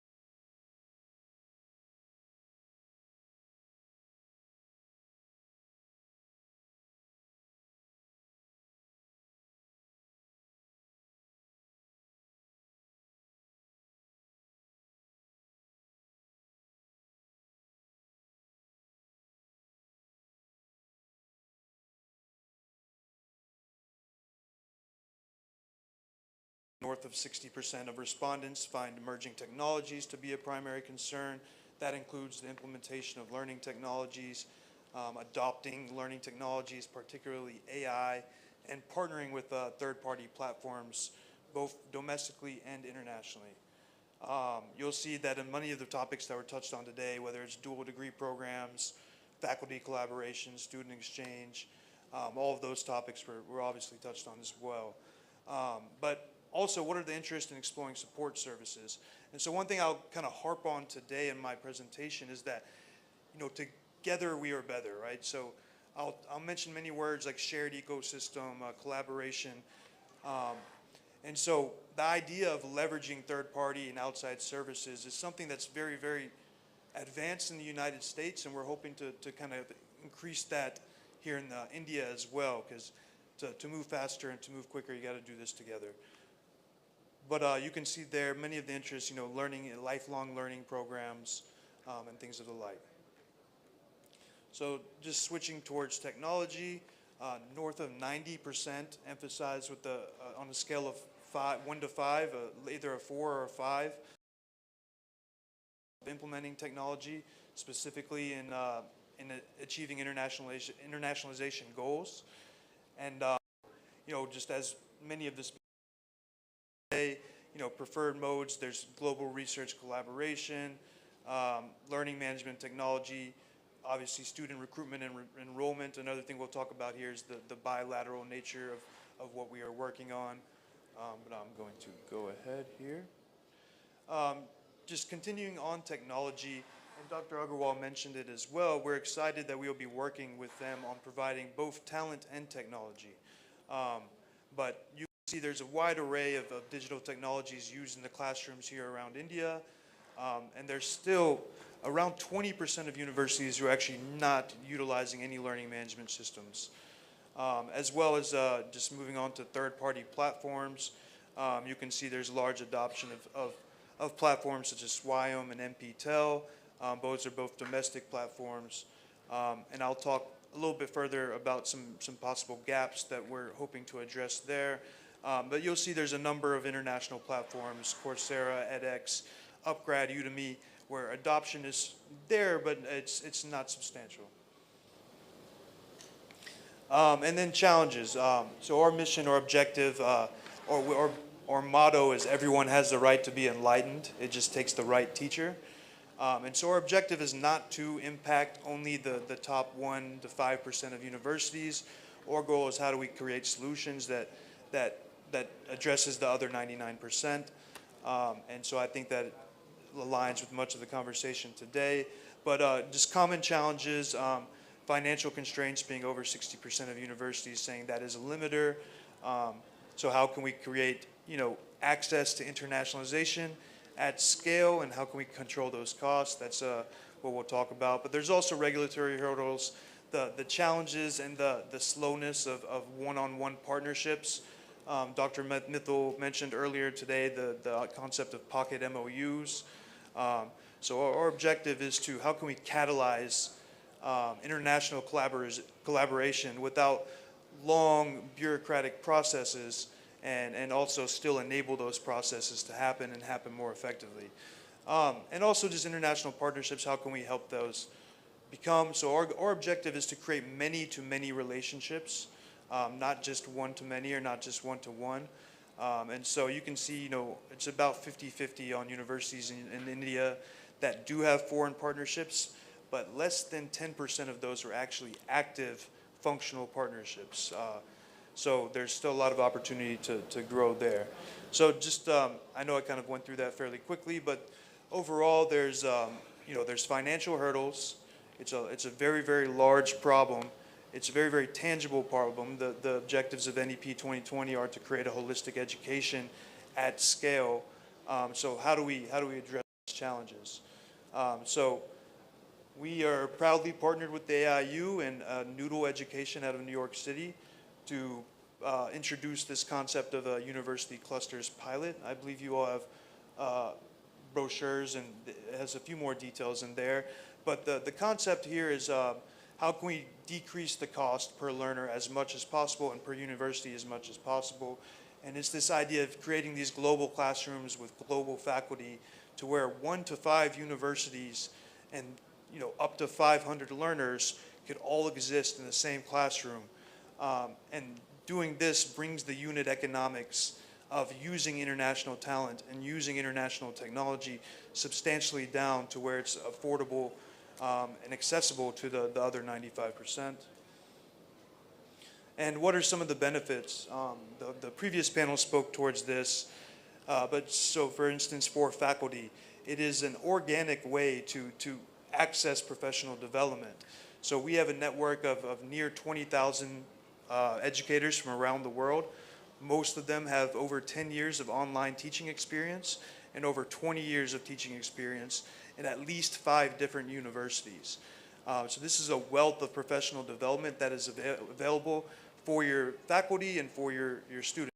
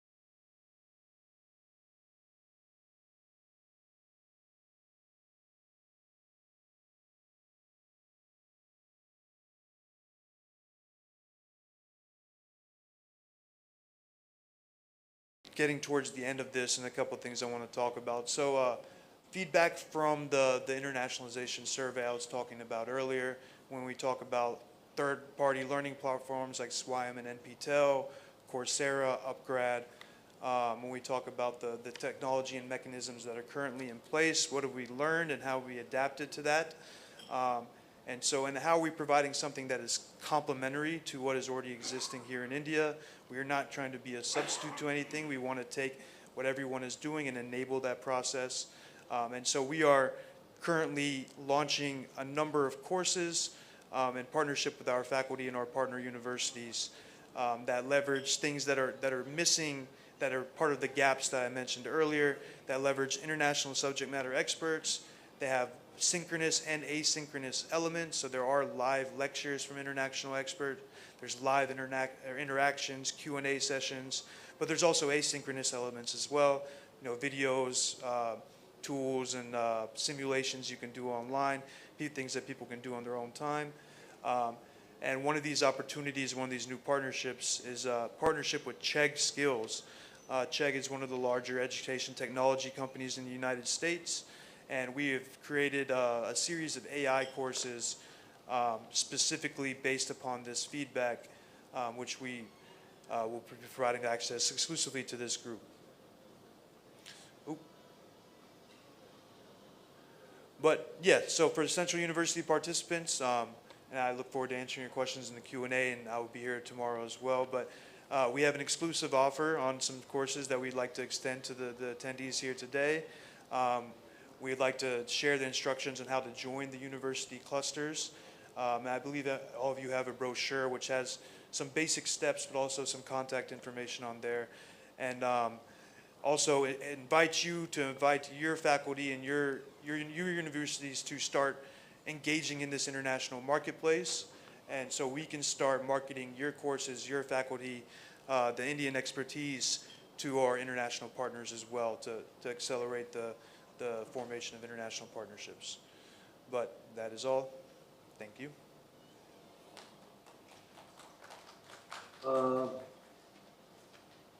Thank you, Mr. Agarwal, for your very interesting presentation.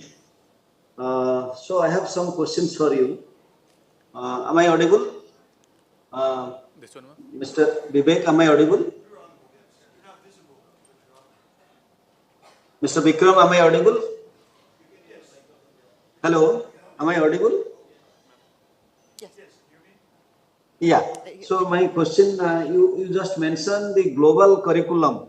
So can you please tell us that what do you understand?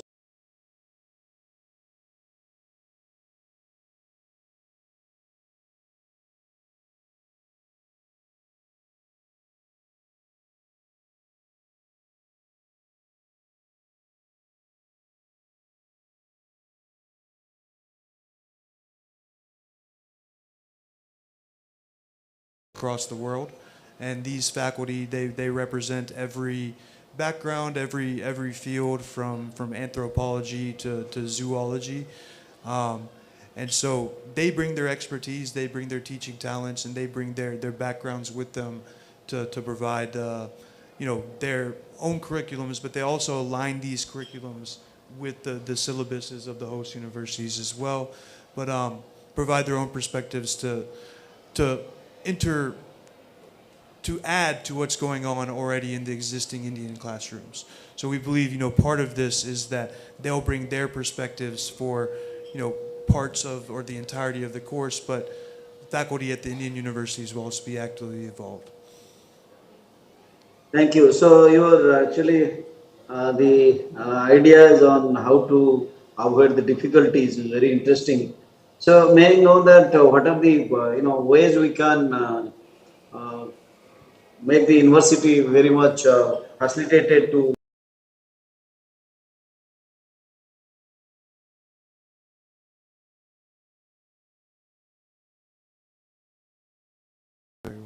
So what I'm saying that you mentioned that the difficulty the Indian universities are encountering to have the internationalization.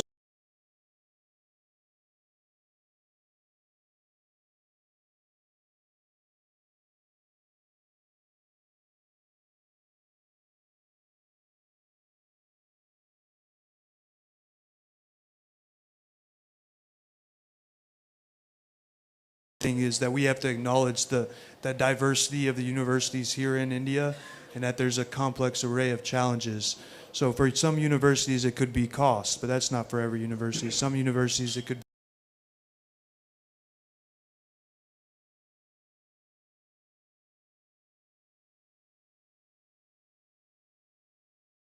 so how can we provide technology, talent, and do that at a accessible cost to every university?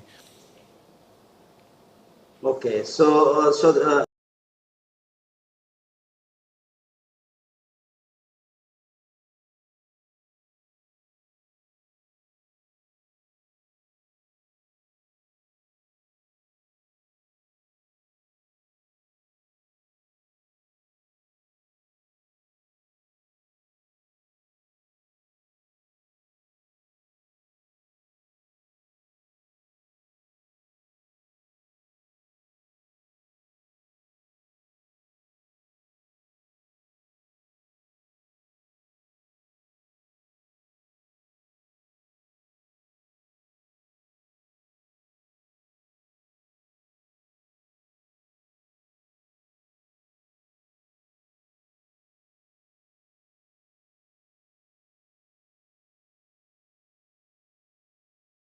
Conference, but we are early. We leverage this survey and this report to kind of dictate how we want to set up our technology and what we want to focus on, what types of courses, what areas. But we're very, very excited about the prospects of growing here, especially based upon what we've heard today.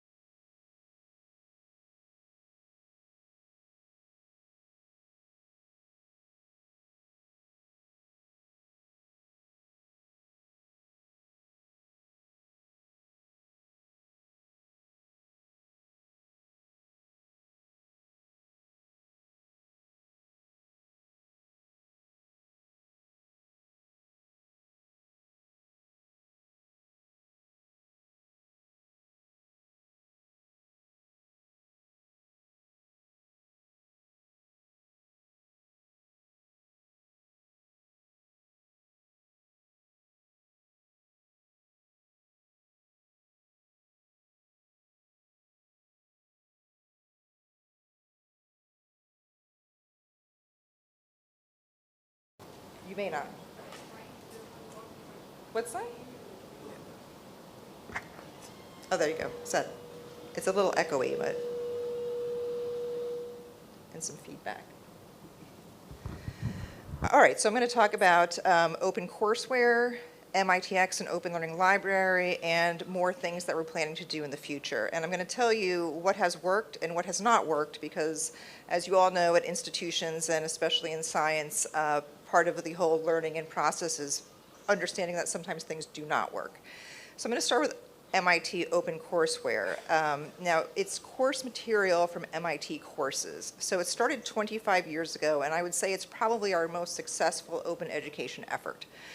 And I don't know if anybody here is familiar with it, but basically it's got about, I think it has over 3,000 MIT sets of course materials. So this could include anything from syllabi to reading lists to lecture notes to videos to, I mean, it just goes on and on. So basically what happens is a faculty member at MIT wants to share their material globally. And so they work with our staff at Open Learning to put it online. It goes on the OCW platform. It is very searchable. It goes by department, so it's very academic focused. This is not skill building. This is academic. And it has worked amazing. That it's really impacted many.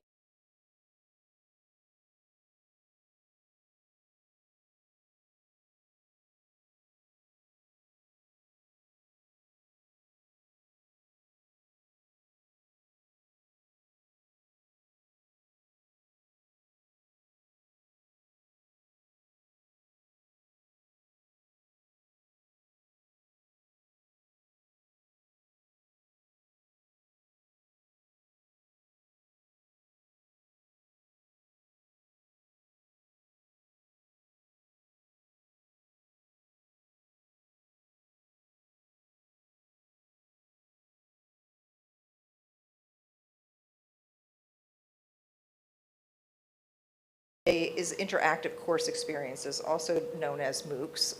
So that started in 2012, a way to offer free, robust, interactive course experiences. And so basically the difference between OCW and MITx is OCW is course material, MITx are courses. So it has a beginning, it has an end, it has graded problems, auto-graded problems. There's usually a forum involved, so it's very much more like an online class. Let's get to the next slide. There we go. Now, part of what came out of MITx is the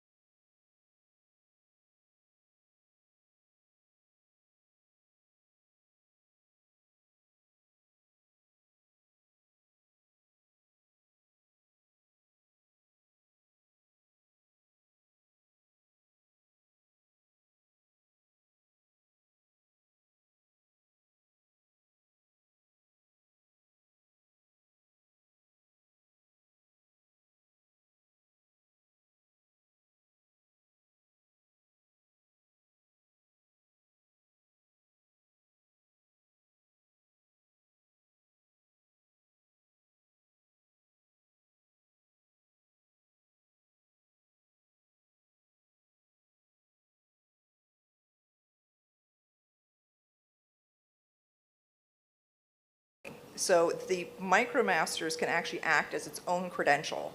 And so this is an interesting model that's been very successful for us, something that you may want to explore with your own institutions. So basically there's a series of courses. There's about 4 or 5. Sorry, I'm trying to get to the next slide.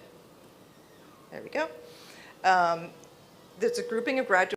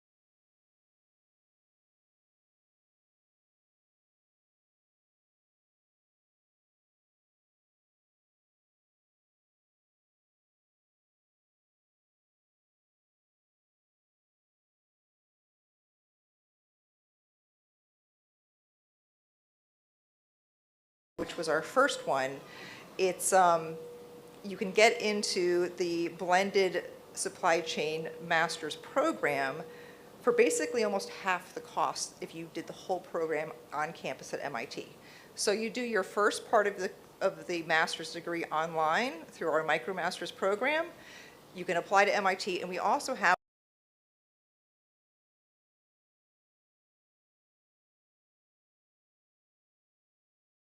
so it starts getting high quality, high achieving students into your programs and into our programs. And the thing that's been really fantastic about this is that there are people coming to MIT who never thought that they would come to MIT because they actually thought like, oh, I can't do that material. I'm not, you know, I wouldn't even try. But with the MOOCs, you can just sign up for free. Nobody's going to see you. Nobody knows if you weren't able to do it. But surprisingly, a lot of people just were shocked that they were able to do the work. And so they come back, and some of them have to try multiple times, but they keep coming back because the interaction and the material is so engaging that they just, you know, they started and they're like, oh, I was almost there. Let me do it again because I know I can do it next time. And we have gotten some amazing students through this that we probably would not have gotten if we had just gotten a regular application from them and saw it, and we're probably just like, no, they don't have, you know, they didn't build a robot when they were 10 or, you know, or whatever they're looking for, but they actually did the work, they did really well in it, and so we're happy to have them at MIT, and it really has broadened the types of students that come to MIT and the people who run these programs. So we have the supply chain MicroMaster,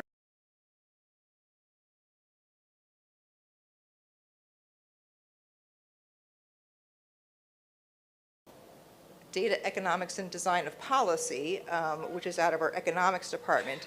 And this one actually has a very interesting pricing model. So the sticker price on the course is $1,000. And I will tell you, almost nobody pays $1,000 because they actually have a financial aid system where, or they call it like financial personalized pricing, that's what they call it, where basically you send in your family income and you say, you know, this is what I can afford. So the average price for this MicroMasters is $250. And it has multiple pathways, you can specialize in certain areas, and it's actually offered by Esther Duflo, who is a Nobel Prize winner.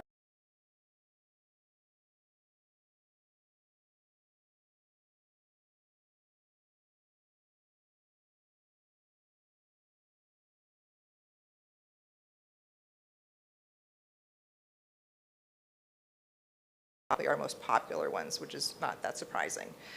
Now, what's also been happening is that with the MicroMasters is there are other institutions that offer MicroMasters, but again, like this is a really great way to get people to taste what your institution has to offer, but not make it a full requirement that they come and attend for 4 years or something else, because maybe a credential is all that they need or all that they want right now. Or they may be a lifelong learner and they may already have a degree and they may just want to switch careers, or they may just want to learn some more, or they may want to freshen up what they know for their own careers right now.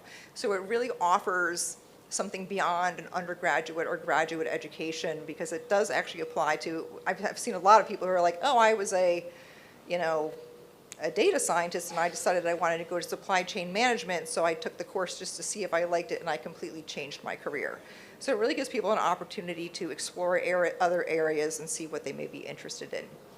Now, another thing that we have is called the Open Learning Library, which is basically archived interactive content.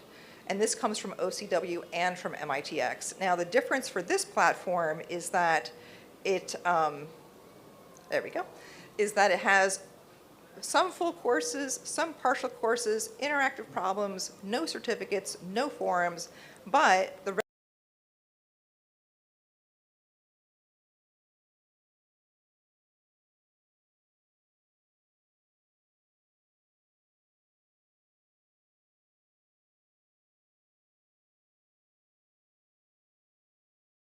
actually built and launched without any fanfare at all, and we've had, I think, to date, over about 3 years, we've had millions of site visits. And the way that we actually get those is because the content that's on here has really helped a lot of people, and we actually have a course on here on quantum computing that was made specifically for this platform. And so it's not offered anywhere else through MIT, and it got written up, it's like somebody takes it, they have a blog, they write about it, now we have 100 other people come because they read the blog, then it goes on Substack, and so really by word of mouth, we've gotten a lot of traffic to this site. Now, the thing that I want to talk about that's probably most pertinent for you all is institutional use. So as we know, MOOCs are made for individual learners. So what that means is that I, as a person, go sign up, I can see my progress, I get my certificate, it's all about me and what I'm doing. Now, if you're an institution, that's not what you need. You don't need your student to go take an MITx course and you have no idea how they did. I mean, they can send you the certificate, but that doesn't tell you, like, did they just pass? Did they do really well? What did they struggle in? So we had tried to get institutions to use some of our MOOCs, but again, like, it didn't work very well. Now, we did have a couple of examples. So this one we did with San Jose City College. It's called TechNest, and this has been going on for at least 6 years now. And they took one of our courses, our Python course, and what they did is they actually partnered also with Berkeley and used one.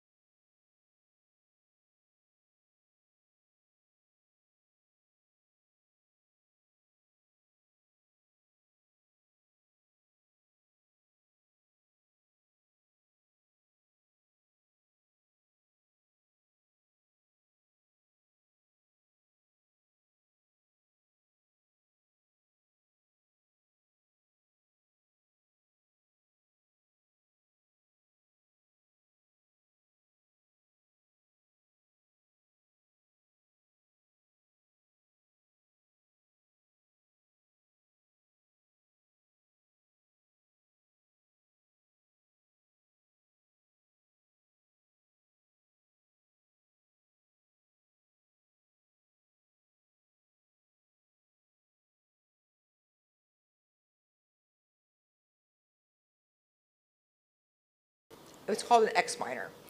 Now, this was actually trying to do teaching on campus with MOOCs. And as I've already said, I think we probably knew it wasn't going to work, but we're like, okay, maybe we'll try it this way and see if this works. And so basically, it's a sequence of courses. It's similar to a MicroMasters, except it's undergraduate level, sometimes graduate.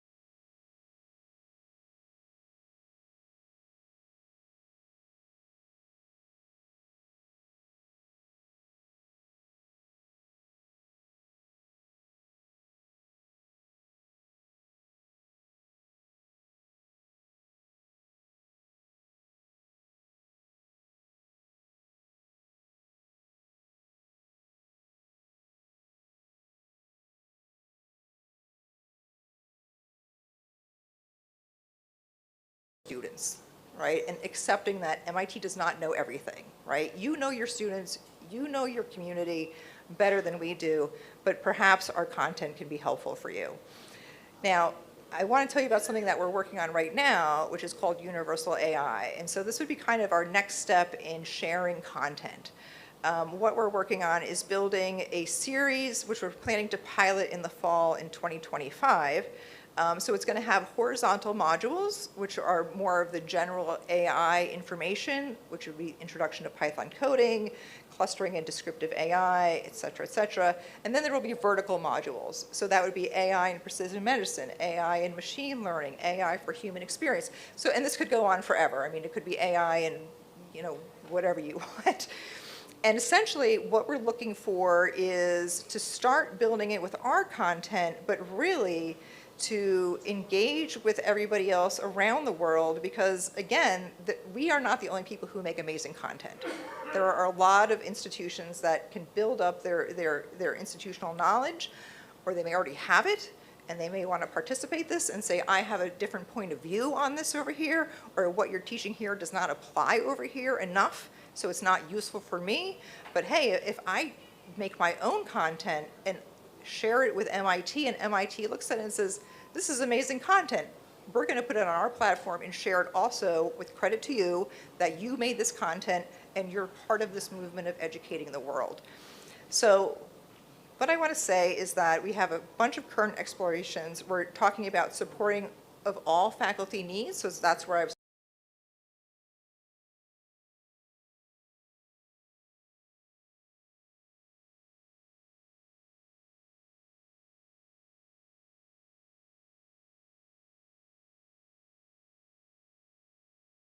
you don't need the entire course. And the way it's built right now is it is a solid one block of course, and it's actually very difficult to send somebody to a particular part in the course. So we want to try and break that model and make it much more modular. So that would be the direct linking that I was talking about. We're looking at a subscription model with flexible pricing so that institutions that do not have the funds to pay a full price can pay a lower price, similar to what we do with DEDP. We'll have an AI tutor, and obviously we want to include quality content beyond MIT. Now, what I would like is I would like to invite all of you to email me if you are interested in participating in our pilot, where we would love to interview you to find out what actually would work for you, right? So again, not us making up what we think you need, but hearing from you to hear what institutions around the world need in order to bring themselves up, to share our content, and for us to learn from you, because there are many things that we can learn from everybody. So that's my request, is to talk with me and let me know if you're interested in being interviewed by our engineering team, or if you would like to be part of our UAA pilot, which will probably be launching September 2025. And I believe it's launching with all of the horizontals and I think 5 to 10 of the verticals. So here's my connection information. My email is very easy. It's ddoyle@mit.edu. I also have site links, and if you send me an email, I'm happy to send you this presentation so you can look at these links. They're also really easy to find through Google. And that is my presentation. Try to make it as short and sweet as possible. But again, I'll be here tomorrow, so if anybody wants to talk with me, I can hand you my business card if you don't get my email right now. But I would love to talk with you and hear about what we can do with each other. All right, thank you. So thank you very much, Doyle, for your very wonderful presentation and a lot of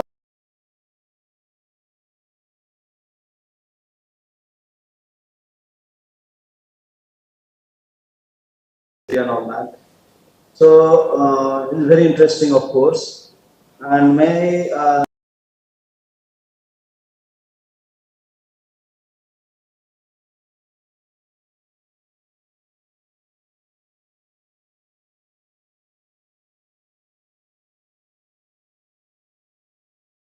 by our engineering team and also some of our graduate students who also specialize in AI technology. And we also have this, because I think the AI tutor concept, the question is it a chatbot or is it an AI tutor, right? Because some people call it an AI tutor and really it's just a chatbot who's reading a syllabus and just spits back the content to you. So right now, I would say we're maybe I don't know, 1 to 2 steps beyond that, because I don't think anybody, maybe Khan Academy, has actually figured out how to do an actual interactive AI tutor who's developing information and giving it to you as an actual TA would, versus just taking course content and regurgitating it to you. So what we've been working on is how to, again, take 1 to 2 steps beyond a chatbot and say, okay, so you're taking a course and you have a question about the content. So it's not just taking the content from the course and showing it to you. It's to actually rephrase what was in the content itself to try to come at it from a different point of view so that you may understand it better. Because if you didn't get it from the first way it was explained, well, let the AI tutor explain it in a new way. And the way that we've been testing this is we have a group at MIT called the Digital Learning Lab. And they're actually a really interesting group. So they actually specialize in online education and are content experts in particular areas. So for example, we have a digital learning lab scientist in biology. She's a biologist, okay? She sits in the biology department and also works with open learning, and they build problem sets, they work with faculty, they teach on campus, and they also teach online with our MOOCs.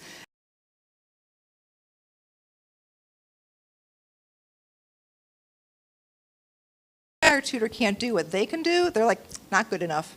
So right now, I think the latest grade, it started at a D, that's what they gave the AI tutor, and now it's up to a B. So we're making some really good progress on it, and we're hoping that we'll be able to get it up to an A before the pilot launches. Thank you. So this is very interesting. Now, let us say this proctored examination, what you mentioned, it is perfectly fine.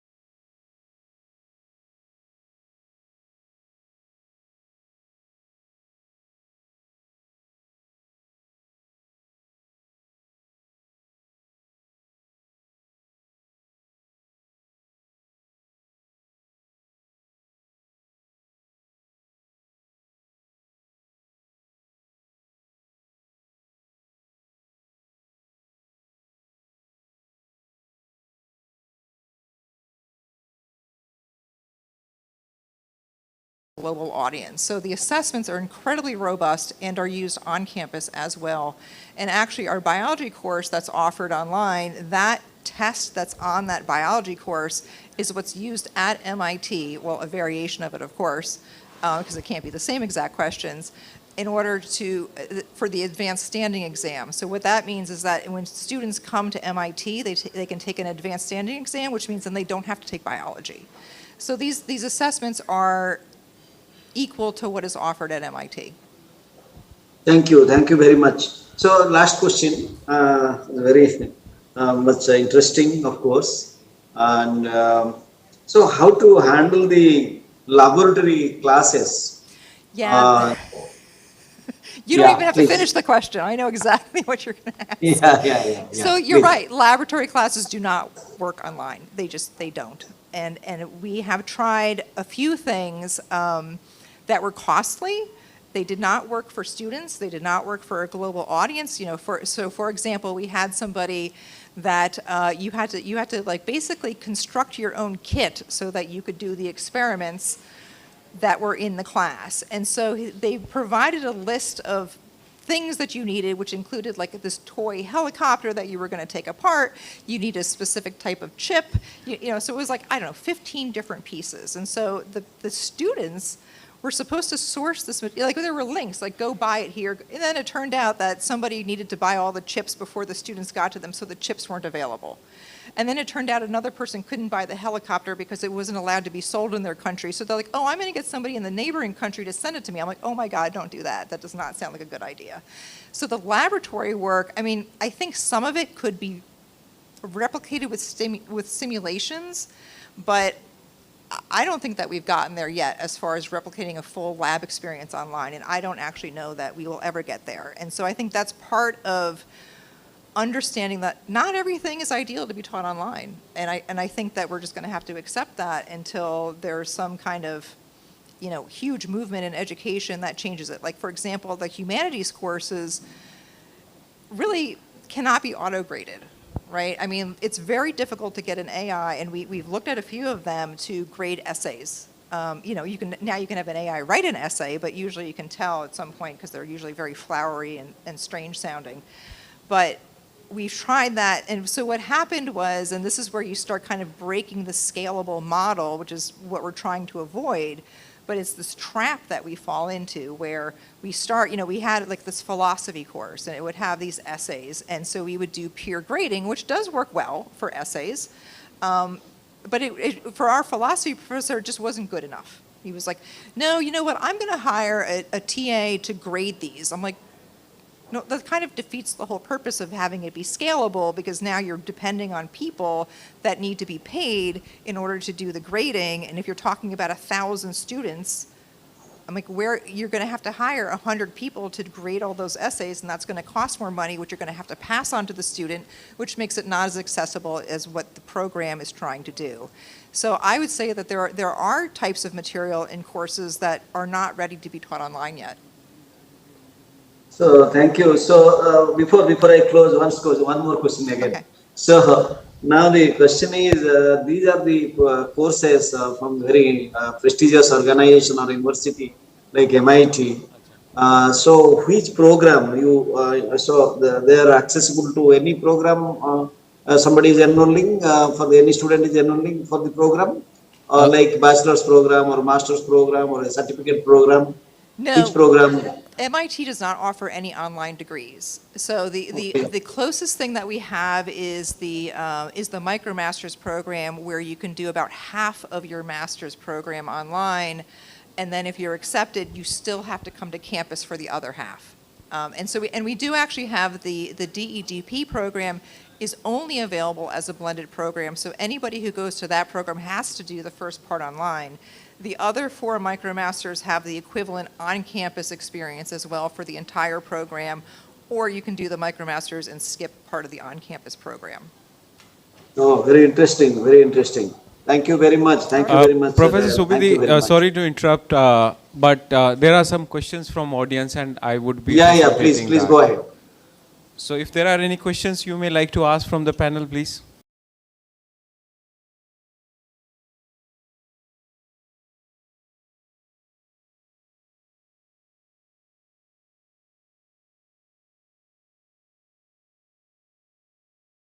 What Dr. Agarwal also spoke about is that the audience isn't just 18 to 22-year-olds, right? So MIT works on a pathway into MIT and then a pathway for the rest of your life.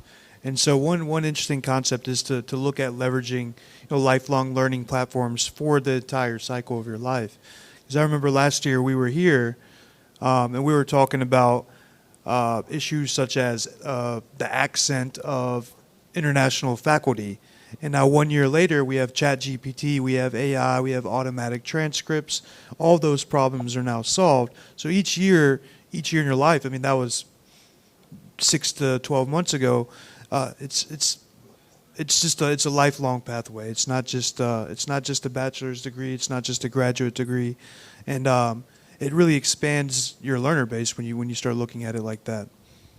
So if I may ask these questions, we are also confronted by some of these questions very often when it comes to recognition of online qualifications. So as of now in India, online qualifications are not recognized, the foreign qualifications. And for Indian universities, those who are delivering online programs, there are certain parameters which they need to fulfill to deliver online qualifications. And this is discussed a lot, like why India is not recognizing online qualifications. Apart from other academic discussions, one of the reason which is given is like the technology has not matured enough to give student the kind of experience, a classroom experience which he gets otherwise in a brick and mortar classroom. One, technology has not matured. Another is the social and the peer learning which happens in a traditional conventional classroom. So to these kind of questions, how do you respond? Like, like if I'm a student, if I have option of going for an online qualification, yes, in terms of cost, in terms of flexibility, and the choice which I have. But if I have to choose over a traditional classroom wherein I will not only learn from the prof, but from my peers, I will engage into various social dynamic events which otherwise I don't get access to in an online classroom. Yes, I think that it depends on what your goals are as a learner, right? I mean, and not everybody has the opportunity to go to a brick and mortar school. I mean, that's just a fact. You know, they may not live near one, they may not be able to afford it, they may not have the time, they may be working full time. So we're not just talking about the traditional student, we're talking about people who want to continue to learn even though they are not a traditional student. As far as the other aspects like social learning and things like that, I think there are ways, I mean, because you could have a student in a class who doesn't talk to anybody and just does not do any social, I mean, like it's up to the student to be social, right? And you can do that online as well. I mean, there are people who live online. I mean, they are very social animals who just, don't ever talk to a person in person.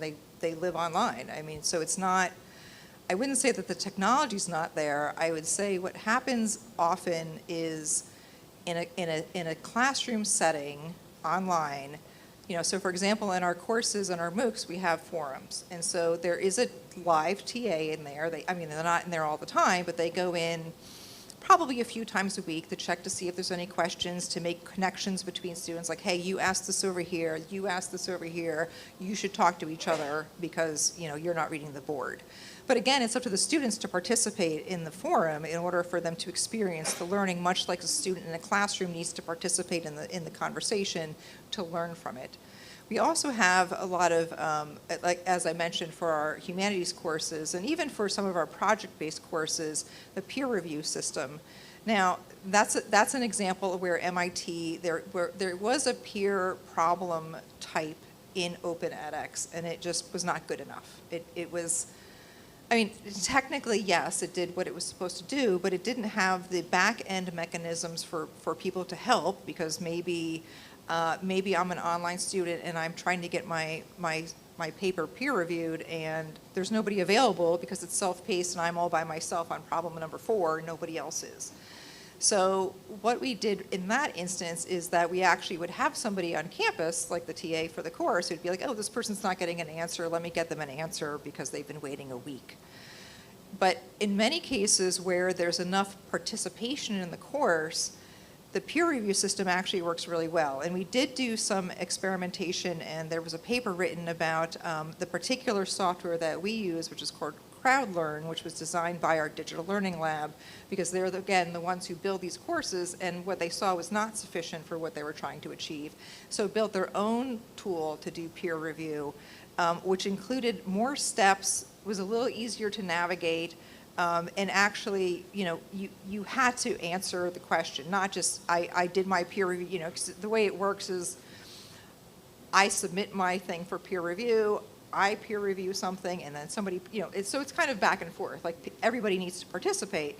So you can't just submit something and then not review somebody else's, because that's just not fair, right?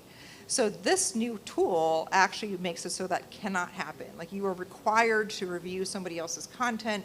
There's a very robust rubric. It's built into the platform of how to read the rubric, because a lot of times with peer review, people don't understand what a rubric is. I mean, you actually have some faculty that don't understand what a rubric is either, because they're just not always used. So there's a little bit of training of how to read a rubric, how to use a rubric, how to apply it. So I think that I don't know that it's so much a technology question as more of a human question of how do we get people to communicate with each other more in maybe a more novel environment. So I think that, yes, there's probably still work to do on that. And again, not everything is able to be replicated online. So if you have a class that's, the whole class is dissecting a poem and talking back and forth, probably not ideal for an online course because you're talking about taking a class that might have 12 people in it who are sitting around a table discussing something. I mean, if you're doing that online, you're probably doing it on Zoom, which is, it's online, yes, but that's not what we're talking about here. So hopefully that answers your question somewhat, but. And I'll add to that just briefly. The key is developing adaptive models. So with Edify Online AIU and what we're doing with the University Clusters pilot, our faculty actually teaches based upon the university's syllabus. So they are not, they are teaching in alignment with what the university is looking for from a learning outcome standpoint. And even with the content models like what you're talking about, like she mentioned, MIT doesn't know your student, you know your student. So if they are going to provide the content, that content can be adapted for how your classroom or your university needs to use it. But I do agree, the conversation about online or offline is kind of a moot conversation at this point because all the learners are online. They all want some online components. They crave it, they need it, that's what they know. So at this point, I do think that, I do agree that the efficacy of online courses is mostly on par with in-person courses outside of some particular subjects. But I don't think it's a question of it's a have-to type of situation to have to adapt to the learners and what they're looking for. Okay. Yeah, there is one more question.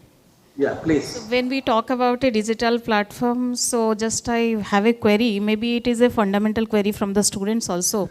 What about the validation of these online platforms in terms of job prospects?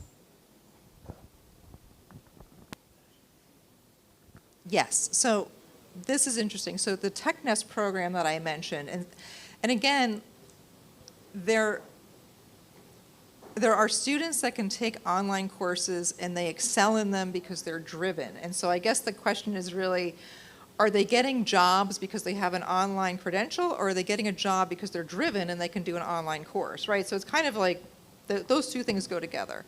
So when I talked about that TechNest program, now we're talking about students who maybe are not, I'm not going to spend 10 hours a day on an MIT course because I have kids, I have a job, I have all these other things. And so that's where this more supportive service, where we're not trying to do everything online, because it does not necessarily work for everybody. And so that's where you get this human element that's needed.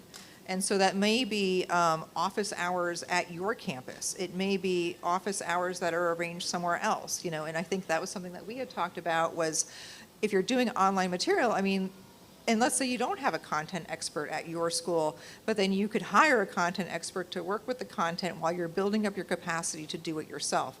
But you start learning already because you have students in there doing this work. You have somebody, maybe somebody from outside to do the facilitation and do office hours and things like that, working with your faculty so that you're bringing everything up together. And then at some point and again, this is all about refining your model, because as we noted, everybody is different. And so what works at San Jose City College is a great model, and I think it works really well for their students, and I could see being applicable to a lot of students, but not all students. And so it's a little bit of trial and error to see what works in your environment. I'm sorry, I'm so jet lagged. Did I answer your question, or did I think you did answer it Did pretty I well. answer it? Okay, thanks. But just to add to that, we were talking about rankings earlier. As rankings evolve, everything is going to be based upon outcome. And so creating ecosystems, learning platforms, technologies where public and private entities can coexist is the only way to adapt to the future. Because learners going forward, there will always be a percentage of learners who want to learn literature or who want to do these things. But at the end of the day, they're looking at the return on investment in their degrees. So I think the opportunity is here to to leverage technology, leverage, establish ecosystems to create these pathways. Thank you very much. Thank you. Thank you very much. So, so this is a very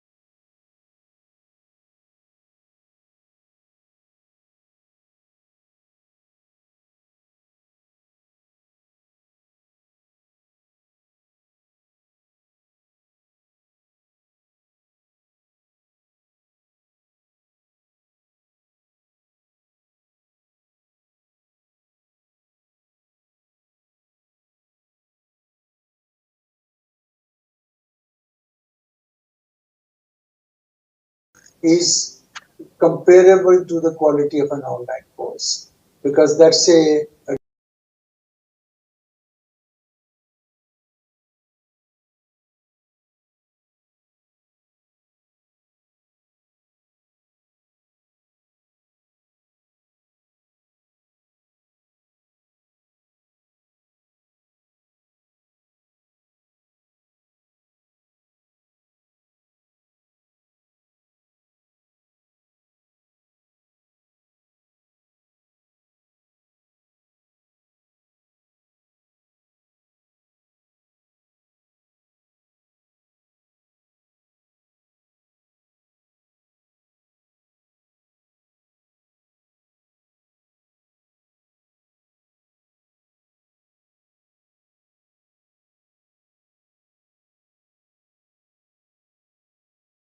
number of students get benefit in a mass education.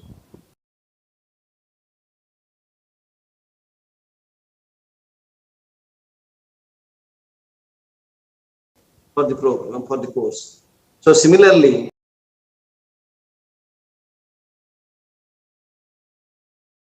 to avail this international flavor of learning through a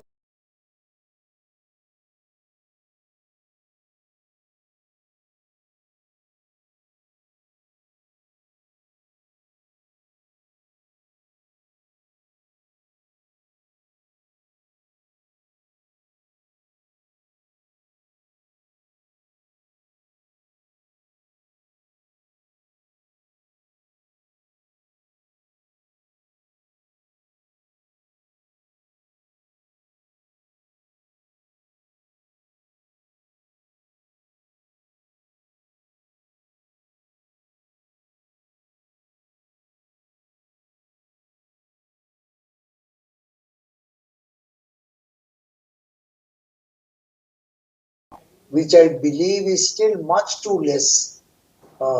Number two, I also believe that in some courses like technology, probably online will have to be supplemented by some offline. yeah, you are correct. Because pure online may be all right in history, sociology, philosophy, etc.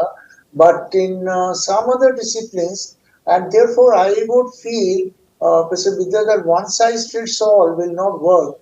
We'll probably have to say that for this course, 70-30 will be good.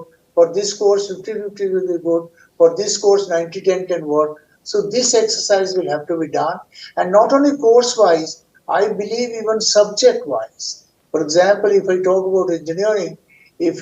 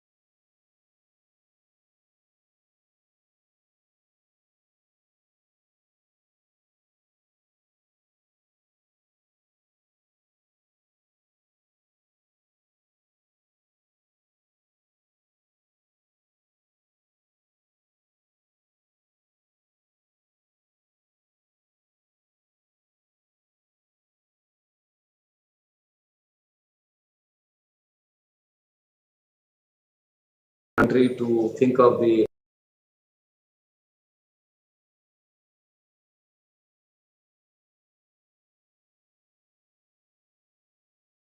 discussion.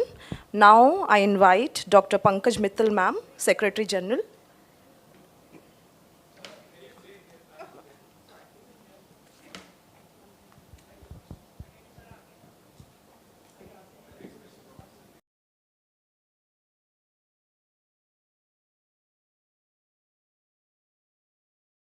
Professor Vinay Pathak, sir, to kindly felicitate the speakers.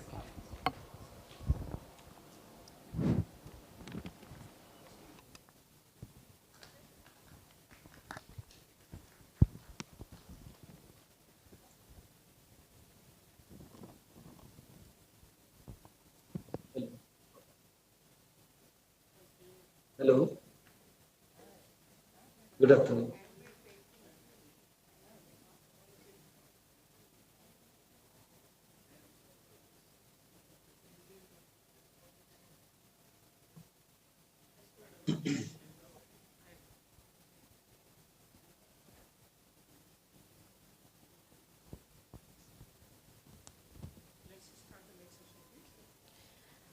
And we also extend our sincere gratitude to our chairperson and speaker for joining us online.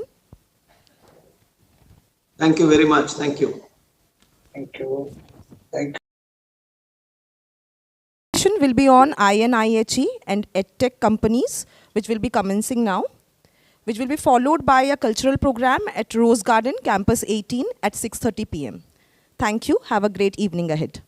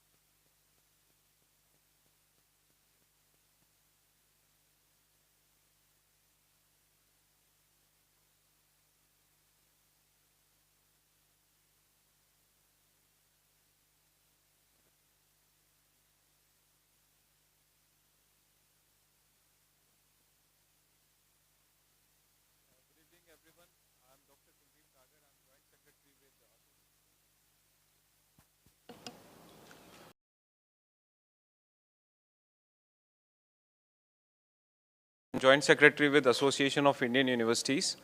So I'm here to share two recent initiatives of AIU, INI and Student Immersion Programs, and I'll very quickly take you through some of the slides. So INI is a platform which we have created on the lines of NAPSA, if you are aware. So this is a platform to bring all the individuals, institutions who are involved in internationalization of higher education. And this platform is basically, so anyone can become member, whether you are a university, college, or an individual. And this platform is like you can register and so free.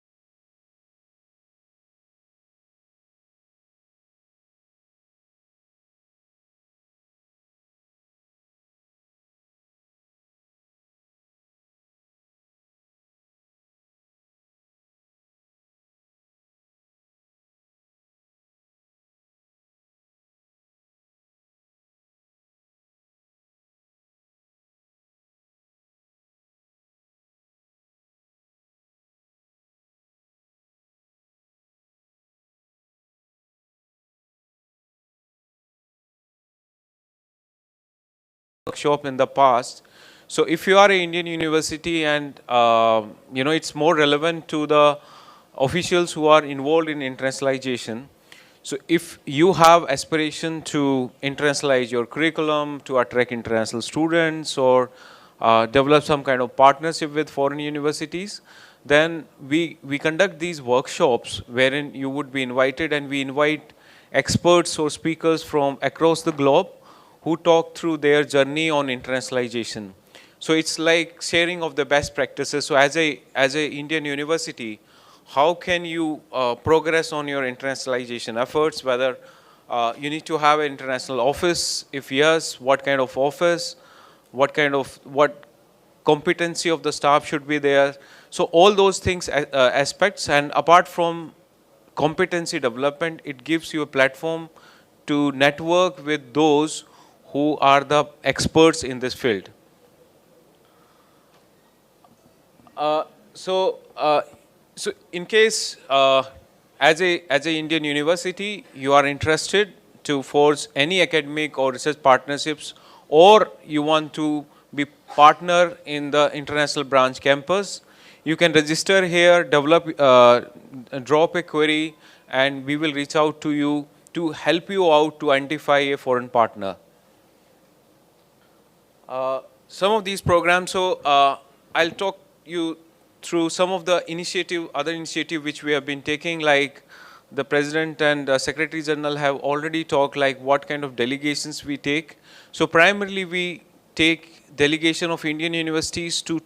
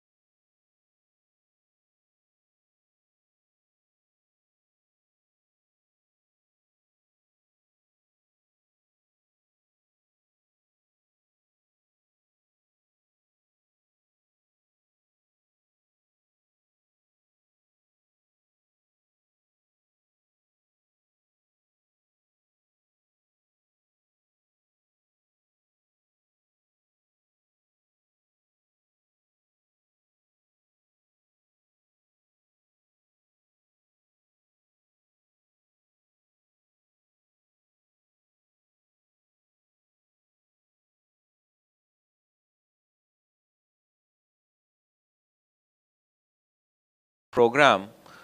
Again, this program was developed for international students who wants to come and have a taste of India. As you are aware, it's very difficult to get international student for full-time program.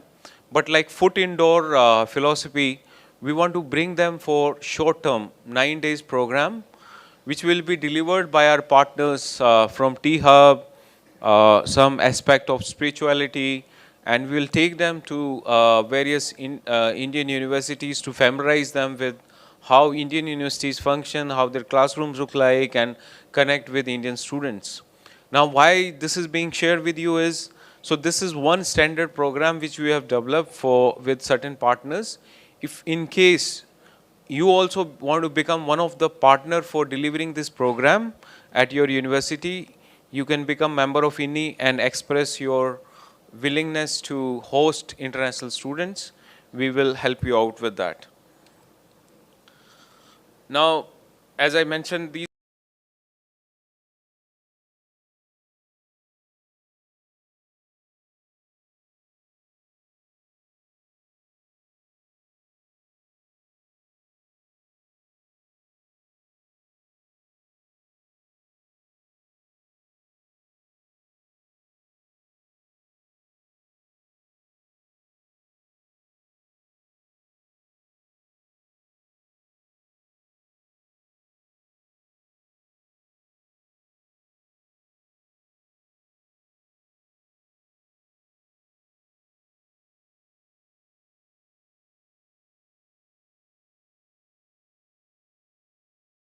And if you're interested, you can take it from me, though they have been given to you individually in the bags, but still, if anyone has not got it, we would be happy to share with you.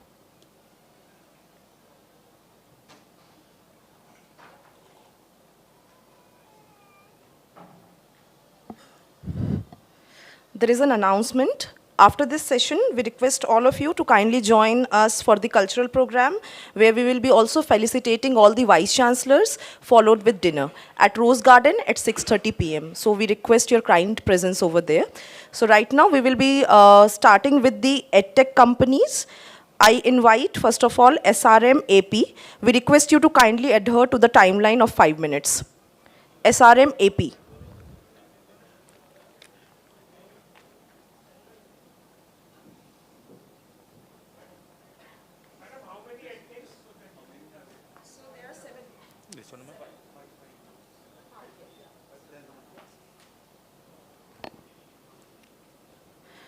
Good evening, everyone. And first of all, I would like to thank KIIT and AIU for organizing this meeting. And we are not from a tech company.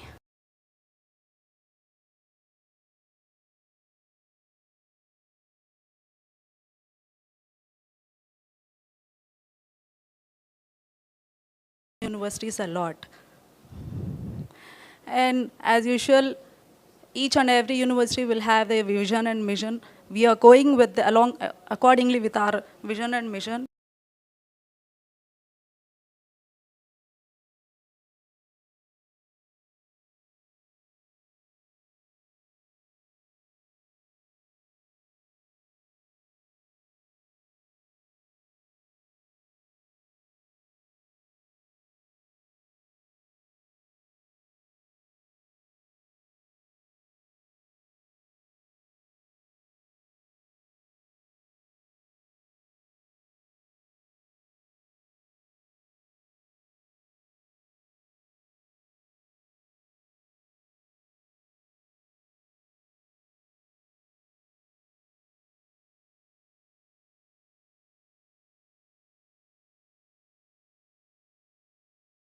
AP ranked among the world's top 2% scientists, listed by Stanford University. And research two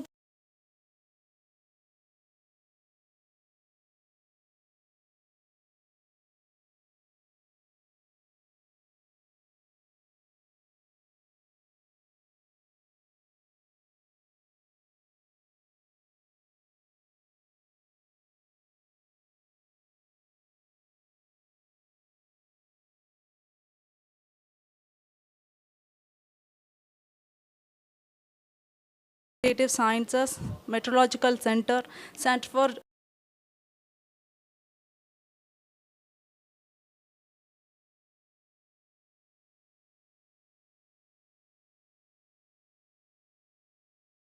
like a faculty for establishing a faculty for internationalization. We, we have Directorate of International Relations and High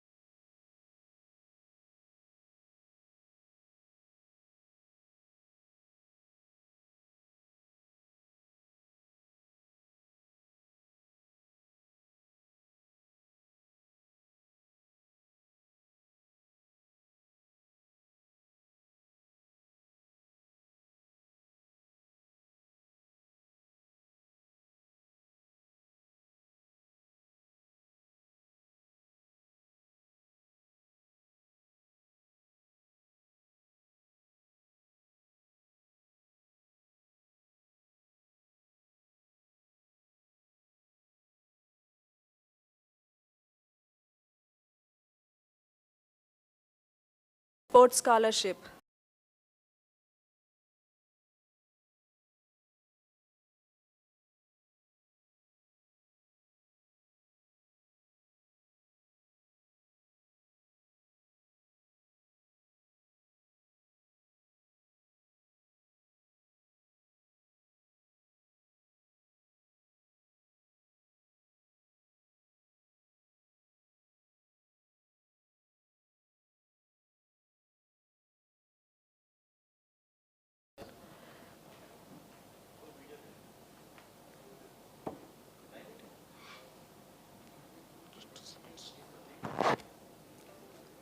It's a PPT name?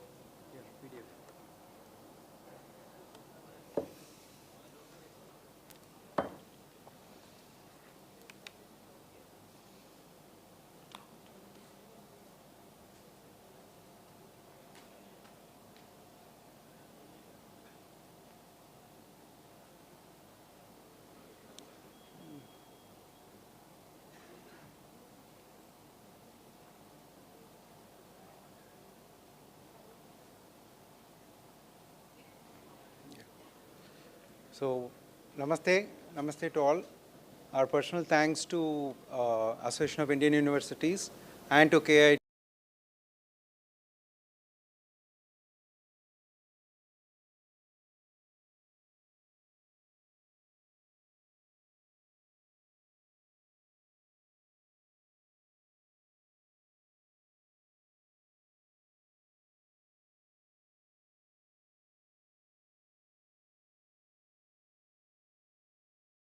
Authentic courses which are credit based, either 1 credit or 2 credit courses for academic and for lifelong learners.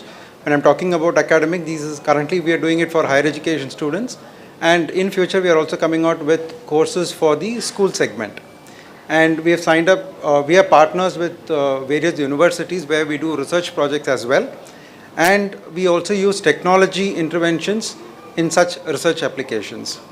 To be proud to state here that Siddhanta Knowledge Foundation is a Ministry of Education, IKS Division accredited IKS Center for developing and deploying Indian knowledge system courses, as well as offering faculty development programs. Now, we are just coming out with all such courses on Indian knowledge systems, where it will be not only for the collegiate and academia team, it is also for faculty support, provides an IKS ecosystem, and also currently it is being offered for the lifelong learners. When I'm talking about Indian knowledge, we are mapping it with the current academia, where Ganita, Vijnanam, Vastu-shastra, Jyotisha, Vyakarana, Arthashastra, Ayurveda, and Krishna Shastra are there. These knowledge bases have already been mapped to our mainstreams of education, and our courses are aligned with such offerings. This is also in line with the UGC norms or the National Education Policy 2020 norms of providing IKS courses for the student community with minimum 5% credit points to be earned from these IKS courses. Now, we've just come out with the first batch of 37 courses, which are 1 credit and 2 credit. And this is the spread that we are talking about from the mainstream academia, where we have around 15 courses from STEM, which offer in design, architecture, in agriculture, courses for defense, humanities, medical sciences, psychology, management, and law. All our courses are mapped and covers the Sustainable Development Goals from the United Nations, and implementation of these IKS courses in the universities and colleges also support NIRF ratings and the NAC ratings as well from the university standpoint. We're also coming out with minor degree programs on Indian knowledge systems, something to do with 18 to 22 credit points spread over 5 to 6 semesters. The 4 minor degree programs currently being launched are Bharatiya Science Foundation, Bharatiya Designs, Indian Architecture, and Vedic Psychology. Apart from the main medium of instruction being English, we are going to give these courses in these regional languages also, in order to support the student community who would like to prefer learning this Indian knowledge system in their regional dialects. And we also offer, as I mentioned earlier, faculty development programs and faculty training workshops pertaining to the Indian knowledge systems framework. Thank you so much. Yeah, I do understand that. Thank you. Thank you so much, sir. Now I invite Jacquard to present their part.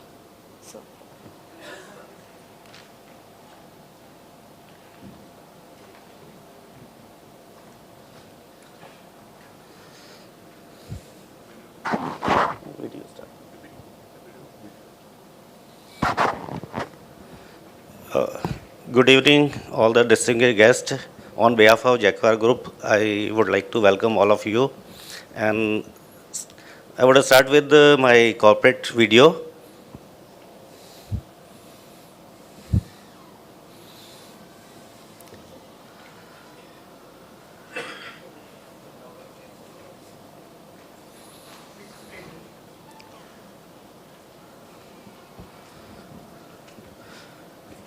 Jaguar Group is a 65-year-old company which is involved in the sanitation facility as well as light fittings to the end customers, including corporates, education institutes, domestic. One of the fastest growing bath and light brands in the world, Jaguar Group is a multi-diversified company that prides itself on over 6 decades of manufacturing excellence. The group offers solutions for almost every requirement in bath fixtures and lighting. Jaguar, the group's flagship brand, stands as a testament to excellent quality and design. Artis, the group's luxury brand, is synonymous with opulence and sophistication.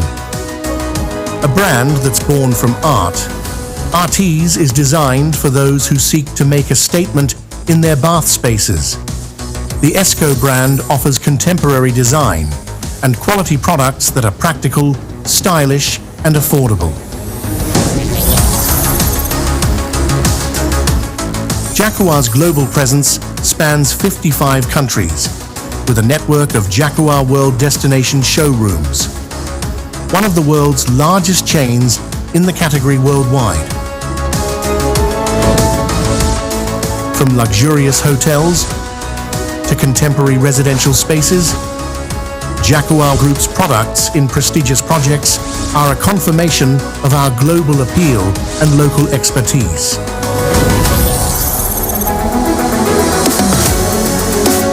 At Jaguar Group, the commitment to excellence begins at our state-of-the-art manufacturing facilities.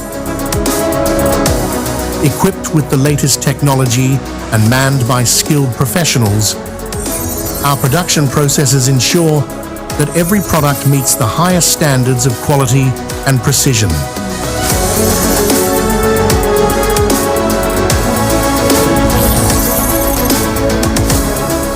A testament to the quality of Jaguar Group's products is the wide range of international certifications it has attained and the prestigious global design awards it has won by working with renowned designers.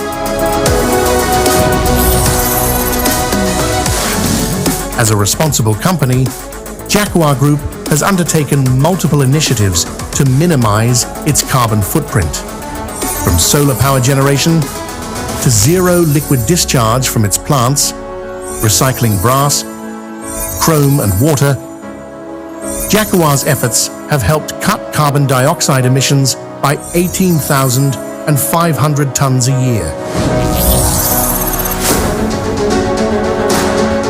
Jaguar is India's most trusted bath brand and the #1 bath brand in value terms. It is also the country's most searched bath brand and has more than 54 million visitors to its website every year. Jaguar today is a $750 million company with a 12,000-strong team spread across the world. A team committed to pushing the boundaries of design and technology. Join us as we continue to shape our vision of enabling people worldwide to rediscover the joy of water and light.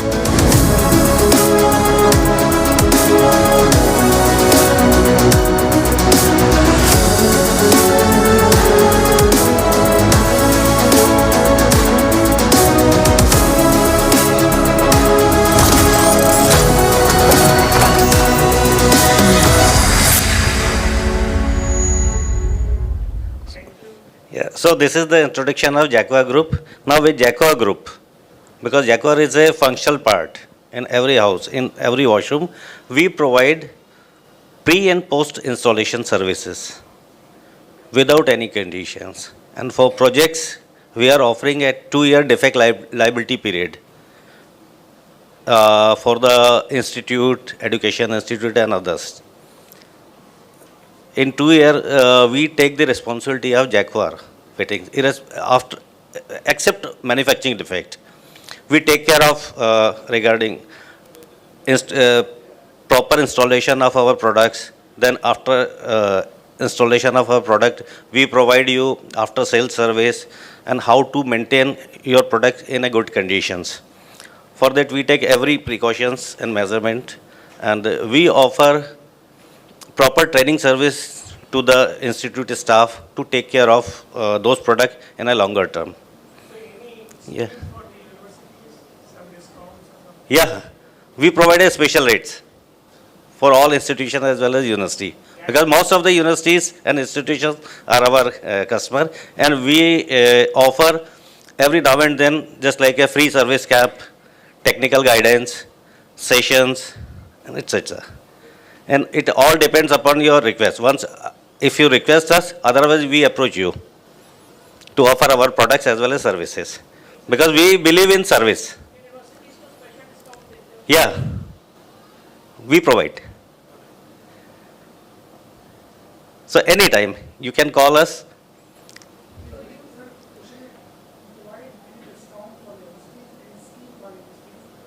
Pardon, sir?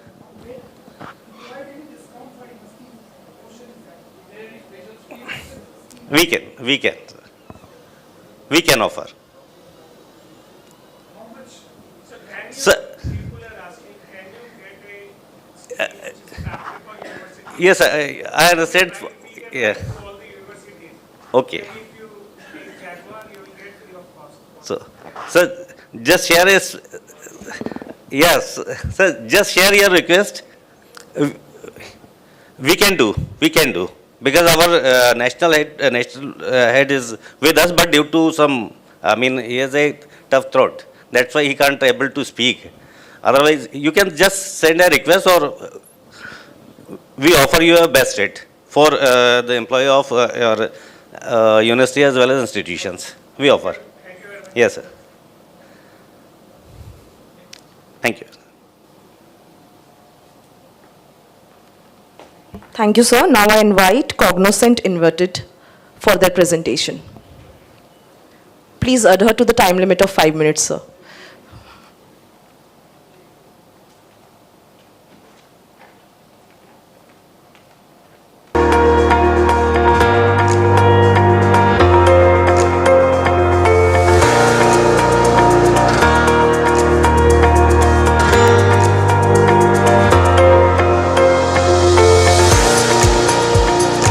Education is the foundation of a brighter future. But in today's fast-paced world, universities face complex challenges in administration, student engagement, and learning personalization. Cognoscent Invented Private Limited, CIPL, is revolutionizing the education sector with AI-driven innovations, streamlining operations, enhancing student experiences, and paving the way for academic excellence. With over a decade of expertise in digital technologies, CIPL is a pioneering AI solutions provider committed to transforming Indian universities. Our in-house development and implementation teams specialize in tailor-made AI solutions, helping institutee-ons overcome administrative inefficiencies and improve academic outcomes. Introducing our cutting-edge AI-powered solutions designed for the future of education. AI-powered question bank solution. Effortless and scalable question bank generation. Saving time while maintaining quality and adaptability. AI-based registration and scheduling. Seamless examination registration and scheduling, ensuring fairness and security. AI-based on-screen marking, OSM, revolutionizing exam evaluations with accuracy, transparency, and efficiency. One-time registration, OTR, with integrated payment gateway. A single student credential system for admissions, exams, and academic transactions. Automated CCTV security and surveillance. advanced AI analytics to ensure campus security and safety, AI-powered learning platforms, personalized learning, automated assessments, and intelligent insights for better academic performance, smart attendance and campus management systems, automating attendance tracking and optimizing campus operations, AI chatbots for universities, 24/7 student support and administrative assistance, AI-based presentation skill enhancement, real-time feedback and AI coaching to refine communication skills, ERP for universities, a comprehensive academic and administrative management solution, digital library infrastructure, bridging the digital divide with accessible, state-of-the-art e-learning resources. In today's digital world, security is paramount. Introducing AI-based biometric authentication solutions designed to provide seamless and highly secure authentication methods. AI-based facial recognition authentication. Instantly verify identities with advanced AI-powered facial recognition. AI-based fingerprint authentication. Unlock security with just a touch using cutting-edge fingerprint technology.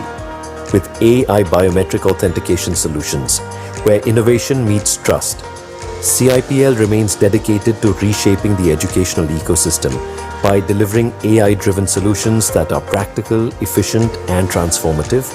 Our vision is to empower universities across India to embrace technology for a smarter future. The future of education is AI-driven, and CIPL is ready to be your trusted partner in this transformation. Let's collaborate and build an intelligent, efficient, and innovative learning ecosystem together. To explore how AI can revolutionize. नमस्कार। जैसा आपका response है, मैंने exactly ऐसा ही response expect किया था। शाम हो चली है, एनर्जी लेवल्स हाई हैं।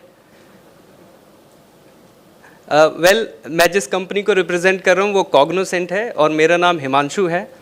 पर मेरे से ज़्यादा आप सब भी तारीफ के लायक हैं और आपका एप्रिसिएशन होना चाहिए कि आप सब अभी तक बने हुए हैं। तो एक बिग राउंड अप्लॉज आप सभी के लिए, आप ही के द्वारा। देखिए, ये बिग राउंड तो नहीं था, तो एक बिग राउंड अप्लॉज आप सभी के लिए, आपके द्वारा। थैंक यू सो मच कि आप मुझे सुन पा रहे हैं अभी तक। और चैंपियंस ट्रॉफी चल रहा है, क्रिकेट चल रहा है। पहले सचिन तेंदुलकर हुआ करते थे, अभी विराट कोहली और रोहित शर्मा हैं जो लीड करते हैं फ्रंट से। ऐसी ये मैडम है जो होस्ट है, हमारी एंकर हैं, ये भी सुबह से एक सिंगल हैंडेडली हैंडल कर रही है। तो एक राउंड ऑफ अप्लॉज इनके लिए भी। देखिए, मैं अपनी ऑर्गेनाइजेशन से ज़्यादा इस बात पे फोकस करूंगा कि हम यूनिवर्सिटीज़ के लिए सोल्यूशन क्या लेकर आए हैं, क्या प्रॉब्लम्स हैं और एआई की दुनिया में या सॉफ्टवेयर की दुनिया में कैसे उसको सॉल्व किया जा सकता है। कॉग्नोसेंट के बारे में आपने डिटेल वीडियो देखा, तो मैं उसके बारे में बहुत ज़्यादा नहीं बताऊंगा। ये कुछ ऐसे ऑर्गेनाइजेशन हैं, कुछ ऐसे ब्रांड्स हैं जिनके साथ हम एसोसिएटेड हैं और आज के डेट में काम कर रहे हैं, जिसमें IIM अहमदाबाद जैसा नाम भी है, बाबा फरीदकोट यूनिवर्सिटी भी है, BHEL भी है, तमाम ऑर्गेनाइजेशन आप देख सकते हैं। NSC भी है जो टेक्नोलॉजी में, IT में बहुत प्रीमियर ऑर्गेनाइजेशन माना जाता है। आज के डेट में अगर हम देखें तो हर यूनिवर्सिटी का एक चैलेंज है कि ज़्यादा से ज़्यादा स्टूडेंट्स तक कैसे पहुंचा जाए, अपने कोर्सेज़ के बारे में, अपनी USPs के बारे में उन्हें कैसे बताया जाए, नंबर 1। नंबर 2, एक इंफ्रा तो उन्होंने फिजिकल इंफ्रा रेडी कर लिया है, बट डिजिटल इंफ्रा जो आज के डेट में बहुत इंपॉर्टेंट है, वो कैसे बनाया जाए। और नंबर 3, जितने भी रिसोर्सेज हैं, चाहे वो ह्यूमन रिसोर्स हो, चाहे वो फिजिकल इंफ्रा हो, चाहे वो IT इंफ्रा हो, चाहे और तमाम इंफ्रा हो, उसका ऑप्टिमल यूटिलाइजेशन कैसे किया जाए। तो इसमें से जो 2 एरिया हैं, पहला, आप अपने स्टूडेंट्स तक ज़्यादा से ज़्यादा तक कैसे पहुंच सकते हैं, नंबर 1, एंड नंबर 2, आपको जो डिजिटल इंफ्रा बिल्ड करने की ज़रूरत है एज अ यूनिवर्सिटी, उसको हम आपको मदद करेंगे बेहतर करने में। आप ऑलरेडी कर रहे होंगे, पर उसको बेहतर कैसे कर सकते हैं, उसमें हम यूनिवर्सिटीज़ की मदद करते हैं, करते आए हैं। ये हमारी सक्सेस स्टोरी रही है, इसके बारे में मैं आपके साथ शेयर करूंगा। आप जानना चाहेंगे? वेल, आपने हाँ कहा, मैंने सुना ज़रूर। तो आपने बहुत ही अच्छा काम किया। तो आप एक काम ये कर सकते हैं, आप मेरे साथ ऐसे हाथ ऊपर कीजिए सभी लोग। सभी लोग, मतलब सभी लोग करिए, और एक इसको घुमाइए हाथ को पीछे की तरफ, और एक टैप करिए बैक पे, करिए well done, thank you so much. सबसे पहला जो सोल्यूशन है, क्योंकि प्लेसमेंट से भारत में यूनिवर्सिटीज को सीधे सीधे लिंक किया जाता है कि कितनी इंपैक्टफुल यूनिवर्सिटी है या सोशल स्टेटस उस यूनिवर्सिटी का कैसा है, रिसेप्टिविटी कैसी है। मैरिज मार्केट में भी देखें तो यूनिवर्सिटी के साथ बहुत अच्छे से कैंडिडेट्स को एसोसिएट करते हैं। उस प्लेसमेंट को बेहतर करने के लिए हमारे पास ये AI बेस्ड क्वेश्चन बैंक है।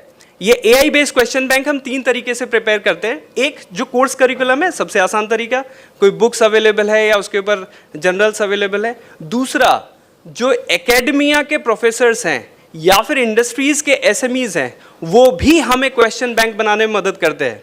As on date, we work with more than 100 organizations and we take their expertise to prepare these question banks. और आज के डेट में हमारे जो क्वेश्चन बैंक है, करीबन 50,000 से ज़्यादा क्वेश्चंस हैं उसमें, अलग अलग सब्जेक्ट्स के लिए। और तीसरा तरीका है AI बेस्ड, जिसमें हम LLM मॉडल का यूज़ करते हैं या इंटरनेट का यूज़ करते हैं ये क्वेश्चन बैंक्स को प्रिपेयर करने में।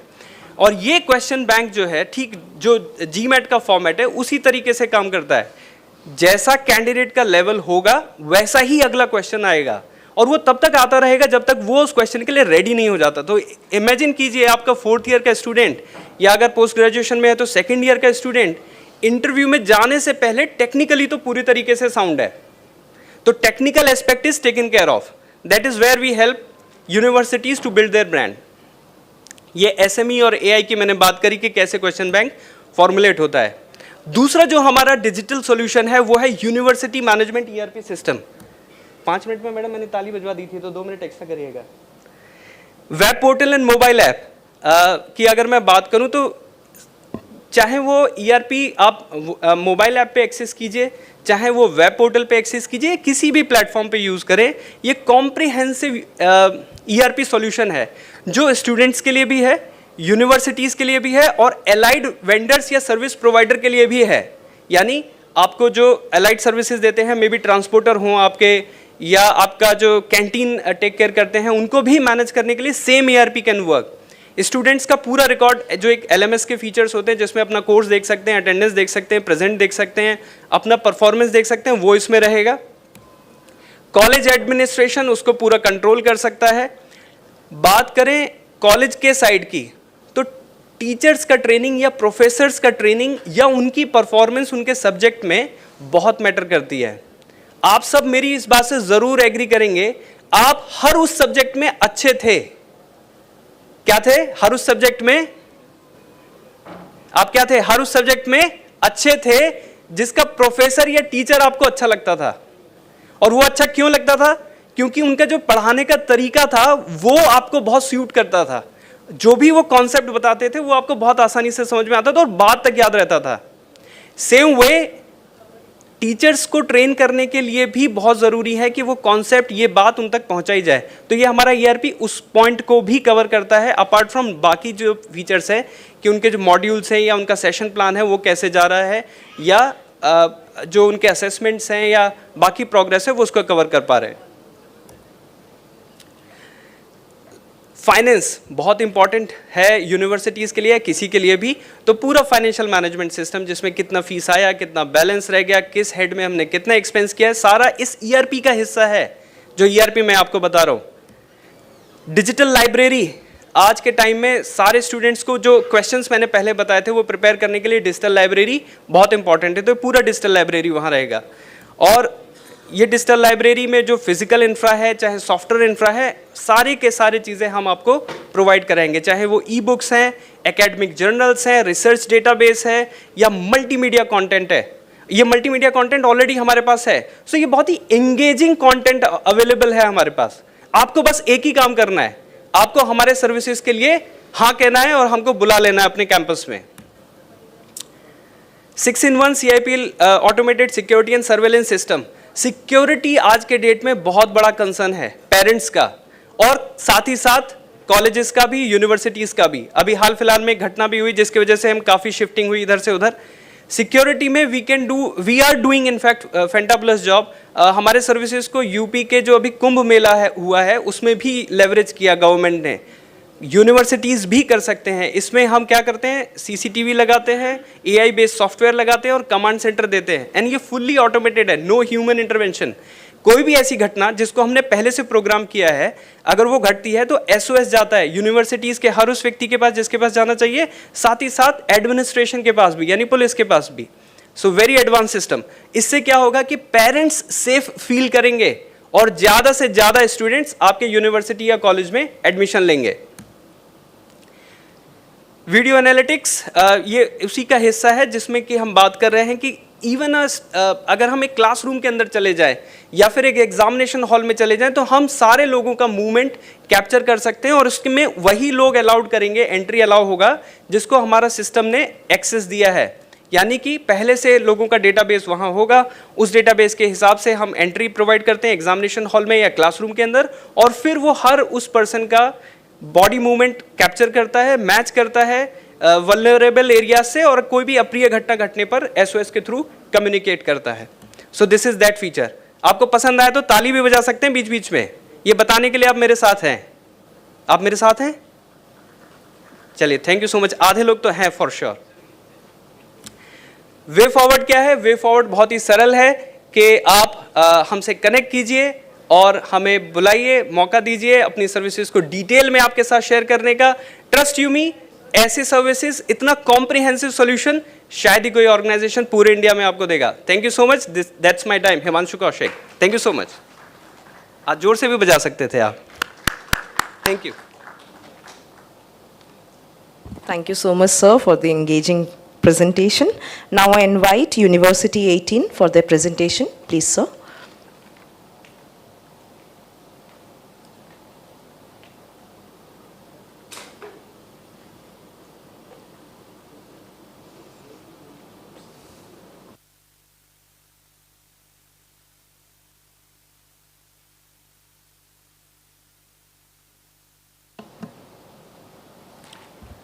Good evening, everybody. So मैं बहुत ज़्यादा टाइम नहीं लूँगा आपका. It's a fag end of the day. But there's an important point which I'll definitely like to address. Earlier in the day, Dr. Pankaj Mittal addressed a very important point for the universities with respect to the number of students who are going out of India overseas for education vis-a-vis the number of students who are coming into India. Obviously, the government is addressing this issue. There are various initiatives. Study in India is one of the initiatives that the government is very aggressively pushing now. But what I want to put across is those initiatives obviously will fructify over a period of time. But there's something that we can do immediately, as an immediate intervention. With respect to online courses, there's been a lot of facilitation from the Government of India's side with respect to delivering these courses within the country and overseas as well. पहले नहीं होता था. There was a lot of gray area as far as ODL courses were concerned, online courses were concerned. 2018, 2020, there were excellent regulations which came out from the Government of India and which enabled the universities now to not only give online courses within the country but also deliver these courses overseas as well. So this is a great opportunity for universities who are looking at exploring overseas markets and acquiring students. And सबसे अच्छा advantage उसका ये है कि वो आप आज कर सकते हैं. You don't have to wait for it. And the process is very, very simple. No visas required. No elaborate regulations etc. required. Very, very simple. Student goes online, clicks and joins a course. So that is one thing which I want to put forth. We at University 18 have been doing it for a while now. In fact, we've been doing it since 2009. It's been a long time that we've been doing this, and we have already students from across. I'll skip the presentation bit. I mean, I don't want to get into the technical details, etc. So we already have students from over 150 countries across the world as we speak. These students have been enrolled for our university partners whom we are working with. So that is the strength that I wanted to put forth. Anybody who's interested in launching these online courses, acquiring students from the overseas market, we can help you do that.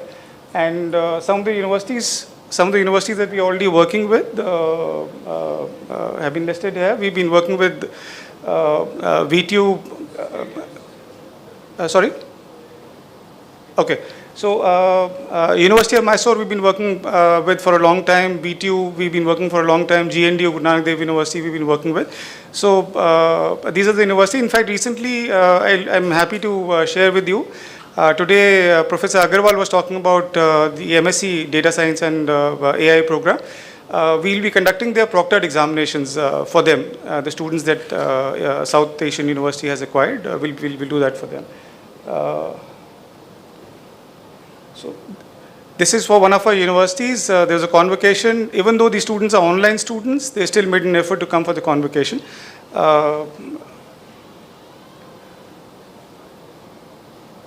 Some of the organizations, where our students are working. Yeah. So this is what I want to share. Any university who's interested in, exploring the online options, can reach out to AIU. We'll be happy to help you. For the detailed presentation, I didn't want to, because obviously it's a fact, end of the day, I don't want to get into a really detailed presentation. I'll not do that. In case you want to know the technical details, you can reach out to AIU and we'll be happy to share the details with you. Thank you so much.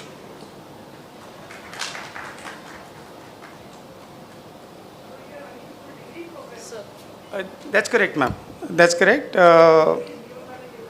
That's correct, ma'am. The university is... not really, ma'am, because the academic bit is handled by the university. The entire teaching bit is... That's correct, ma'am. So we do, in fact, since the question has come in, I'd like to also put across to you. We do an end-to-end implementation, ma'am, on a single platform. So the strength is, and we developed this over a period of time, looking at the requirements of the universities. So there are not multiplicity of platforms. It's not that student studies on one platform, takes proctored examinations on the other platform. It's all given in a single particular platform. The university, ma'am. So we set up the studio. We look after the technical bit, but the teaching happens by the teachers from the university itself, ma'am, to answer your question. Thank you so much.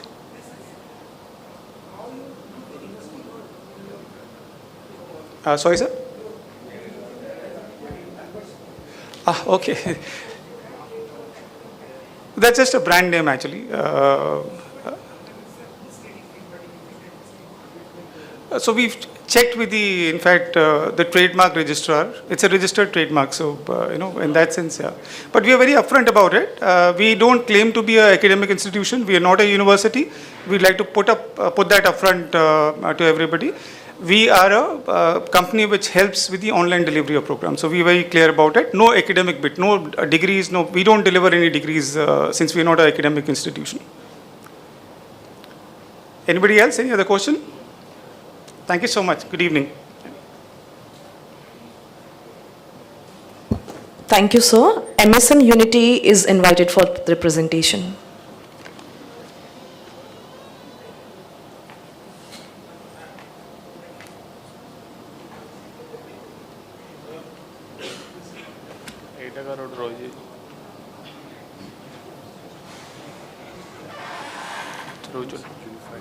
Yes, sir. Unify.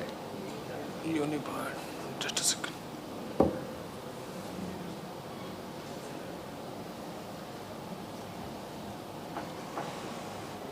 मैंने sir को दे दी थी.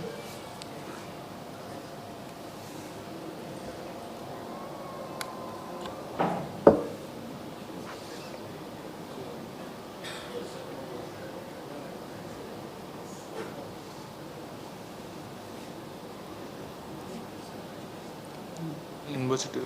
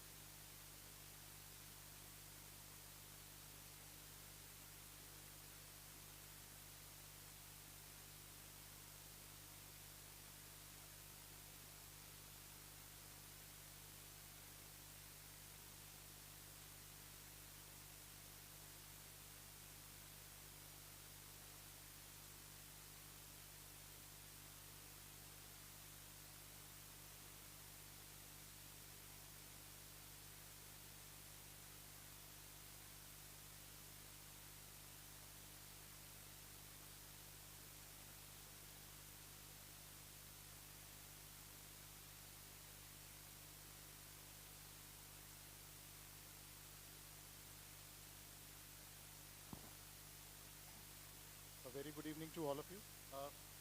Is my voice audible to all? Okay. A very good evening to all of you. I know it's a longish part of the day, but bear with me for next 5 minutes. So I represent MSM Unify. MSM Group is a Canada-based EdTech organization. We are a young EdTech organization, and we have been working globally with around 1,500 institutions. Our role or our organization can be, so the services can be broadly categorized into three main verticals. We help the students to fulfill their study abroad dreams, both as a destination country and as well as the GMO partners, like the dedicated pathways for the students studying in Indian universities going abroad.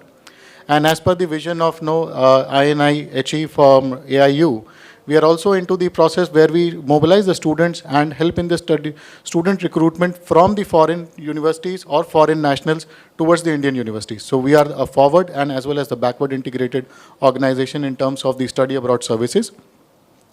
The second part of the business of us is around the skilling and reskilling of the students.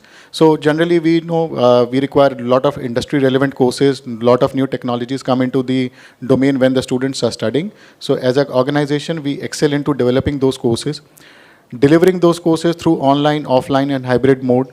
We have our own technology solutions which are AI based, of course, in this age of AI. Those are around LMS, SIS, which is helping the students and the fraternity of the institutions to stitch around the entire solutions in a uniform manner. And the skilling courses are full-time courses, certifications which can help identify the gaps in the current curriculum of the universities and colleges, give them the foreign diplomas in their own curriculum or in their own tenure of 6 semesters and 8 semesters, and we can also run full-time programs into the universities. By the way of full-time program, we means that we can embed the program entire BTech, BCA or any of the graduation degrees.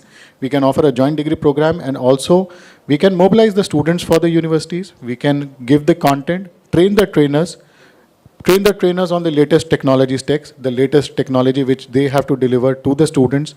Also helps in the placement profiling and the placement assistance. So we run as a key solution and a turnkey solution partner, not touching only one aspect of the organization or the institution in a day-to-day functioning, but the entire gamut of the entire university outcome and the learning objectives to be met at the very same time. So this is what we excel into. Of course, these are the broad services which we offer, which is LMS, SIS, content, training, GPA calculator and FDP. GPA calculator, a tool which is actually utilized for any student or any job aspirant who is going abroad. He or she requires his report card to be converted into GPA. So we do offer the GPA services as well. Anytime you require any access or some of the students to have a workshop on the destination counseling, or you want the students from coming abroad to India, we can always have an MOU with you. And also, basis your ranking, basis your into the NRF rankings, we can have a clear dedicated pathways for your students for the UG as well as for the PG courses. We work with K-12, we work with HE educations, and that's how we stitch the entire mobilization of the students, so that the students studying in +1, +2 have a dedicated window and they have the mapping of the universities, as well as the HE students who wants to fulfill their study abroad or higher education, they can fulfill in the foreign country and as well as the Indian institutions as well. So I'll just skip through the content because that is more or less covered. So these are the broad domains where we have the major certification. IT, ITES, we are NASSCOM certified, all our contents NEP, NSQF aligned. So all those things have been taken care of. We also own colleges in Canada, by the way, under the sister concern called INIVEC. And from there we have the courses certifications from PTIB. So any of your college wants to have certain self-paced online learning program, we can give a dual certifications programs during their normal studying in the universities as well. So we cover the entire management skill learning, soft skills, marketing, fintech, and ITIS. Gen AI, prompt engineering, the new industry 5.0, CNC, EV ecosystem, all those courses are already there. GPA I have already covered. FDP, yes, most of the time the students, along with the students, the teachers also require an upgradation of their technology stack, upgradation of their knowledge bank. We help them to get trained and then in turn train help the students to learn the new concepts. The core solutions are around academic. It is also relevant for the enterprise. We work for the corporates, and we also work for the governments and the non-profit organizations. We do offer custom-built propositions. We also offer white label solutions. So any university, any partner who is looking to develop certain solutions which should be white labeled, we can be a go-to partner, and we can help you, define as per your curriculum, develop the content, develop the solutions, how you want to deliver it, get the online system also working. All those things can be taken up as a partner to us, and we will be working 360-degree on a year-to-year basis under a review program. We also work, as I mentioned, into the B2G, and these are certain achievements into the B2G domain. We are also partner to SCL Tech and SCL programs, and SCL, we already have an association with AKTU and UPSDC, where we are now offering some SCL programs in association with them. So we do have a partnership with some industry giants as well. And this is our current affiliations in the Indian fraternity. And these are the our global marketing operations, which is the foreign universities collaborations which we have currently in place. Around 35 titles, I think you will be able to see, and we are greatly signing up more and more. Obviously, with some hampering around Canada and the US in the current scenario, we have dropped some 2, 3, 4 logos, but we are ramping it up into the other countries that we have the other options of Dubai and Ireland and Sweden. These countries we are working with. Thank you all. We have a stall set up right next into the AI in the case campus. So anytime we would be of help to you. So please do drop in to our stall, and we will be more than happy to assist you in the further elaboration and collaboration aspects. Thank you, and have a great day. Thank you. Thank you, sir. Now I invite Growth A and L for their presentation. I sincerely request, sir, to kindly adhere to the timeline. We are getting late.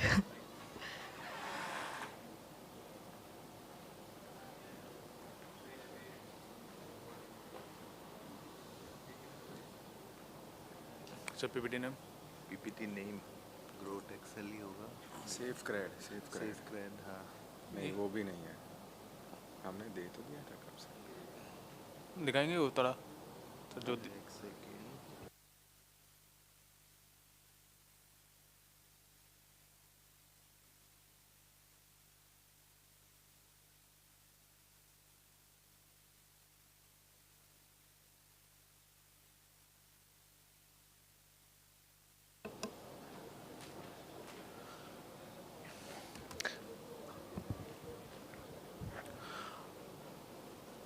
Hi, very good evening, everyone. So I am Rajiv, and my colleague Sunil is here today.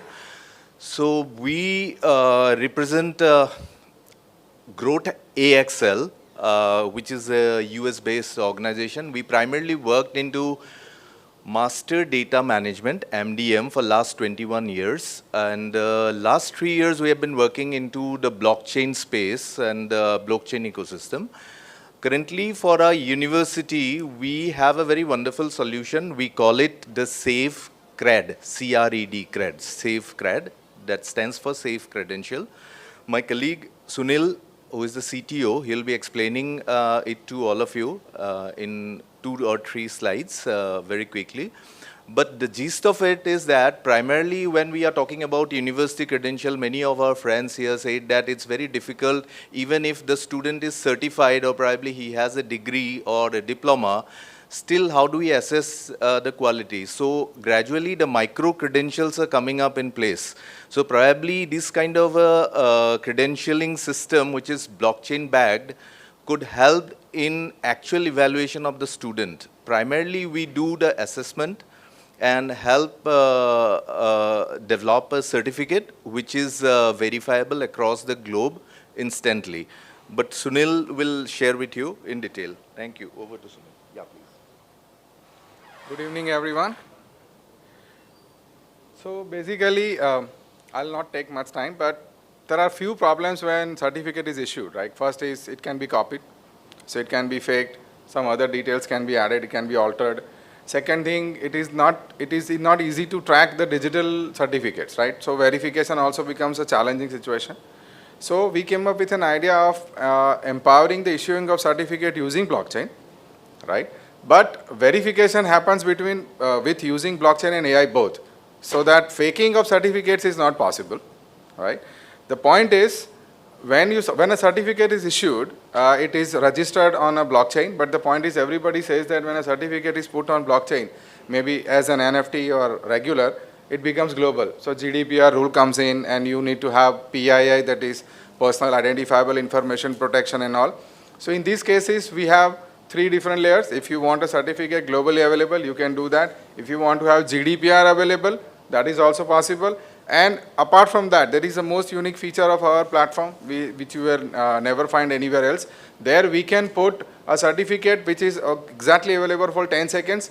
Even with a link, that certificate will not be accessible if it is not, you can say, enabled from our backend system, right? So that's why this particular software called, or platform called Safegrad protects your certificate as long as it is there on the platform. And the other most unique feature is, let's say the certificate is issued and it's a lifeline of 6 months or a year, but after a year, who stops that certificate to be altered and reused again, right? Verification still happens because certificate is original. But here, with a validity also registered on blockchain, that if you try to revalidate the certificate after a year, it will just straightforward say that it's an invalid certificate. So these couple of features are pretty, you can say, unique to our platform. And most importantly, we have our own custodial wallet, so we are not dependent on any third-party services. We have developed that complete wallet in a way that pretty soon we are going to have student passport kind of behavior, where every activity from, let's say, from the maybe from the school, maybe from the college perspective, everything gets recorded and it stays with the student, which can be verified in an instance. With blockchain, there is a problem there that every transaction takes time. Our system takes only 2.9 seconds. And it is not that you can issue only one, you can issue thousands of certificates in a day without any problem. Now the point is, do you need to come to our platform? Then if you don't have a system, yes. If you have a system, we have a decoupled architecture where our entire API layer can be integrated with your system in a way that nobody will even realize that the system is backed by blockchain. Right? So this is our you can say, entire architecture about Safegrad. Then this is the receiver and the entire certificate verification, how this verification works and all. So overall, there are 3 parts: issuer, receiver, and verifier. So all the 3 can utilize this one. This complete system works on email-based OTP system, so it cannot be even cracked. The entire system is applied all the Web3 standards, which is defined by the HTTP credentials and all. So everywhere, everything is completely secure. And as I said, though it is blockchain, it stays within India only. So that concludes my presentation. Thank you.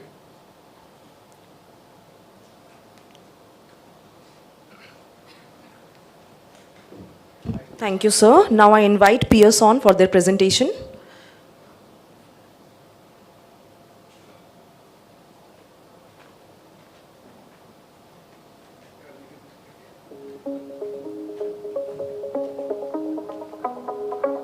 The future is arriving faster every day.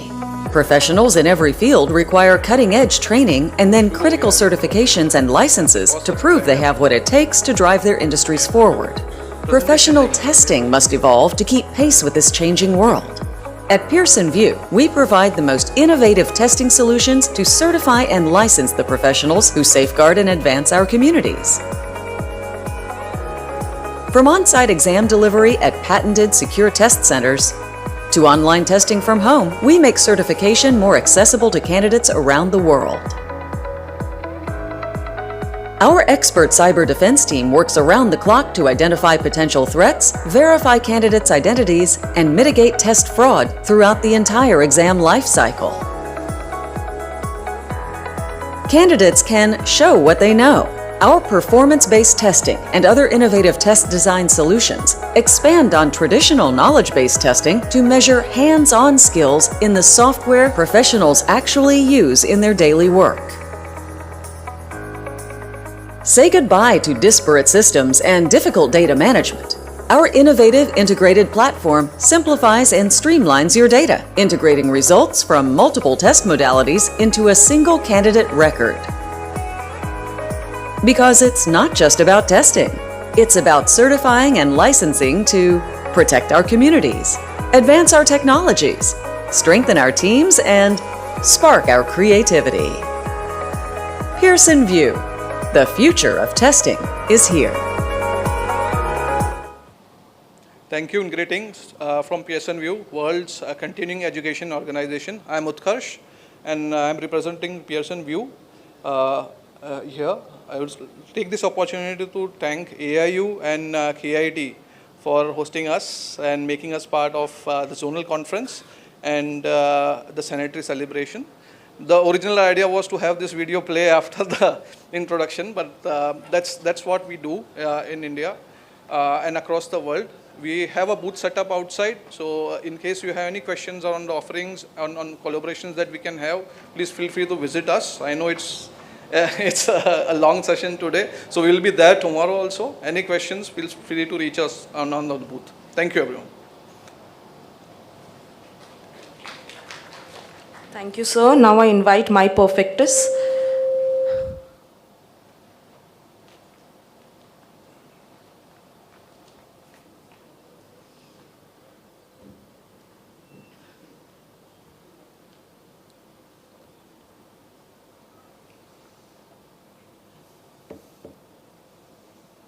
This one, sir.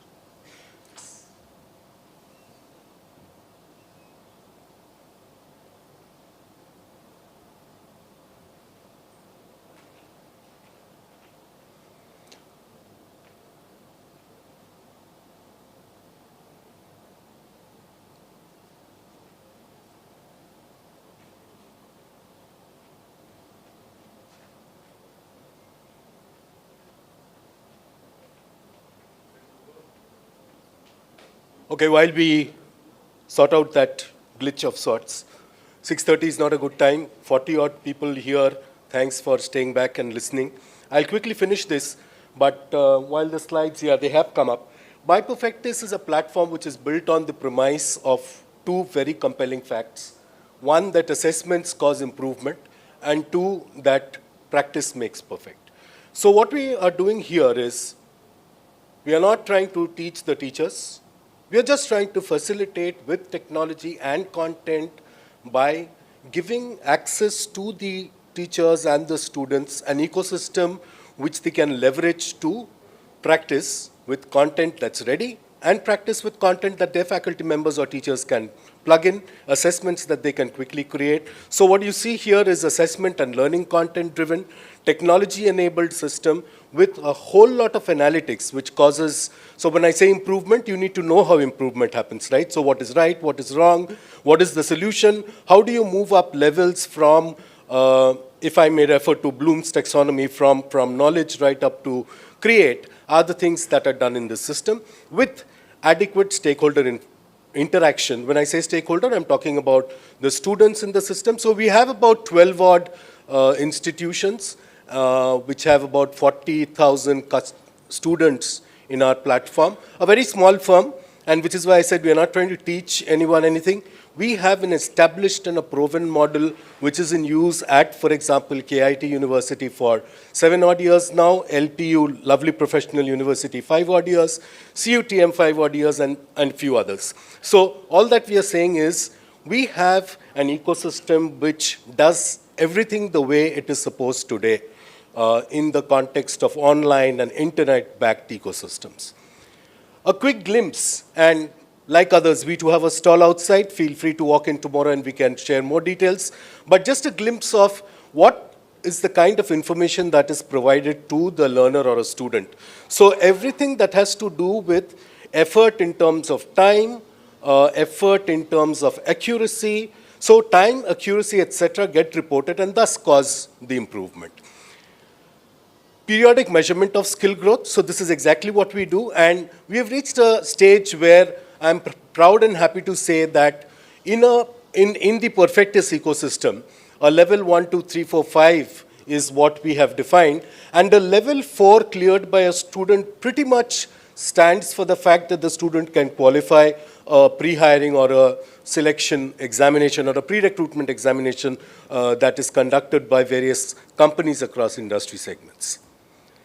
Some of our success stories, of course, KIT University, and thanks to them, and knowingly or unknowingly, we've been using AI for the longest time now. and you may or may not agree, and I'm thinking you should. There's enough evidence. In education and assessments, AI has been used for the longest time. It did not have the hype that it has today, right? So, which is where I said, get back to my point. We're not trying to teach the teachers.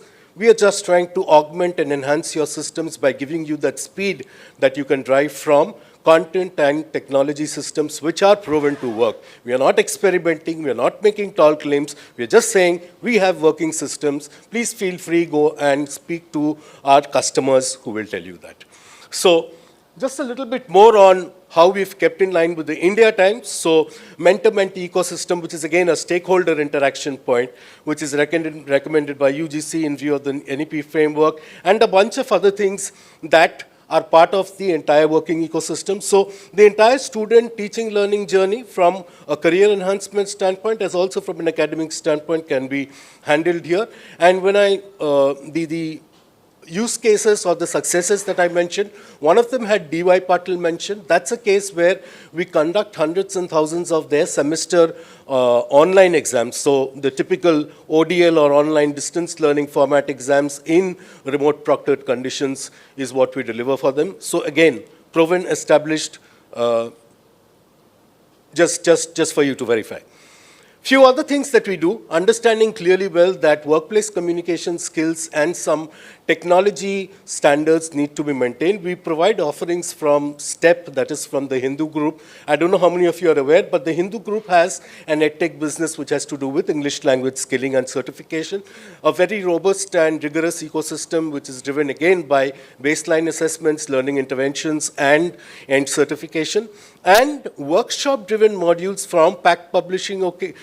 Now, Pact Publishing is a publisher based in UK, which provides technology content to the likes of Microsoft, Udemy, LinkedIn, and Pluralsight, etc. So we are trying to bring specific content, curated content from them to the ecosystem here, to our customers and, of course, our prospects. So those are the additional bits that we do, and that's all I have. I hope I did it under 5 minutes. Thank you.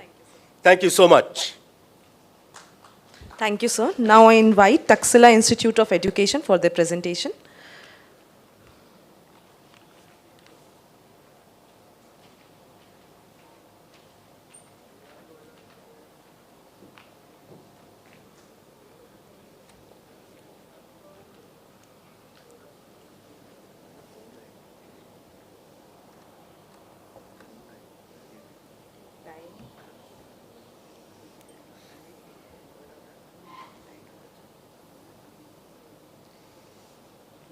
This one.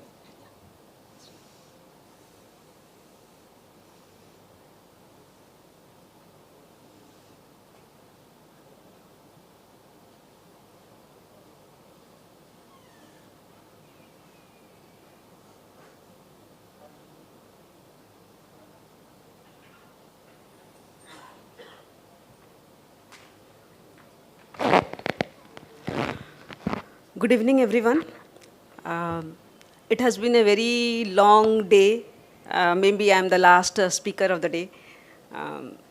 Now, when we speak of international or internationalization, it is a point of concern.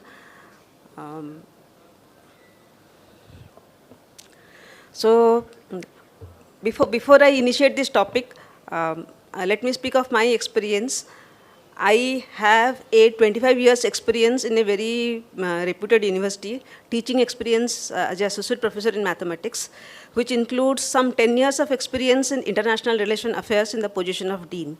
I witnessed Study in India's growth. EDSIL, we were speaking of Study in India's portal making. AICT's in trying to initiate the international, portal of for international students. So with this witness of growth, I can share my experience in all fields of this IR, where I remember my former president, of my university, who told me like, अगर तुम्हें मौका मिले तो इसके ऊपर एक thesis लिख लेगी IR के ऊपर. So this is what my bio says. I am Dr. Indira Rautray, representing Takshila Institute of Education as Business Head of International Relations. I am happy that this is a platform where we have Vice-Chancellors sitting over here. And usually it happens that in a IR office, the head of the university and the international team, they closely work. But whenever it is coming to, giving the information to these regulatory bodies somewhere, it is the office of the VC that is going to put the data and forward it. So it is, I have seen the pinpoints, I have seen the gaps, so I can speak on this. But if I speak of Takshila, Takshila is here to offer all the services that a IR department needs. Now,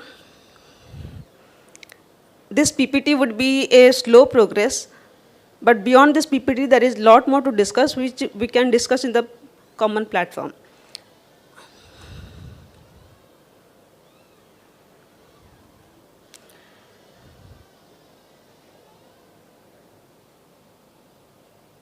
Is obviously, I'm very clear, making India as a global destination, and India's destination is more pronounced, making it affordable and a sound place for international students, for international learning, for education.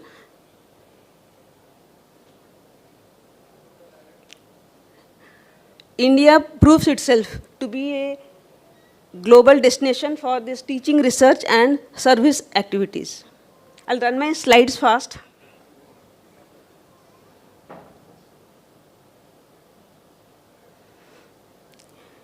IR is always a term in any of the ranking formulations we have. We have economic benefits. It involves diversity, and that is always encouraging. Expand research opportunities, yes. We are speaking of collaborations in the very morning. Graduate employability. The more, if I speak like the domestic students of the university, they are more encouraged when they see the international students moving out, and they take the help of international students' links to move out. So this is one among the examples. We also enhance our global image, brand value that we say. KIT is a better example, very good example in this. So during the studies at the university, students are always encouraged to move out in short-term courses like global immersions. Takshila offers the global immersions at very affordable cost, and we are also working with multiple universities. Many universities I can name, like, of all these services, we are working with Manav Rachna, we are working with Golgotias, GD Goenka, even from Kolkata, we are working with JIS, IMI Kolkata, we are also working with KIT, SOA, Centurion from Bhubaneswar. We encourage international students coming in. Okay. Academic and research collaboration is a must. Higher education abroad, Takshila offers study abroad since 2015. Its USP is German public universities. Outbound programs are semester. We are currently having very good offers that few universities have adopted. Multiple universities are adopted to. One is Malaysia, Singapore, Dubai, France, Thailand also. Internships. Many universities do not know where these internships are. Like some are internships with scholarships also. I'm running fast.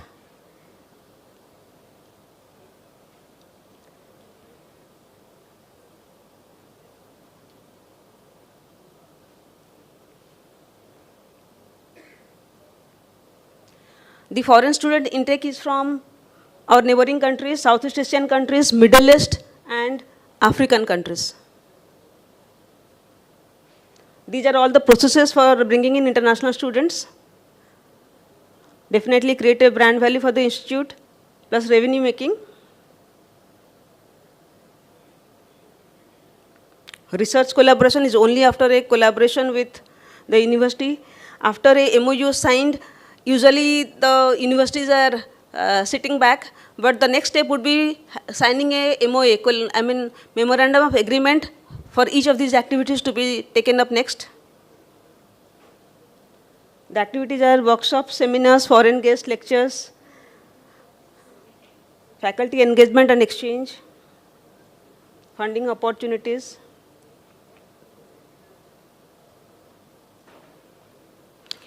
Yes, the USP of Takshila is affordable European public universities. They work with public universities of Europe. They have 1,000 plus partner universities. Alumni connect, very good alumni connect they have. Profile building, we can encash any of these opportunities of Takshila. Profile building, test preparation, these are the procedures of making our students enroll into the foreign universities. These are the action plans.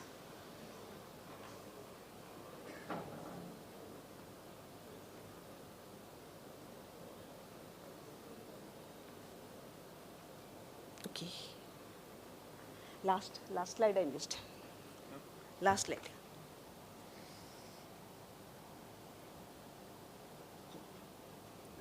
Yeah.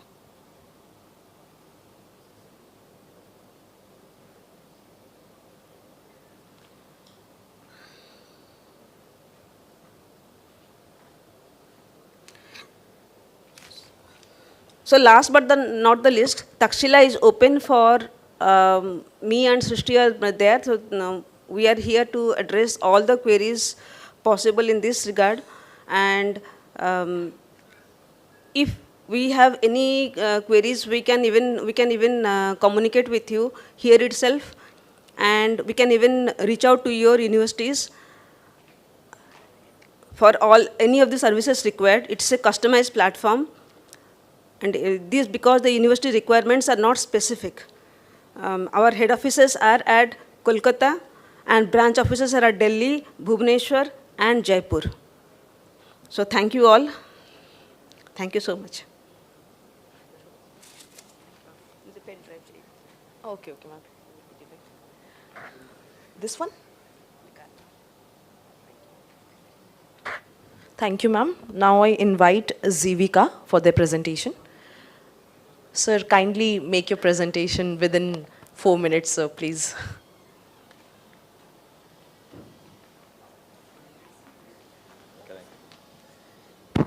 Okay, good evening, everyone. We are a startup, and I can understand the squeezing of time for startups. Zivika. Do you have a mic? Independent mic. Independent mic.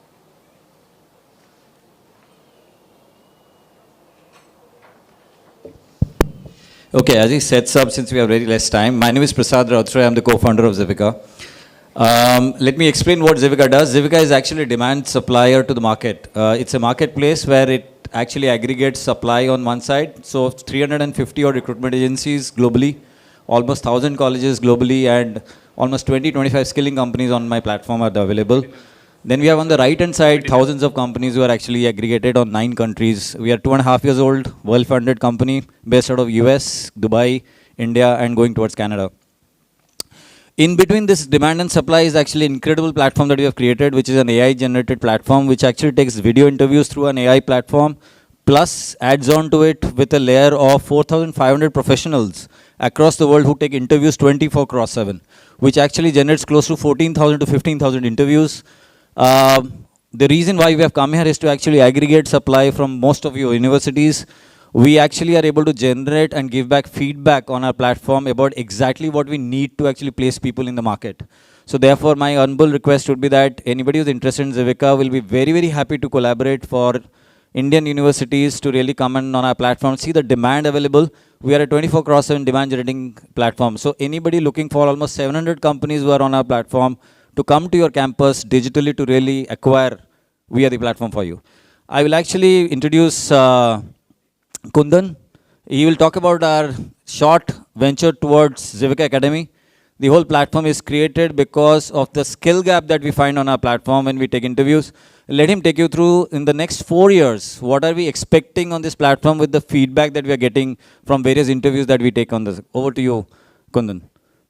Okay, you are still not on? Okay. Kundan, you want to speak about it?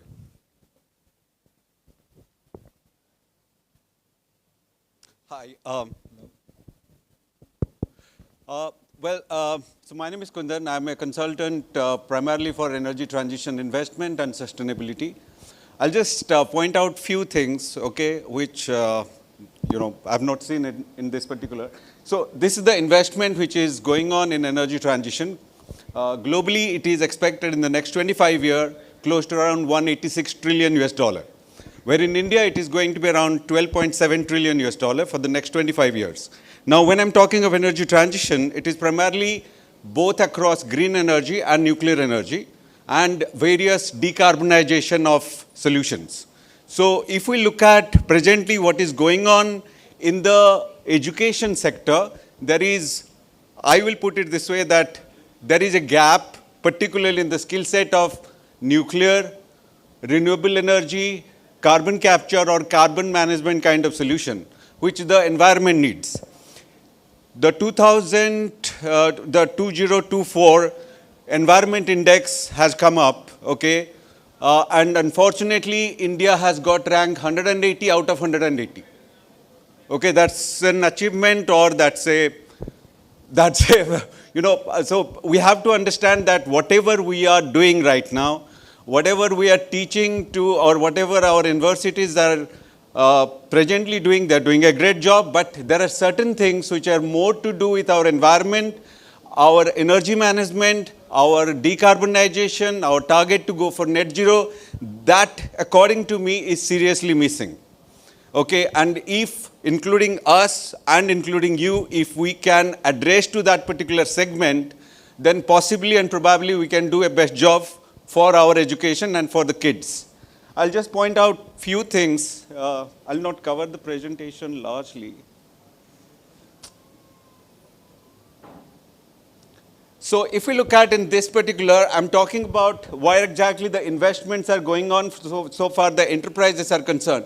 If you look between 2024-25, that's the last two verticals, okay, there are two areas which are on the bottom. They are coming new, which is primarily in the focus of OT transformation and digital transformation and sustainability, energy transition. These are the areas which are new, but this has a massive investment potential and government is committed to do that. If we look at this point in time, China's total investment in energy transition is 4.2% of its GDP. Okay, and its GDP, definitely you know that it's much bigger than India. India's investment in energy transition is 0.2% of the GDP. India has to go to 5% of its GDP in energy transition. But that particular gap, if we look at our university and the assessment and the approach our universities are taking to support that transition, I will strongly find that it's a gap. Okay, and we are doing various activities in that particular domain to help industry or help universities. So we are looking forward kids to be the first university, and we have already gone one of the university in Pune. We have started this, and we are looking forward kids to start the sustainability and energy transition to incorporate. So let's see how it is going. But more than education, we are committed to see our next generation to remain in a more sustainable, green, and healthier environment. So that is the key takeaway that we can offer. Thank you very much. Any question if you have, you can shoot. I think thank you so much. We are all from the industry side of it, so pardon our language, which might be pushing you. But we have come from the background where we really want to be a part of the education sector because we have seen the the industry side of it a lot. Between few of us who have built this company, so we want to come back, attract a lot of discussion so that we can get things actually on the ground to really flow in. And we have 5 years in India to really make India equitable to China. Otherwise, missing the entire generation. Thank you so much. Thank you so much, sir. Thank you so much, sir. We have the last presentation for the evening from Gelocity. So they are setting up there is a 2 minutes video. Till then, there is an announcement. After this session, we request all the Vice-Chancellors, edutech companies, sponsors to kindly join for the cultural program, where we will be also felicitating all the Vice-Chancellors, followed with dinner. It is at Rose Garden, Campus 18. So kindly join us over there.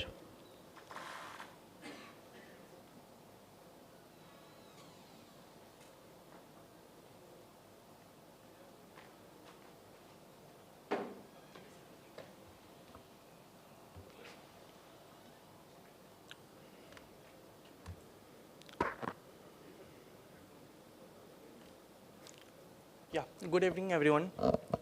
We are from Glowcity, and we are building a platform to automate the interviews. We are trying to reduce the time and the cost for the companies as well as for the universities, so that the students of the university, they can practice interview before they are appearing for a real interview. We will show the quick video which tells most thing of Glowcity. So, yeah.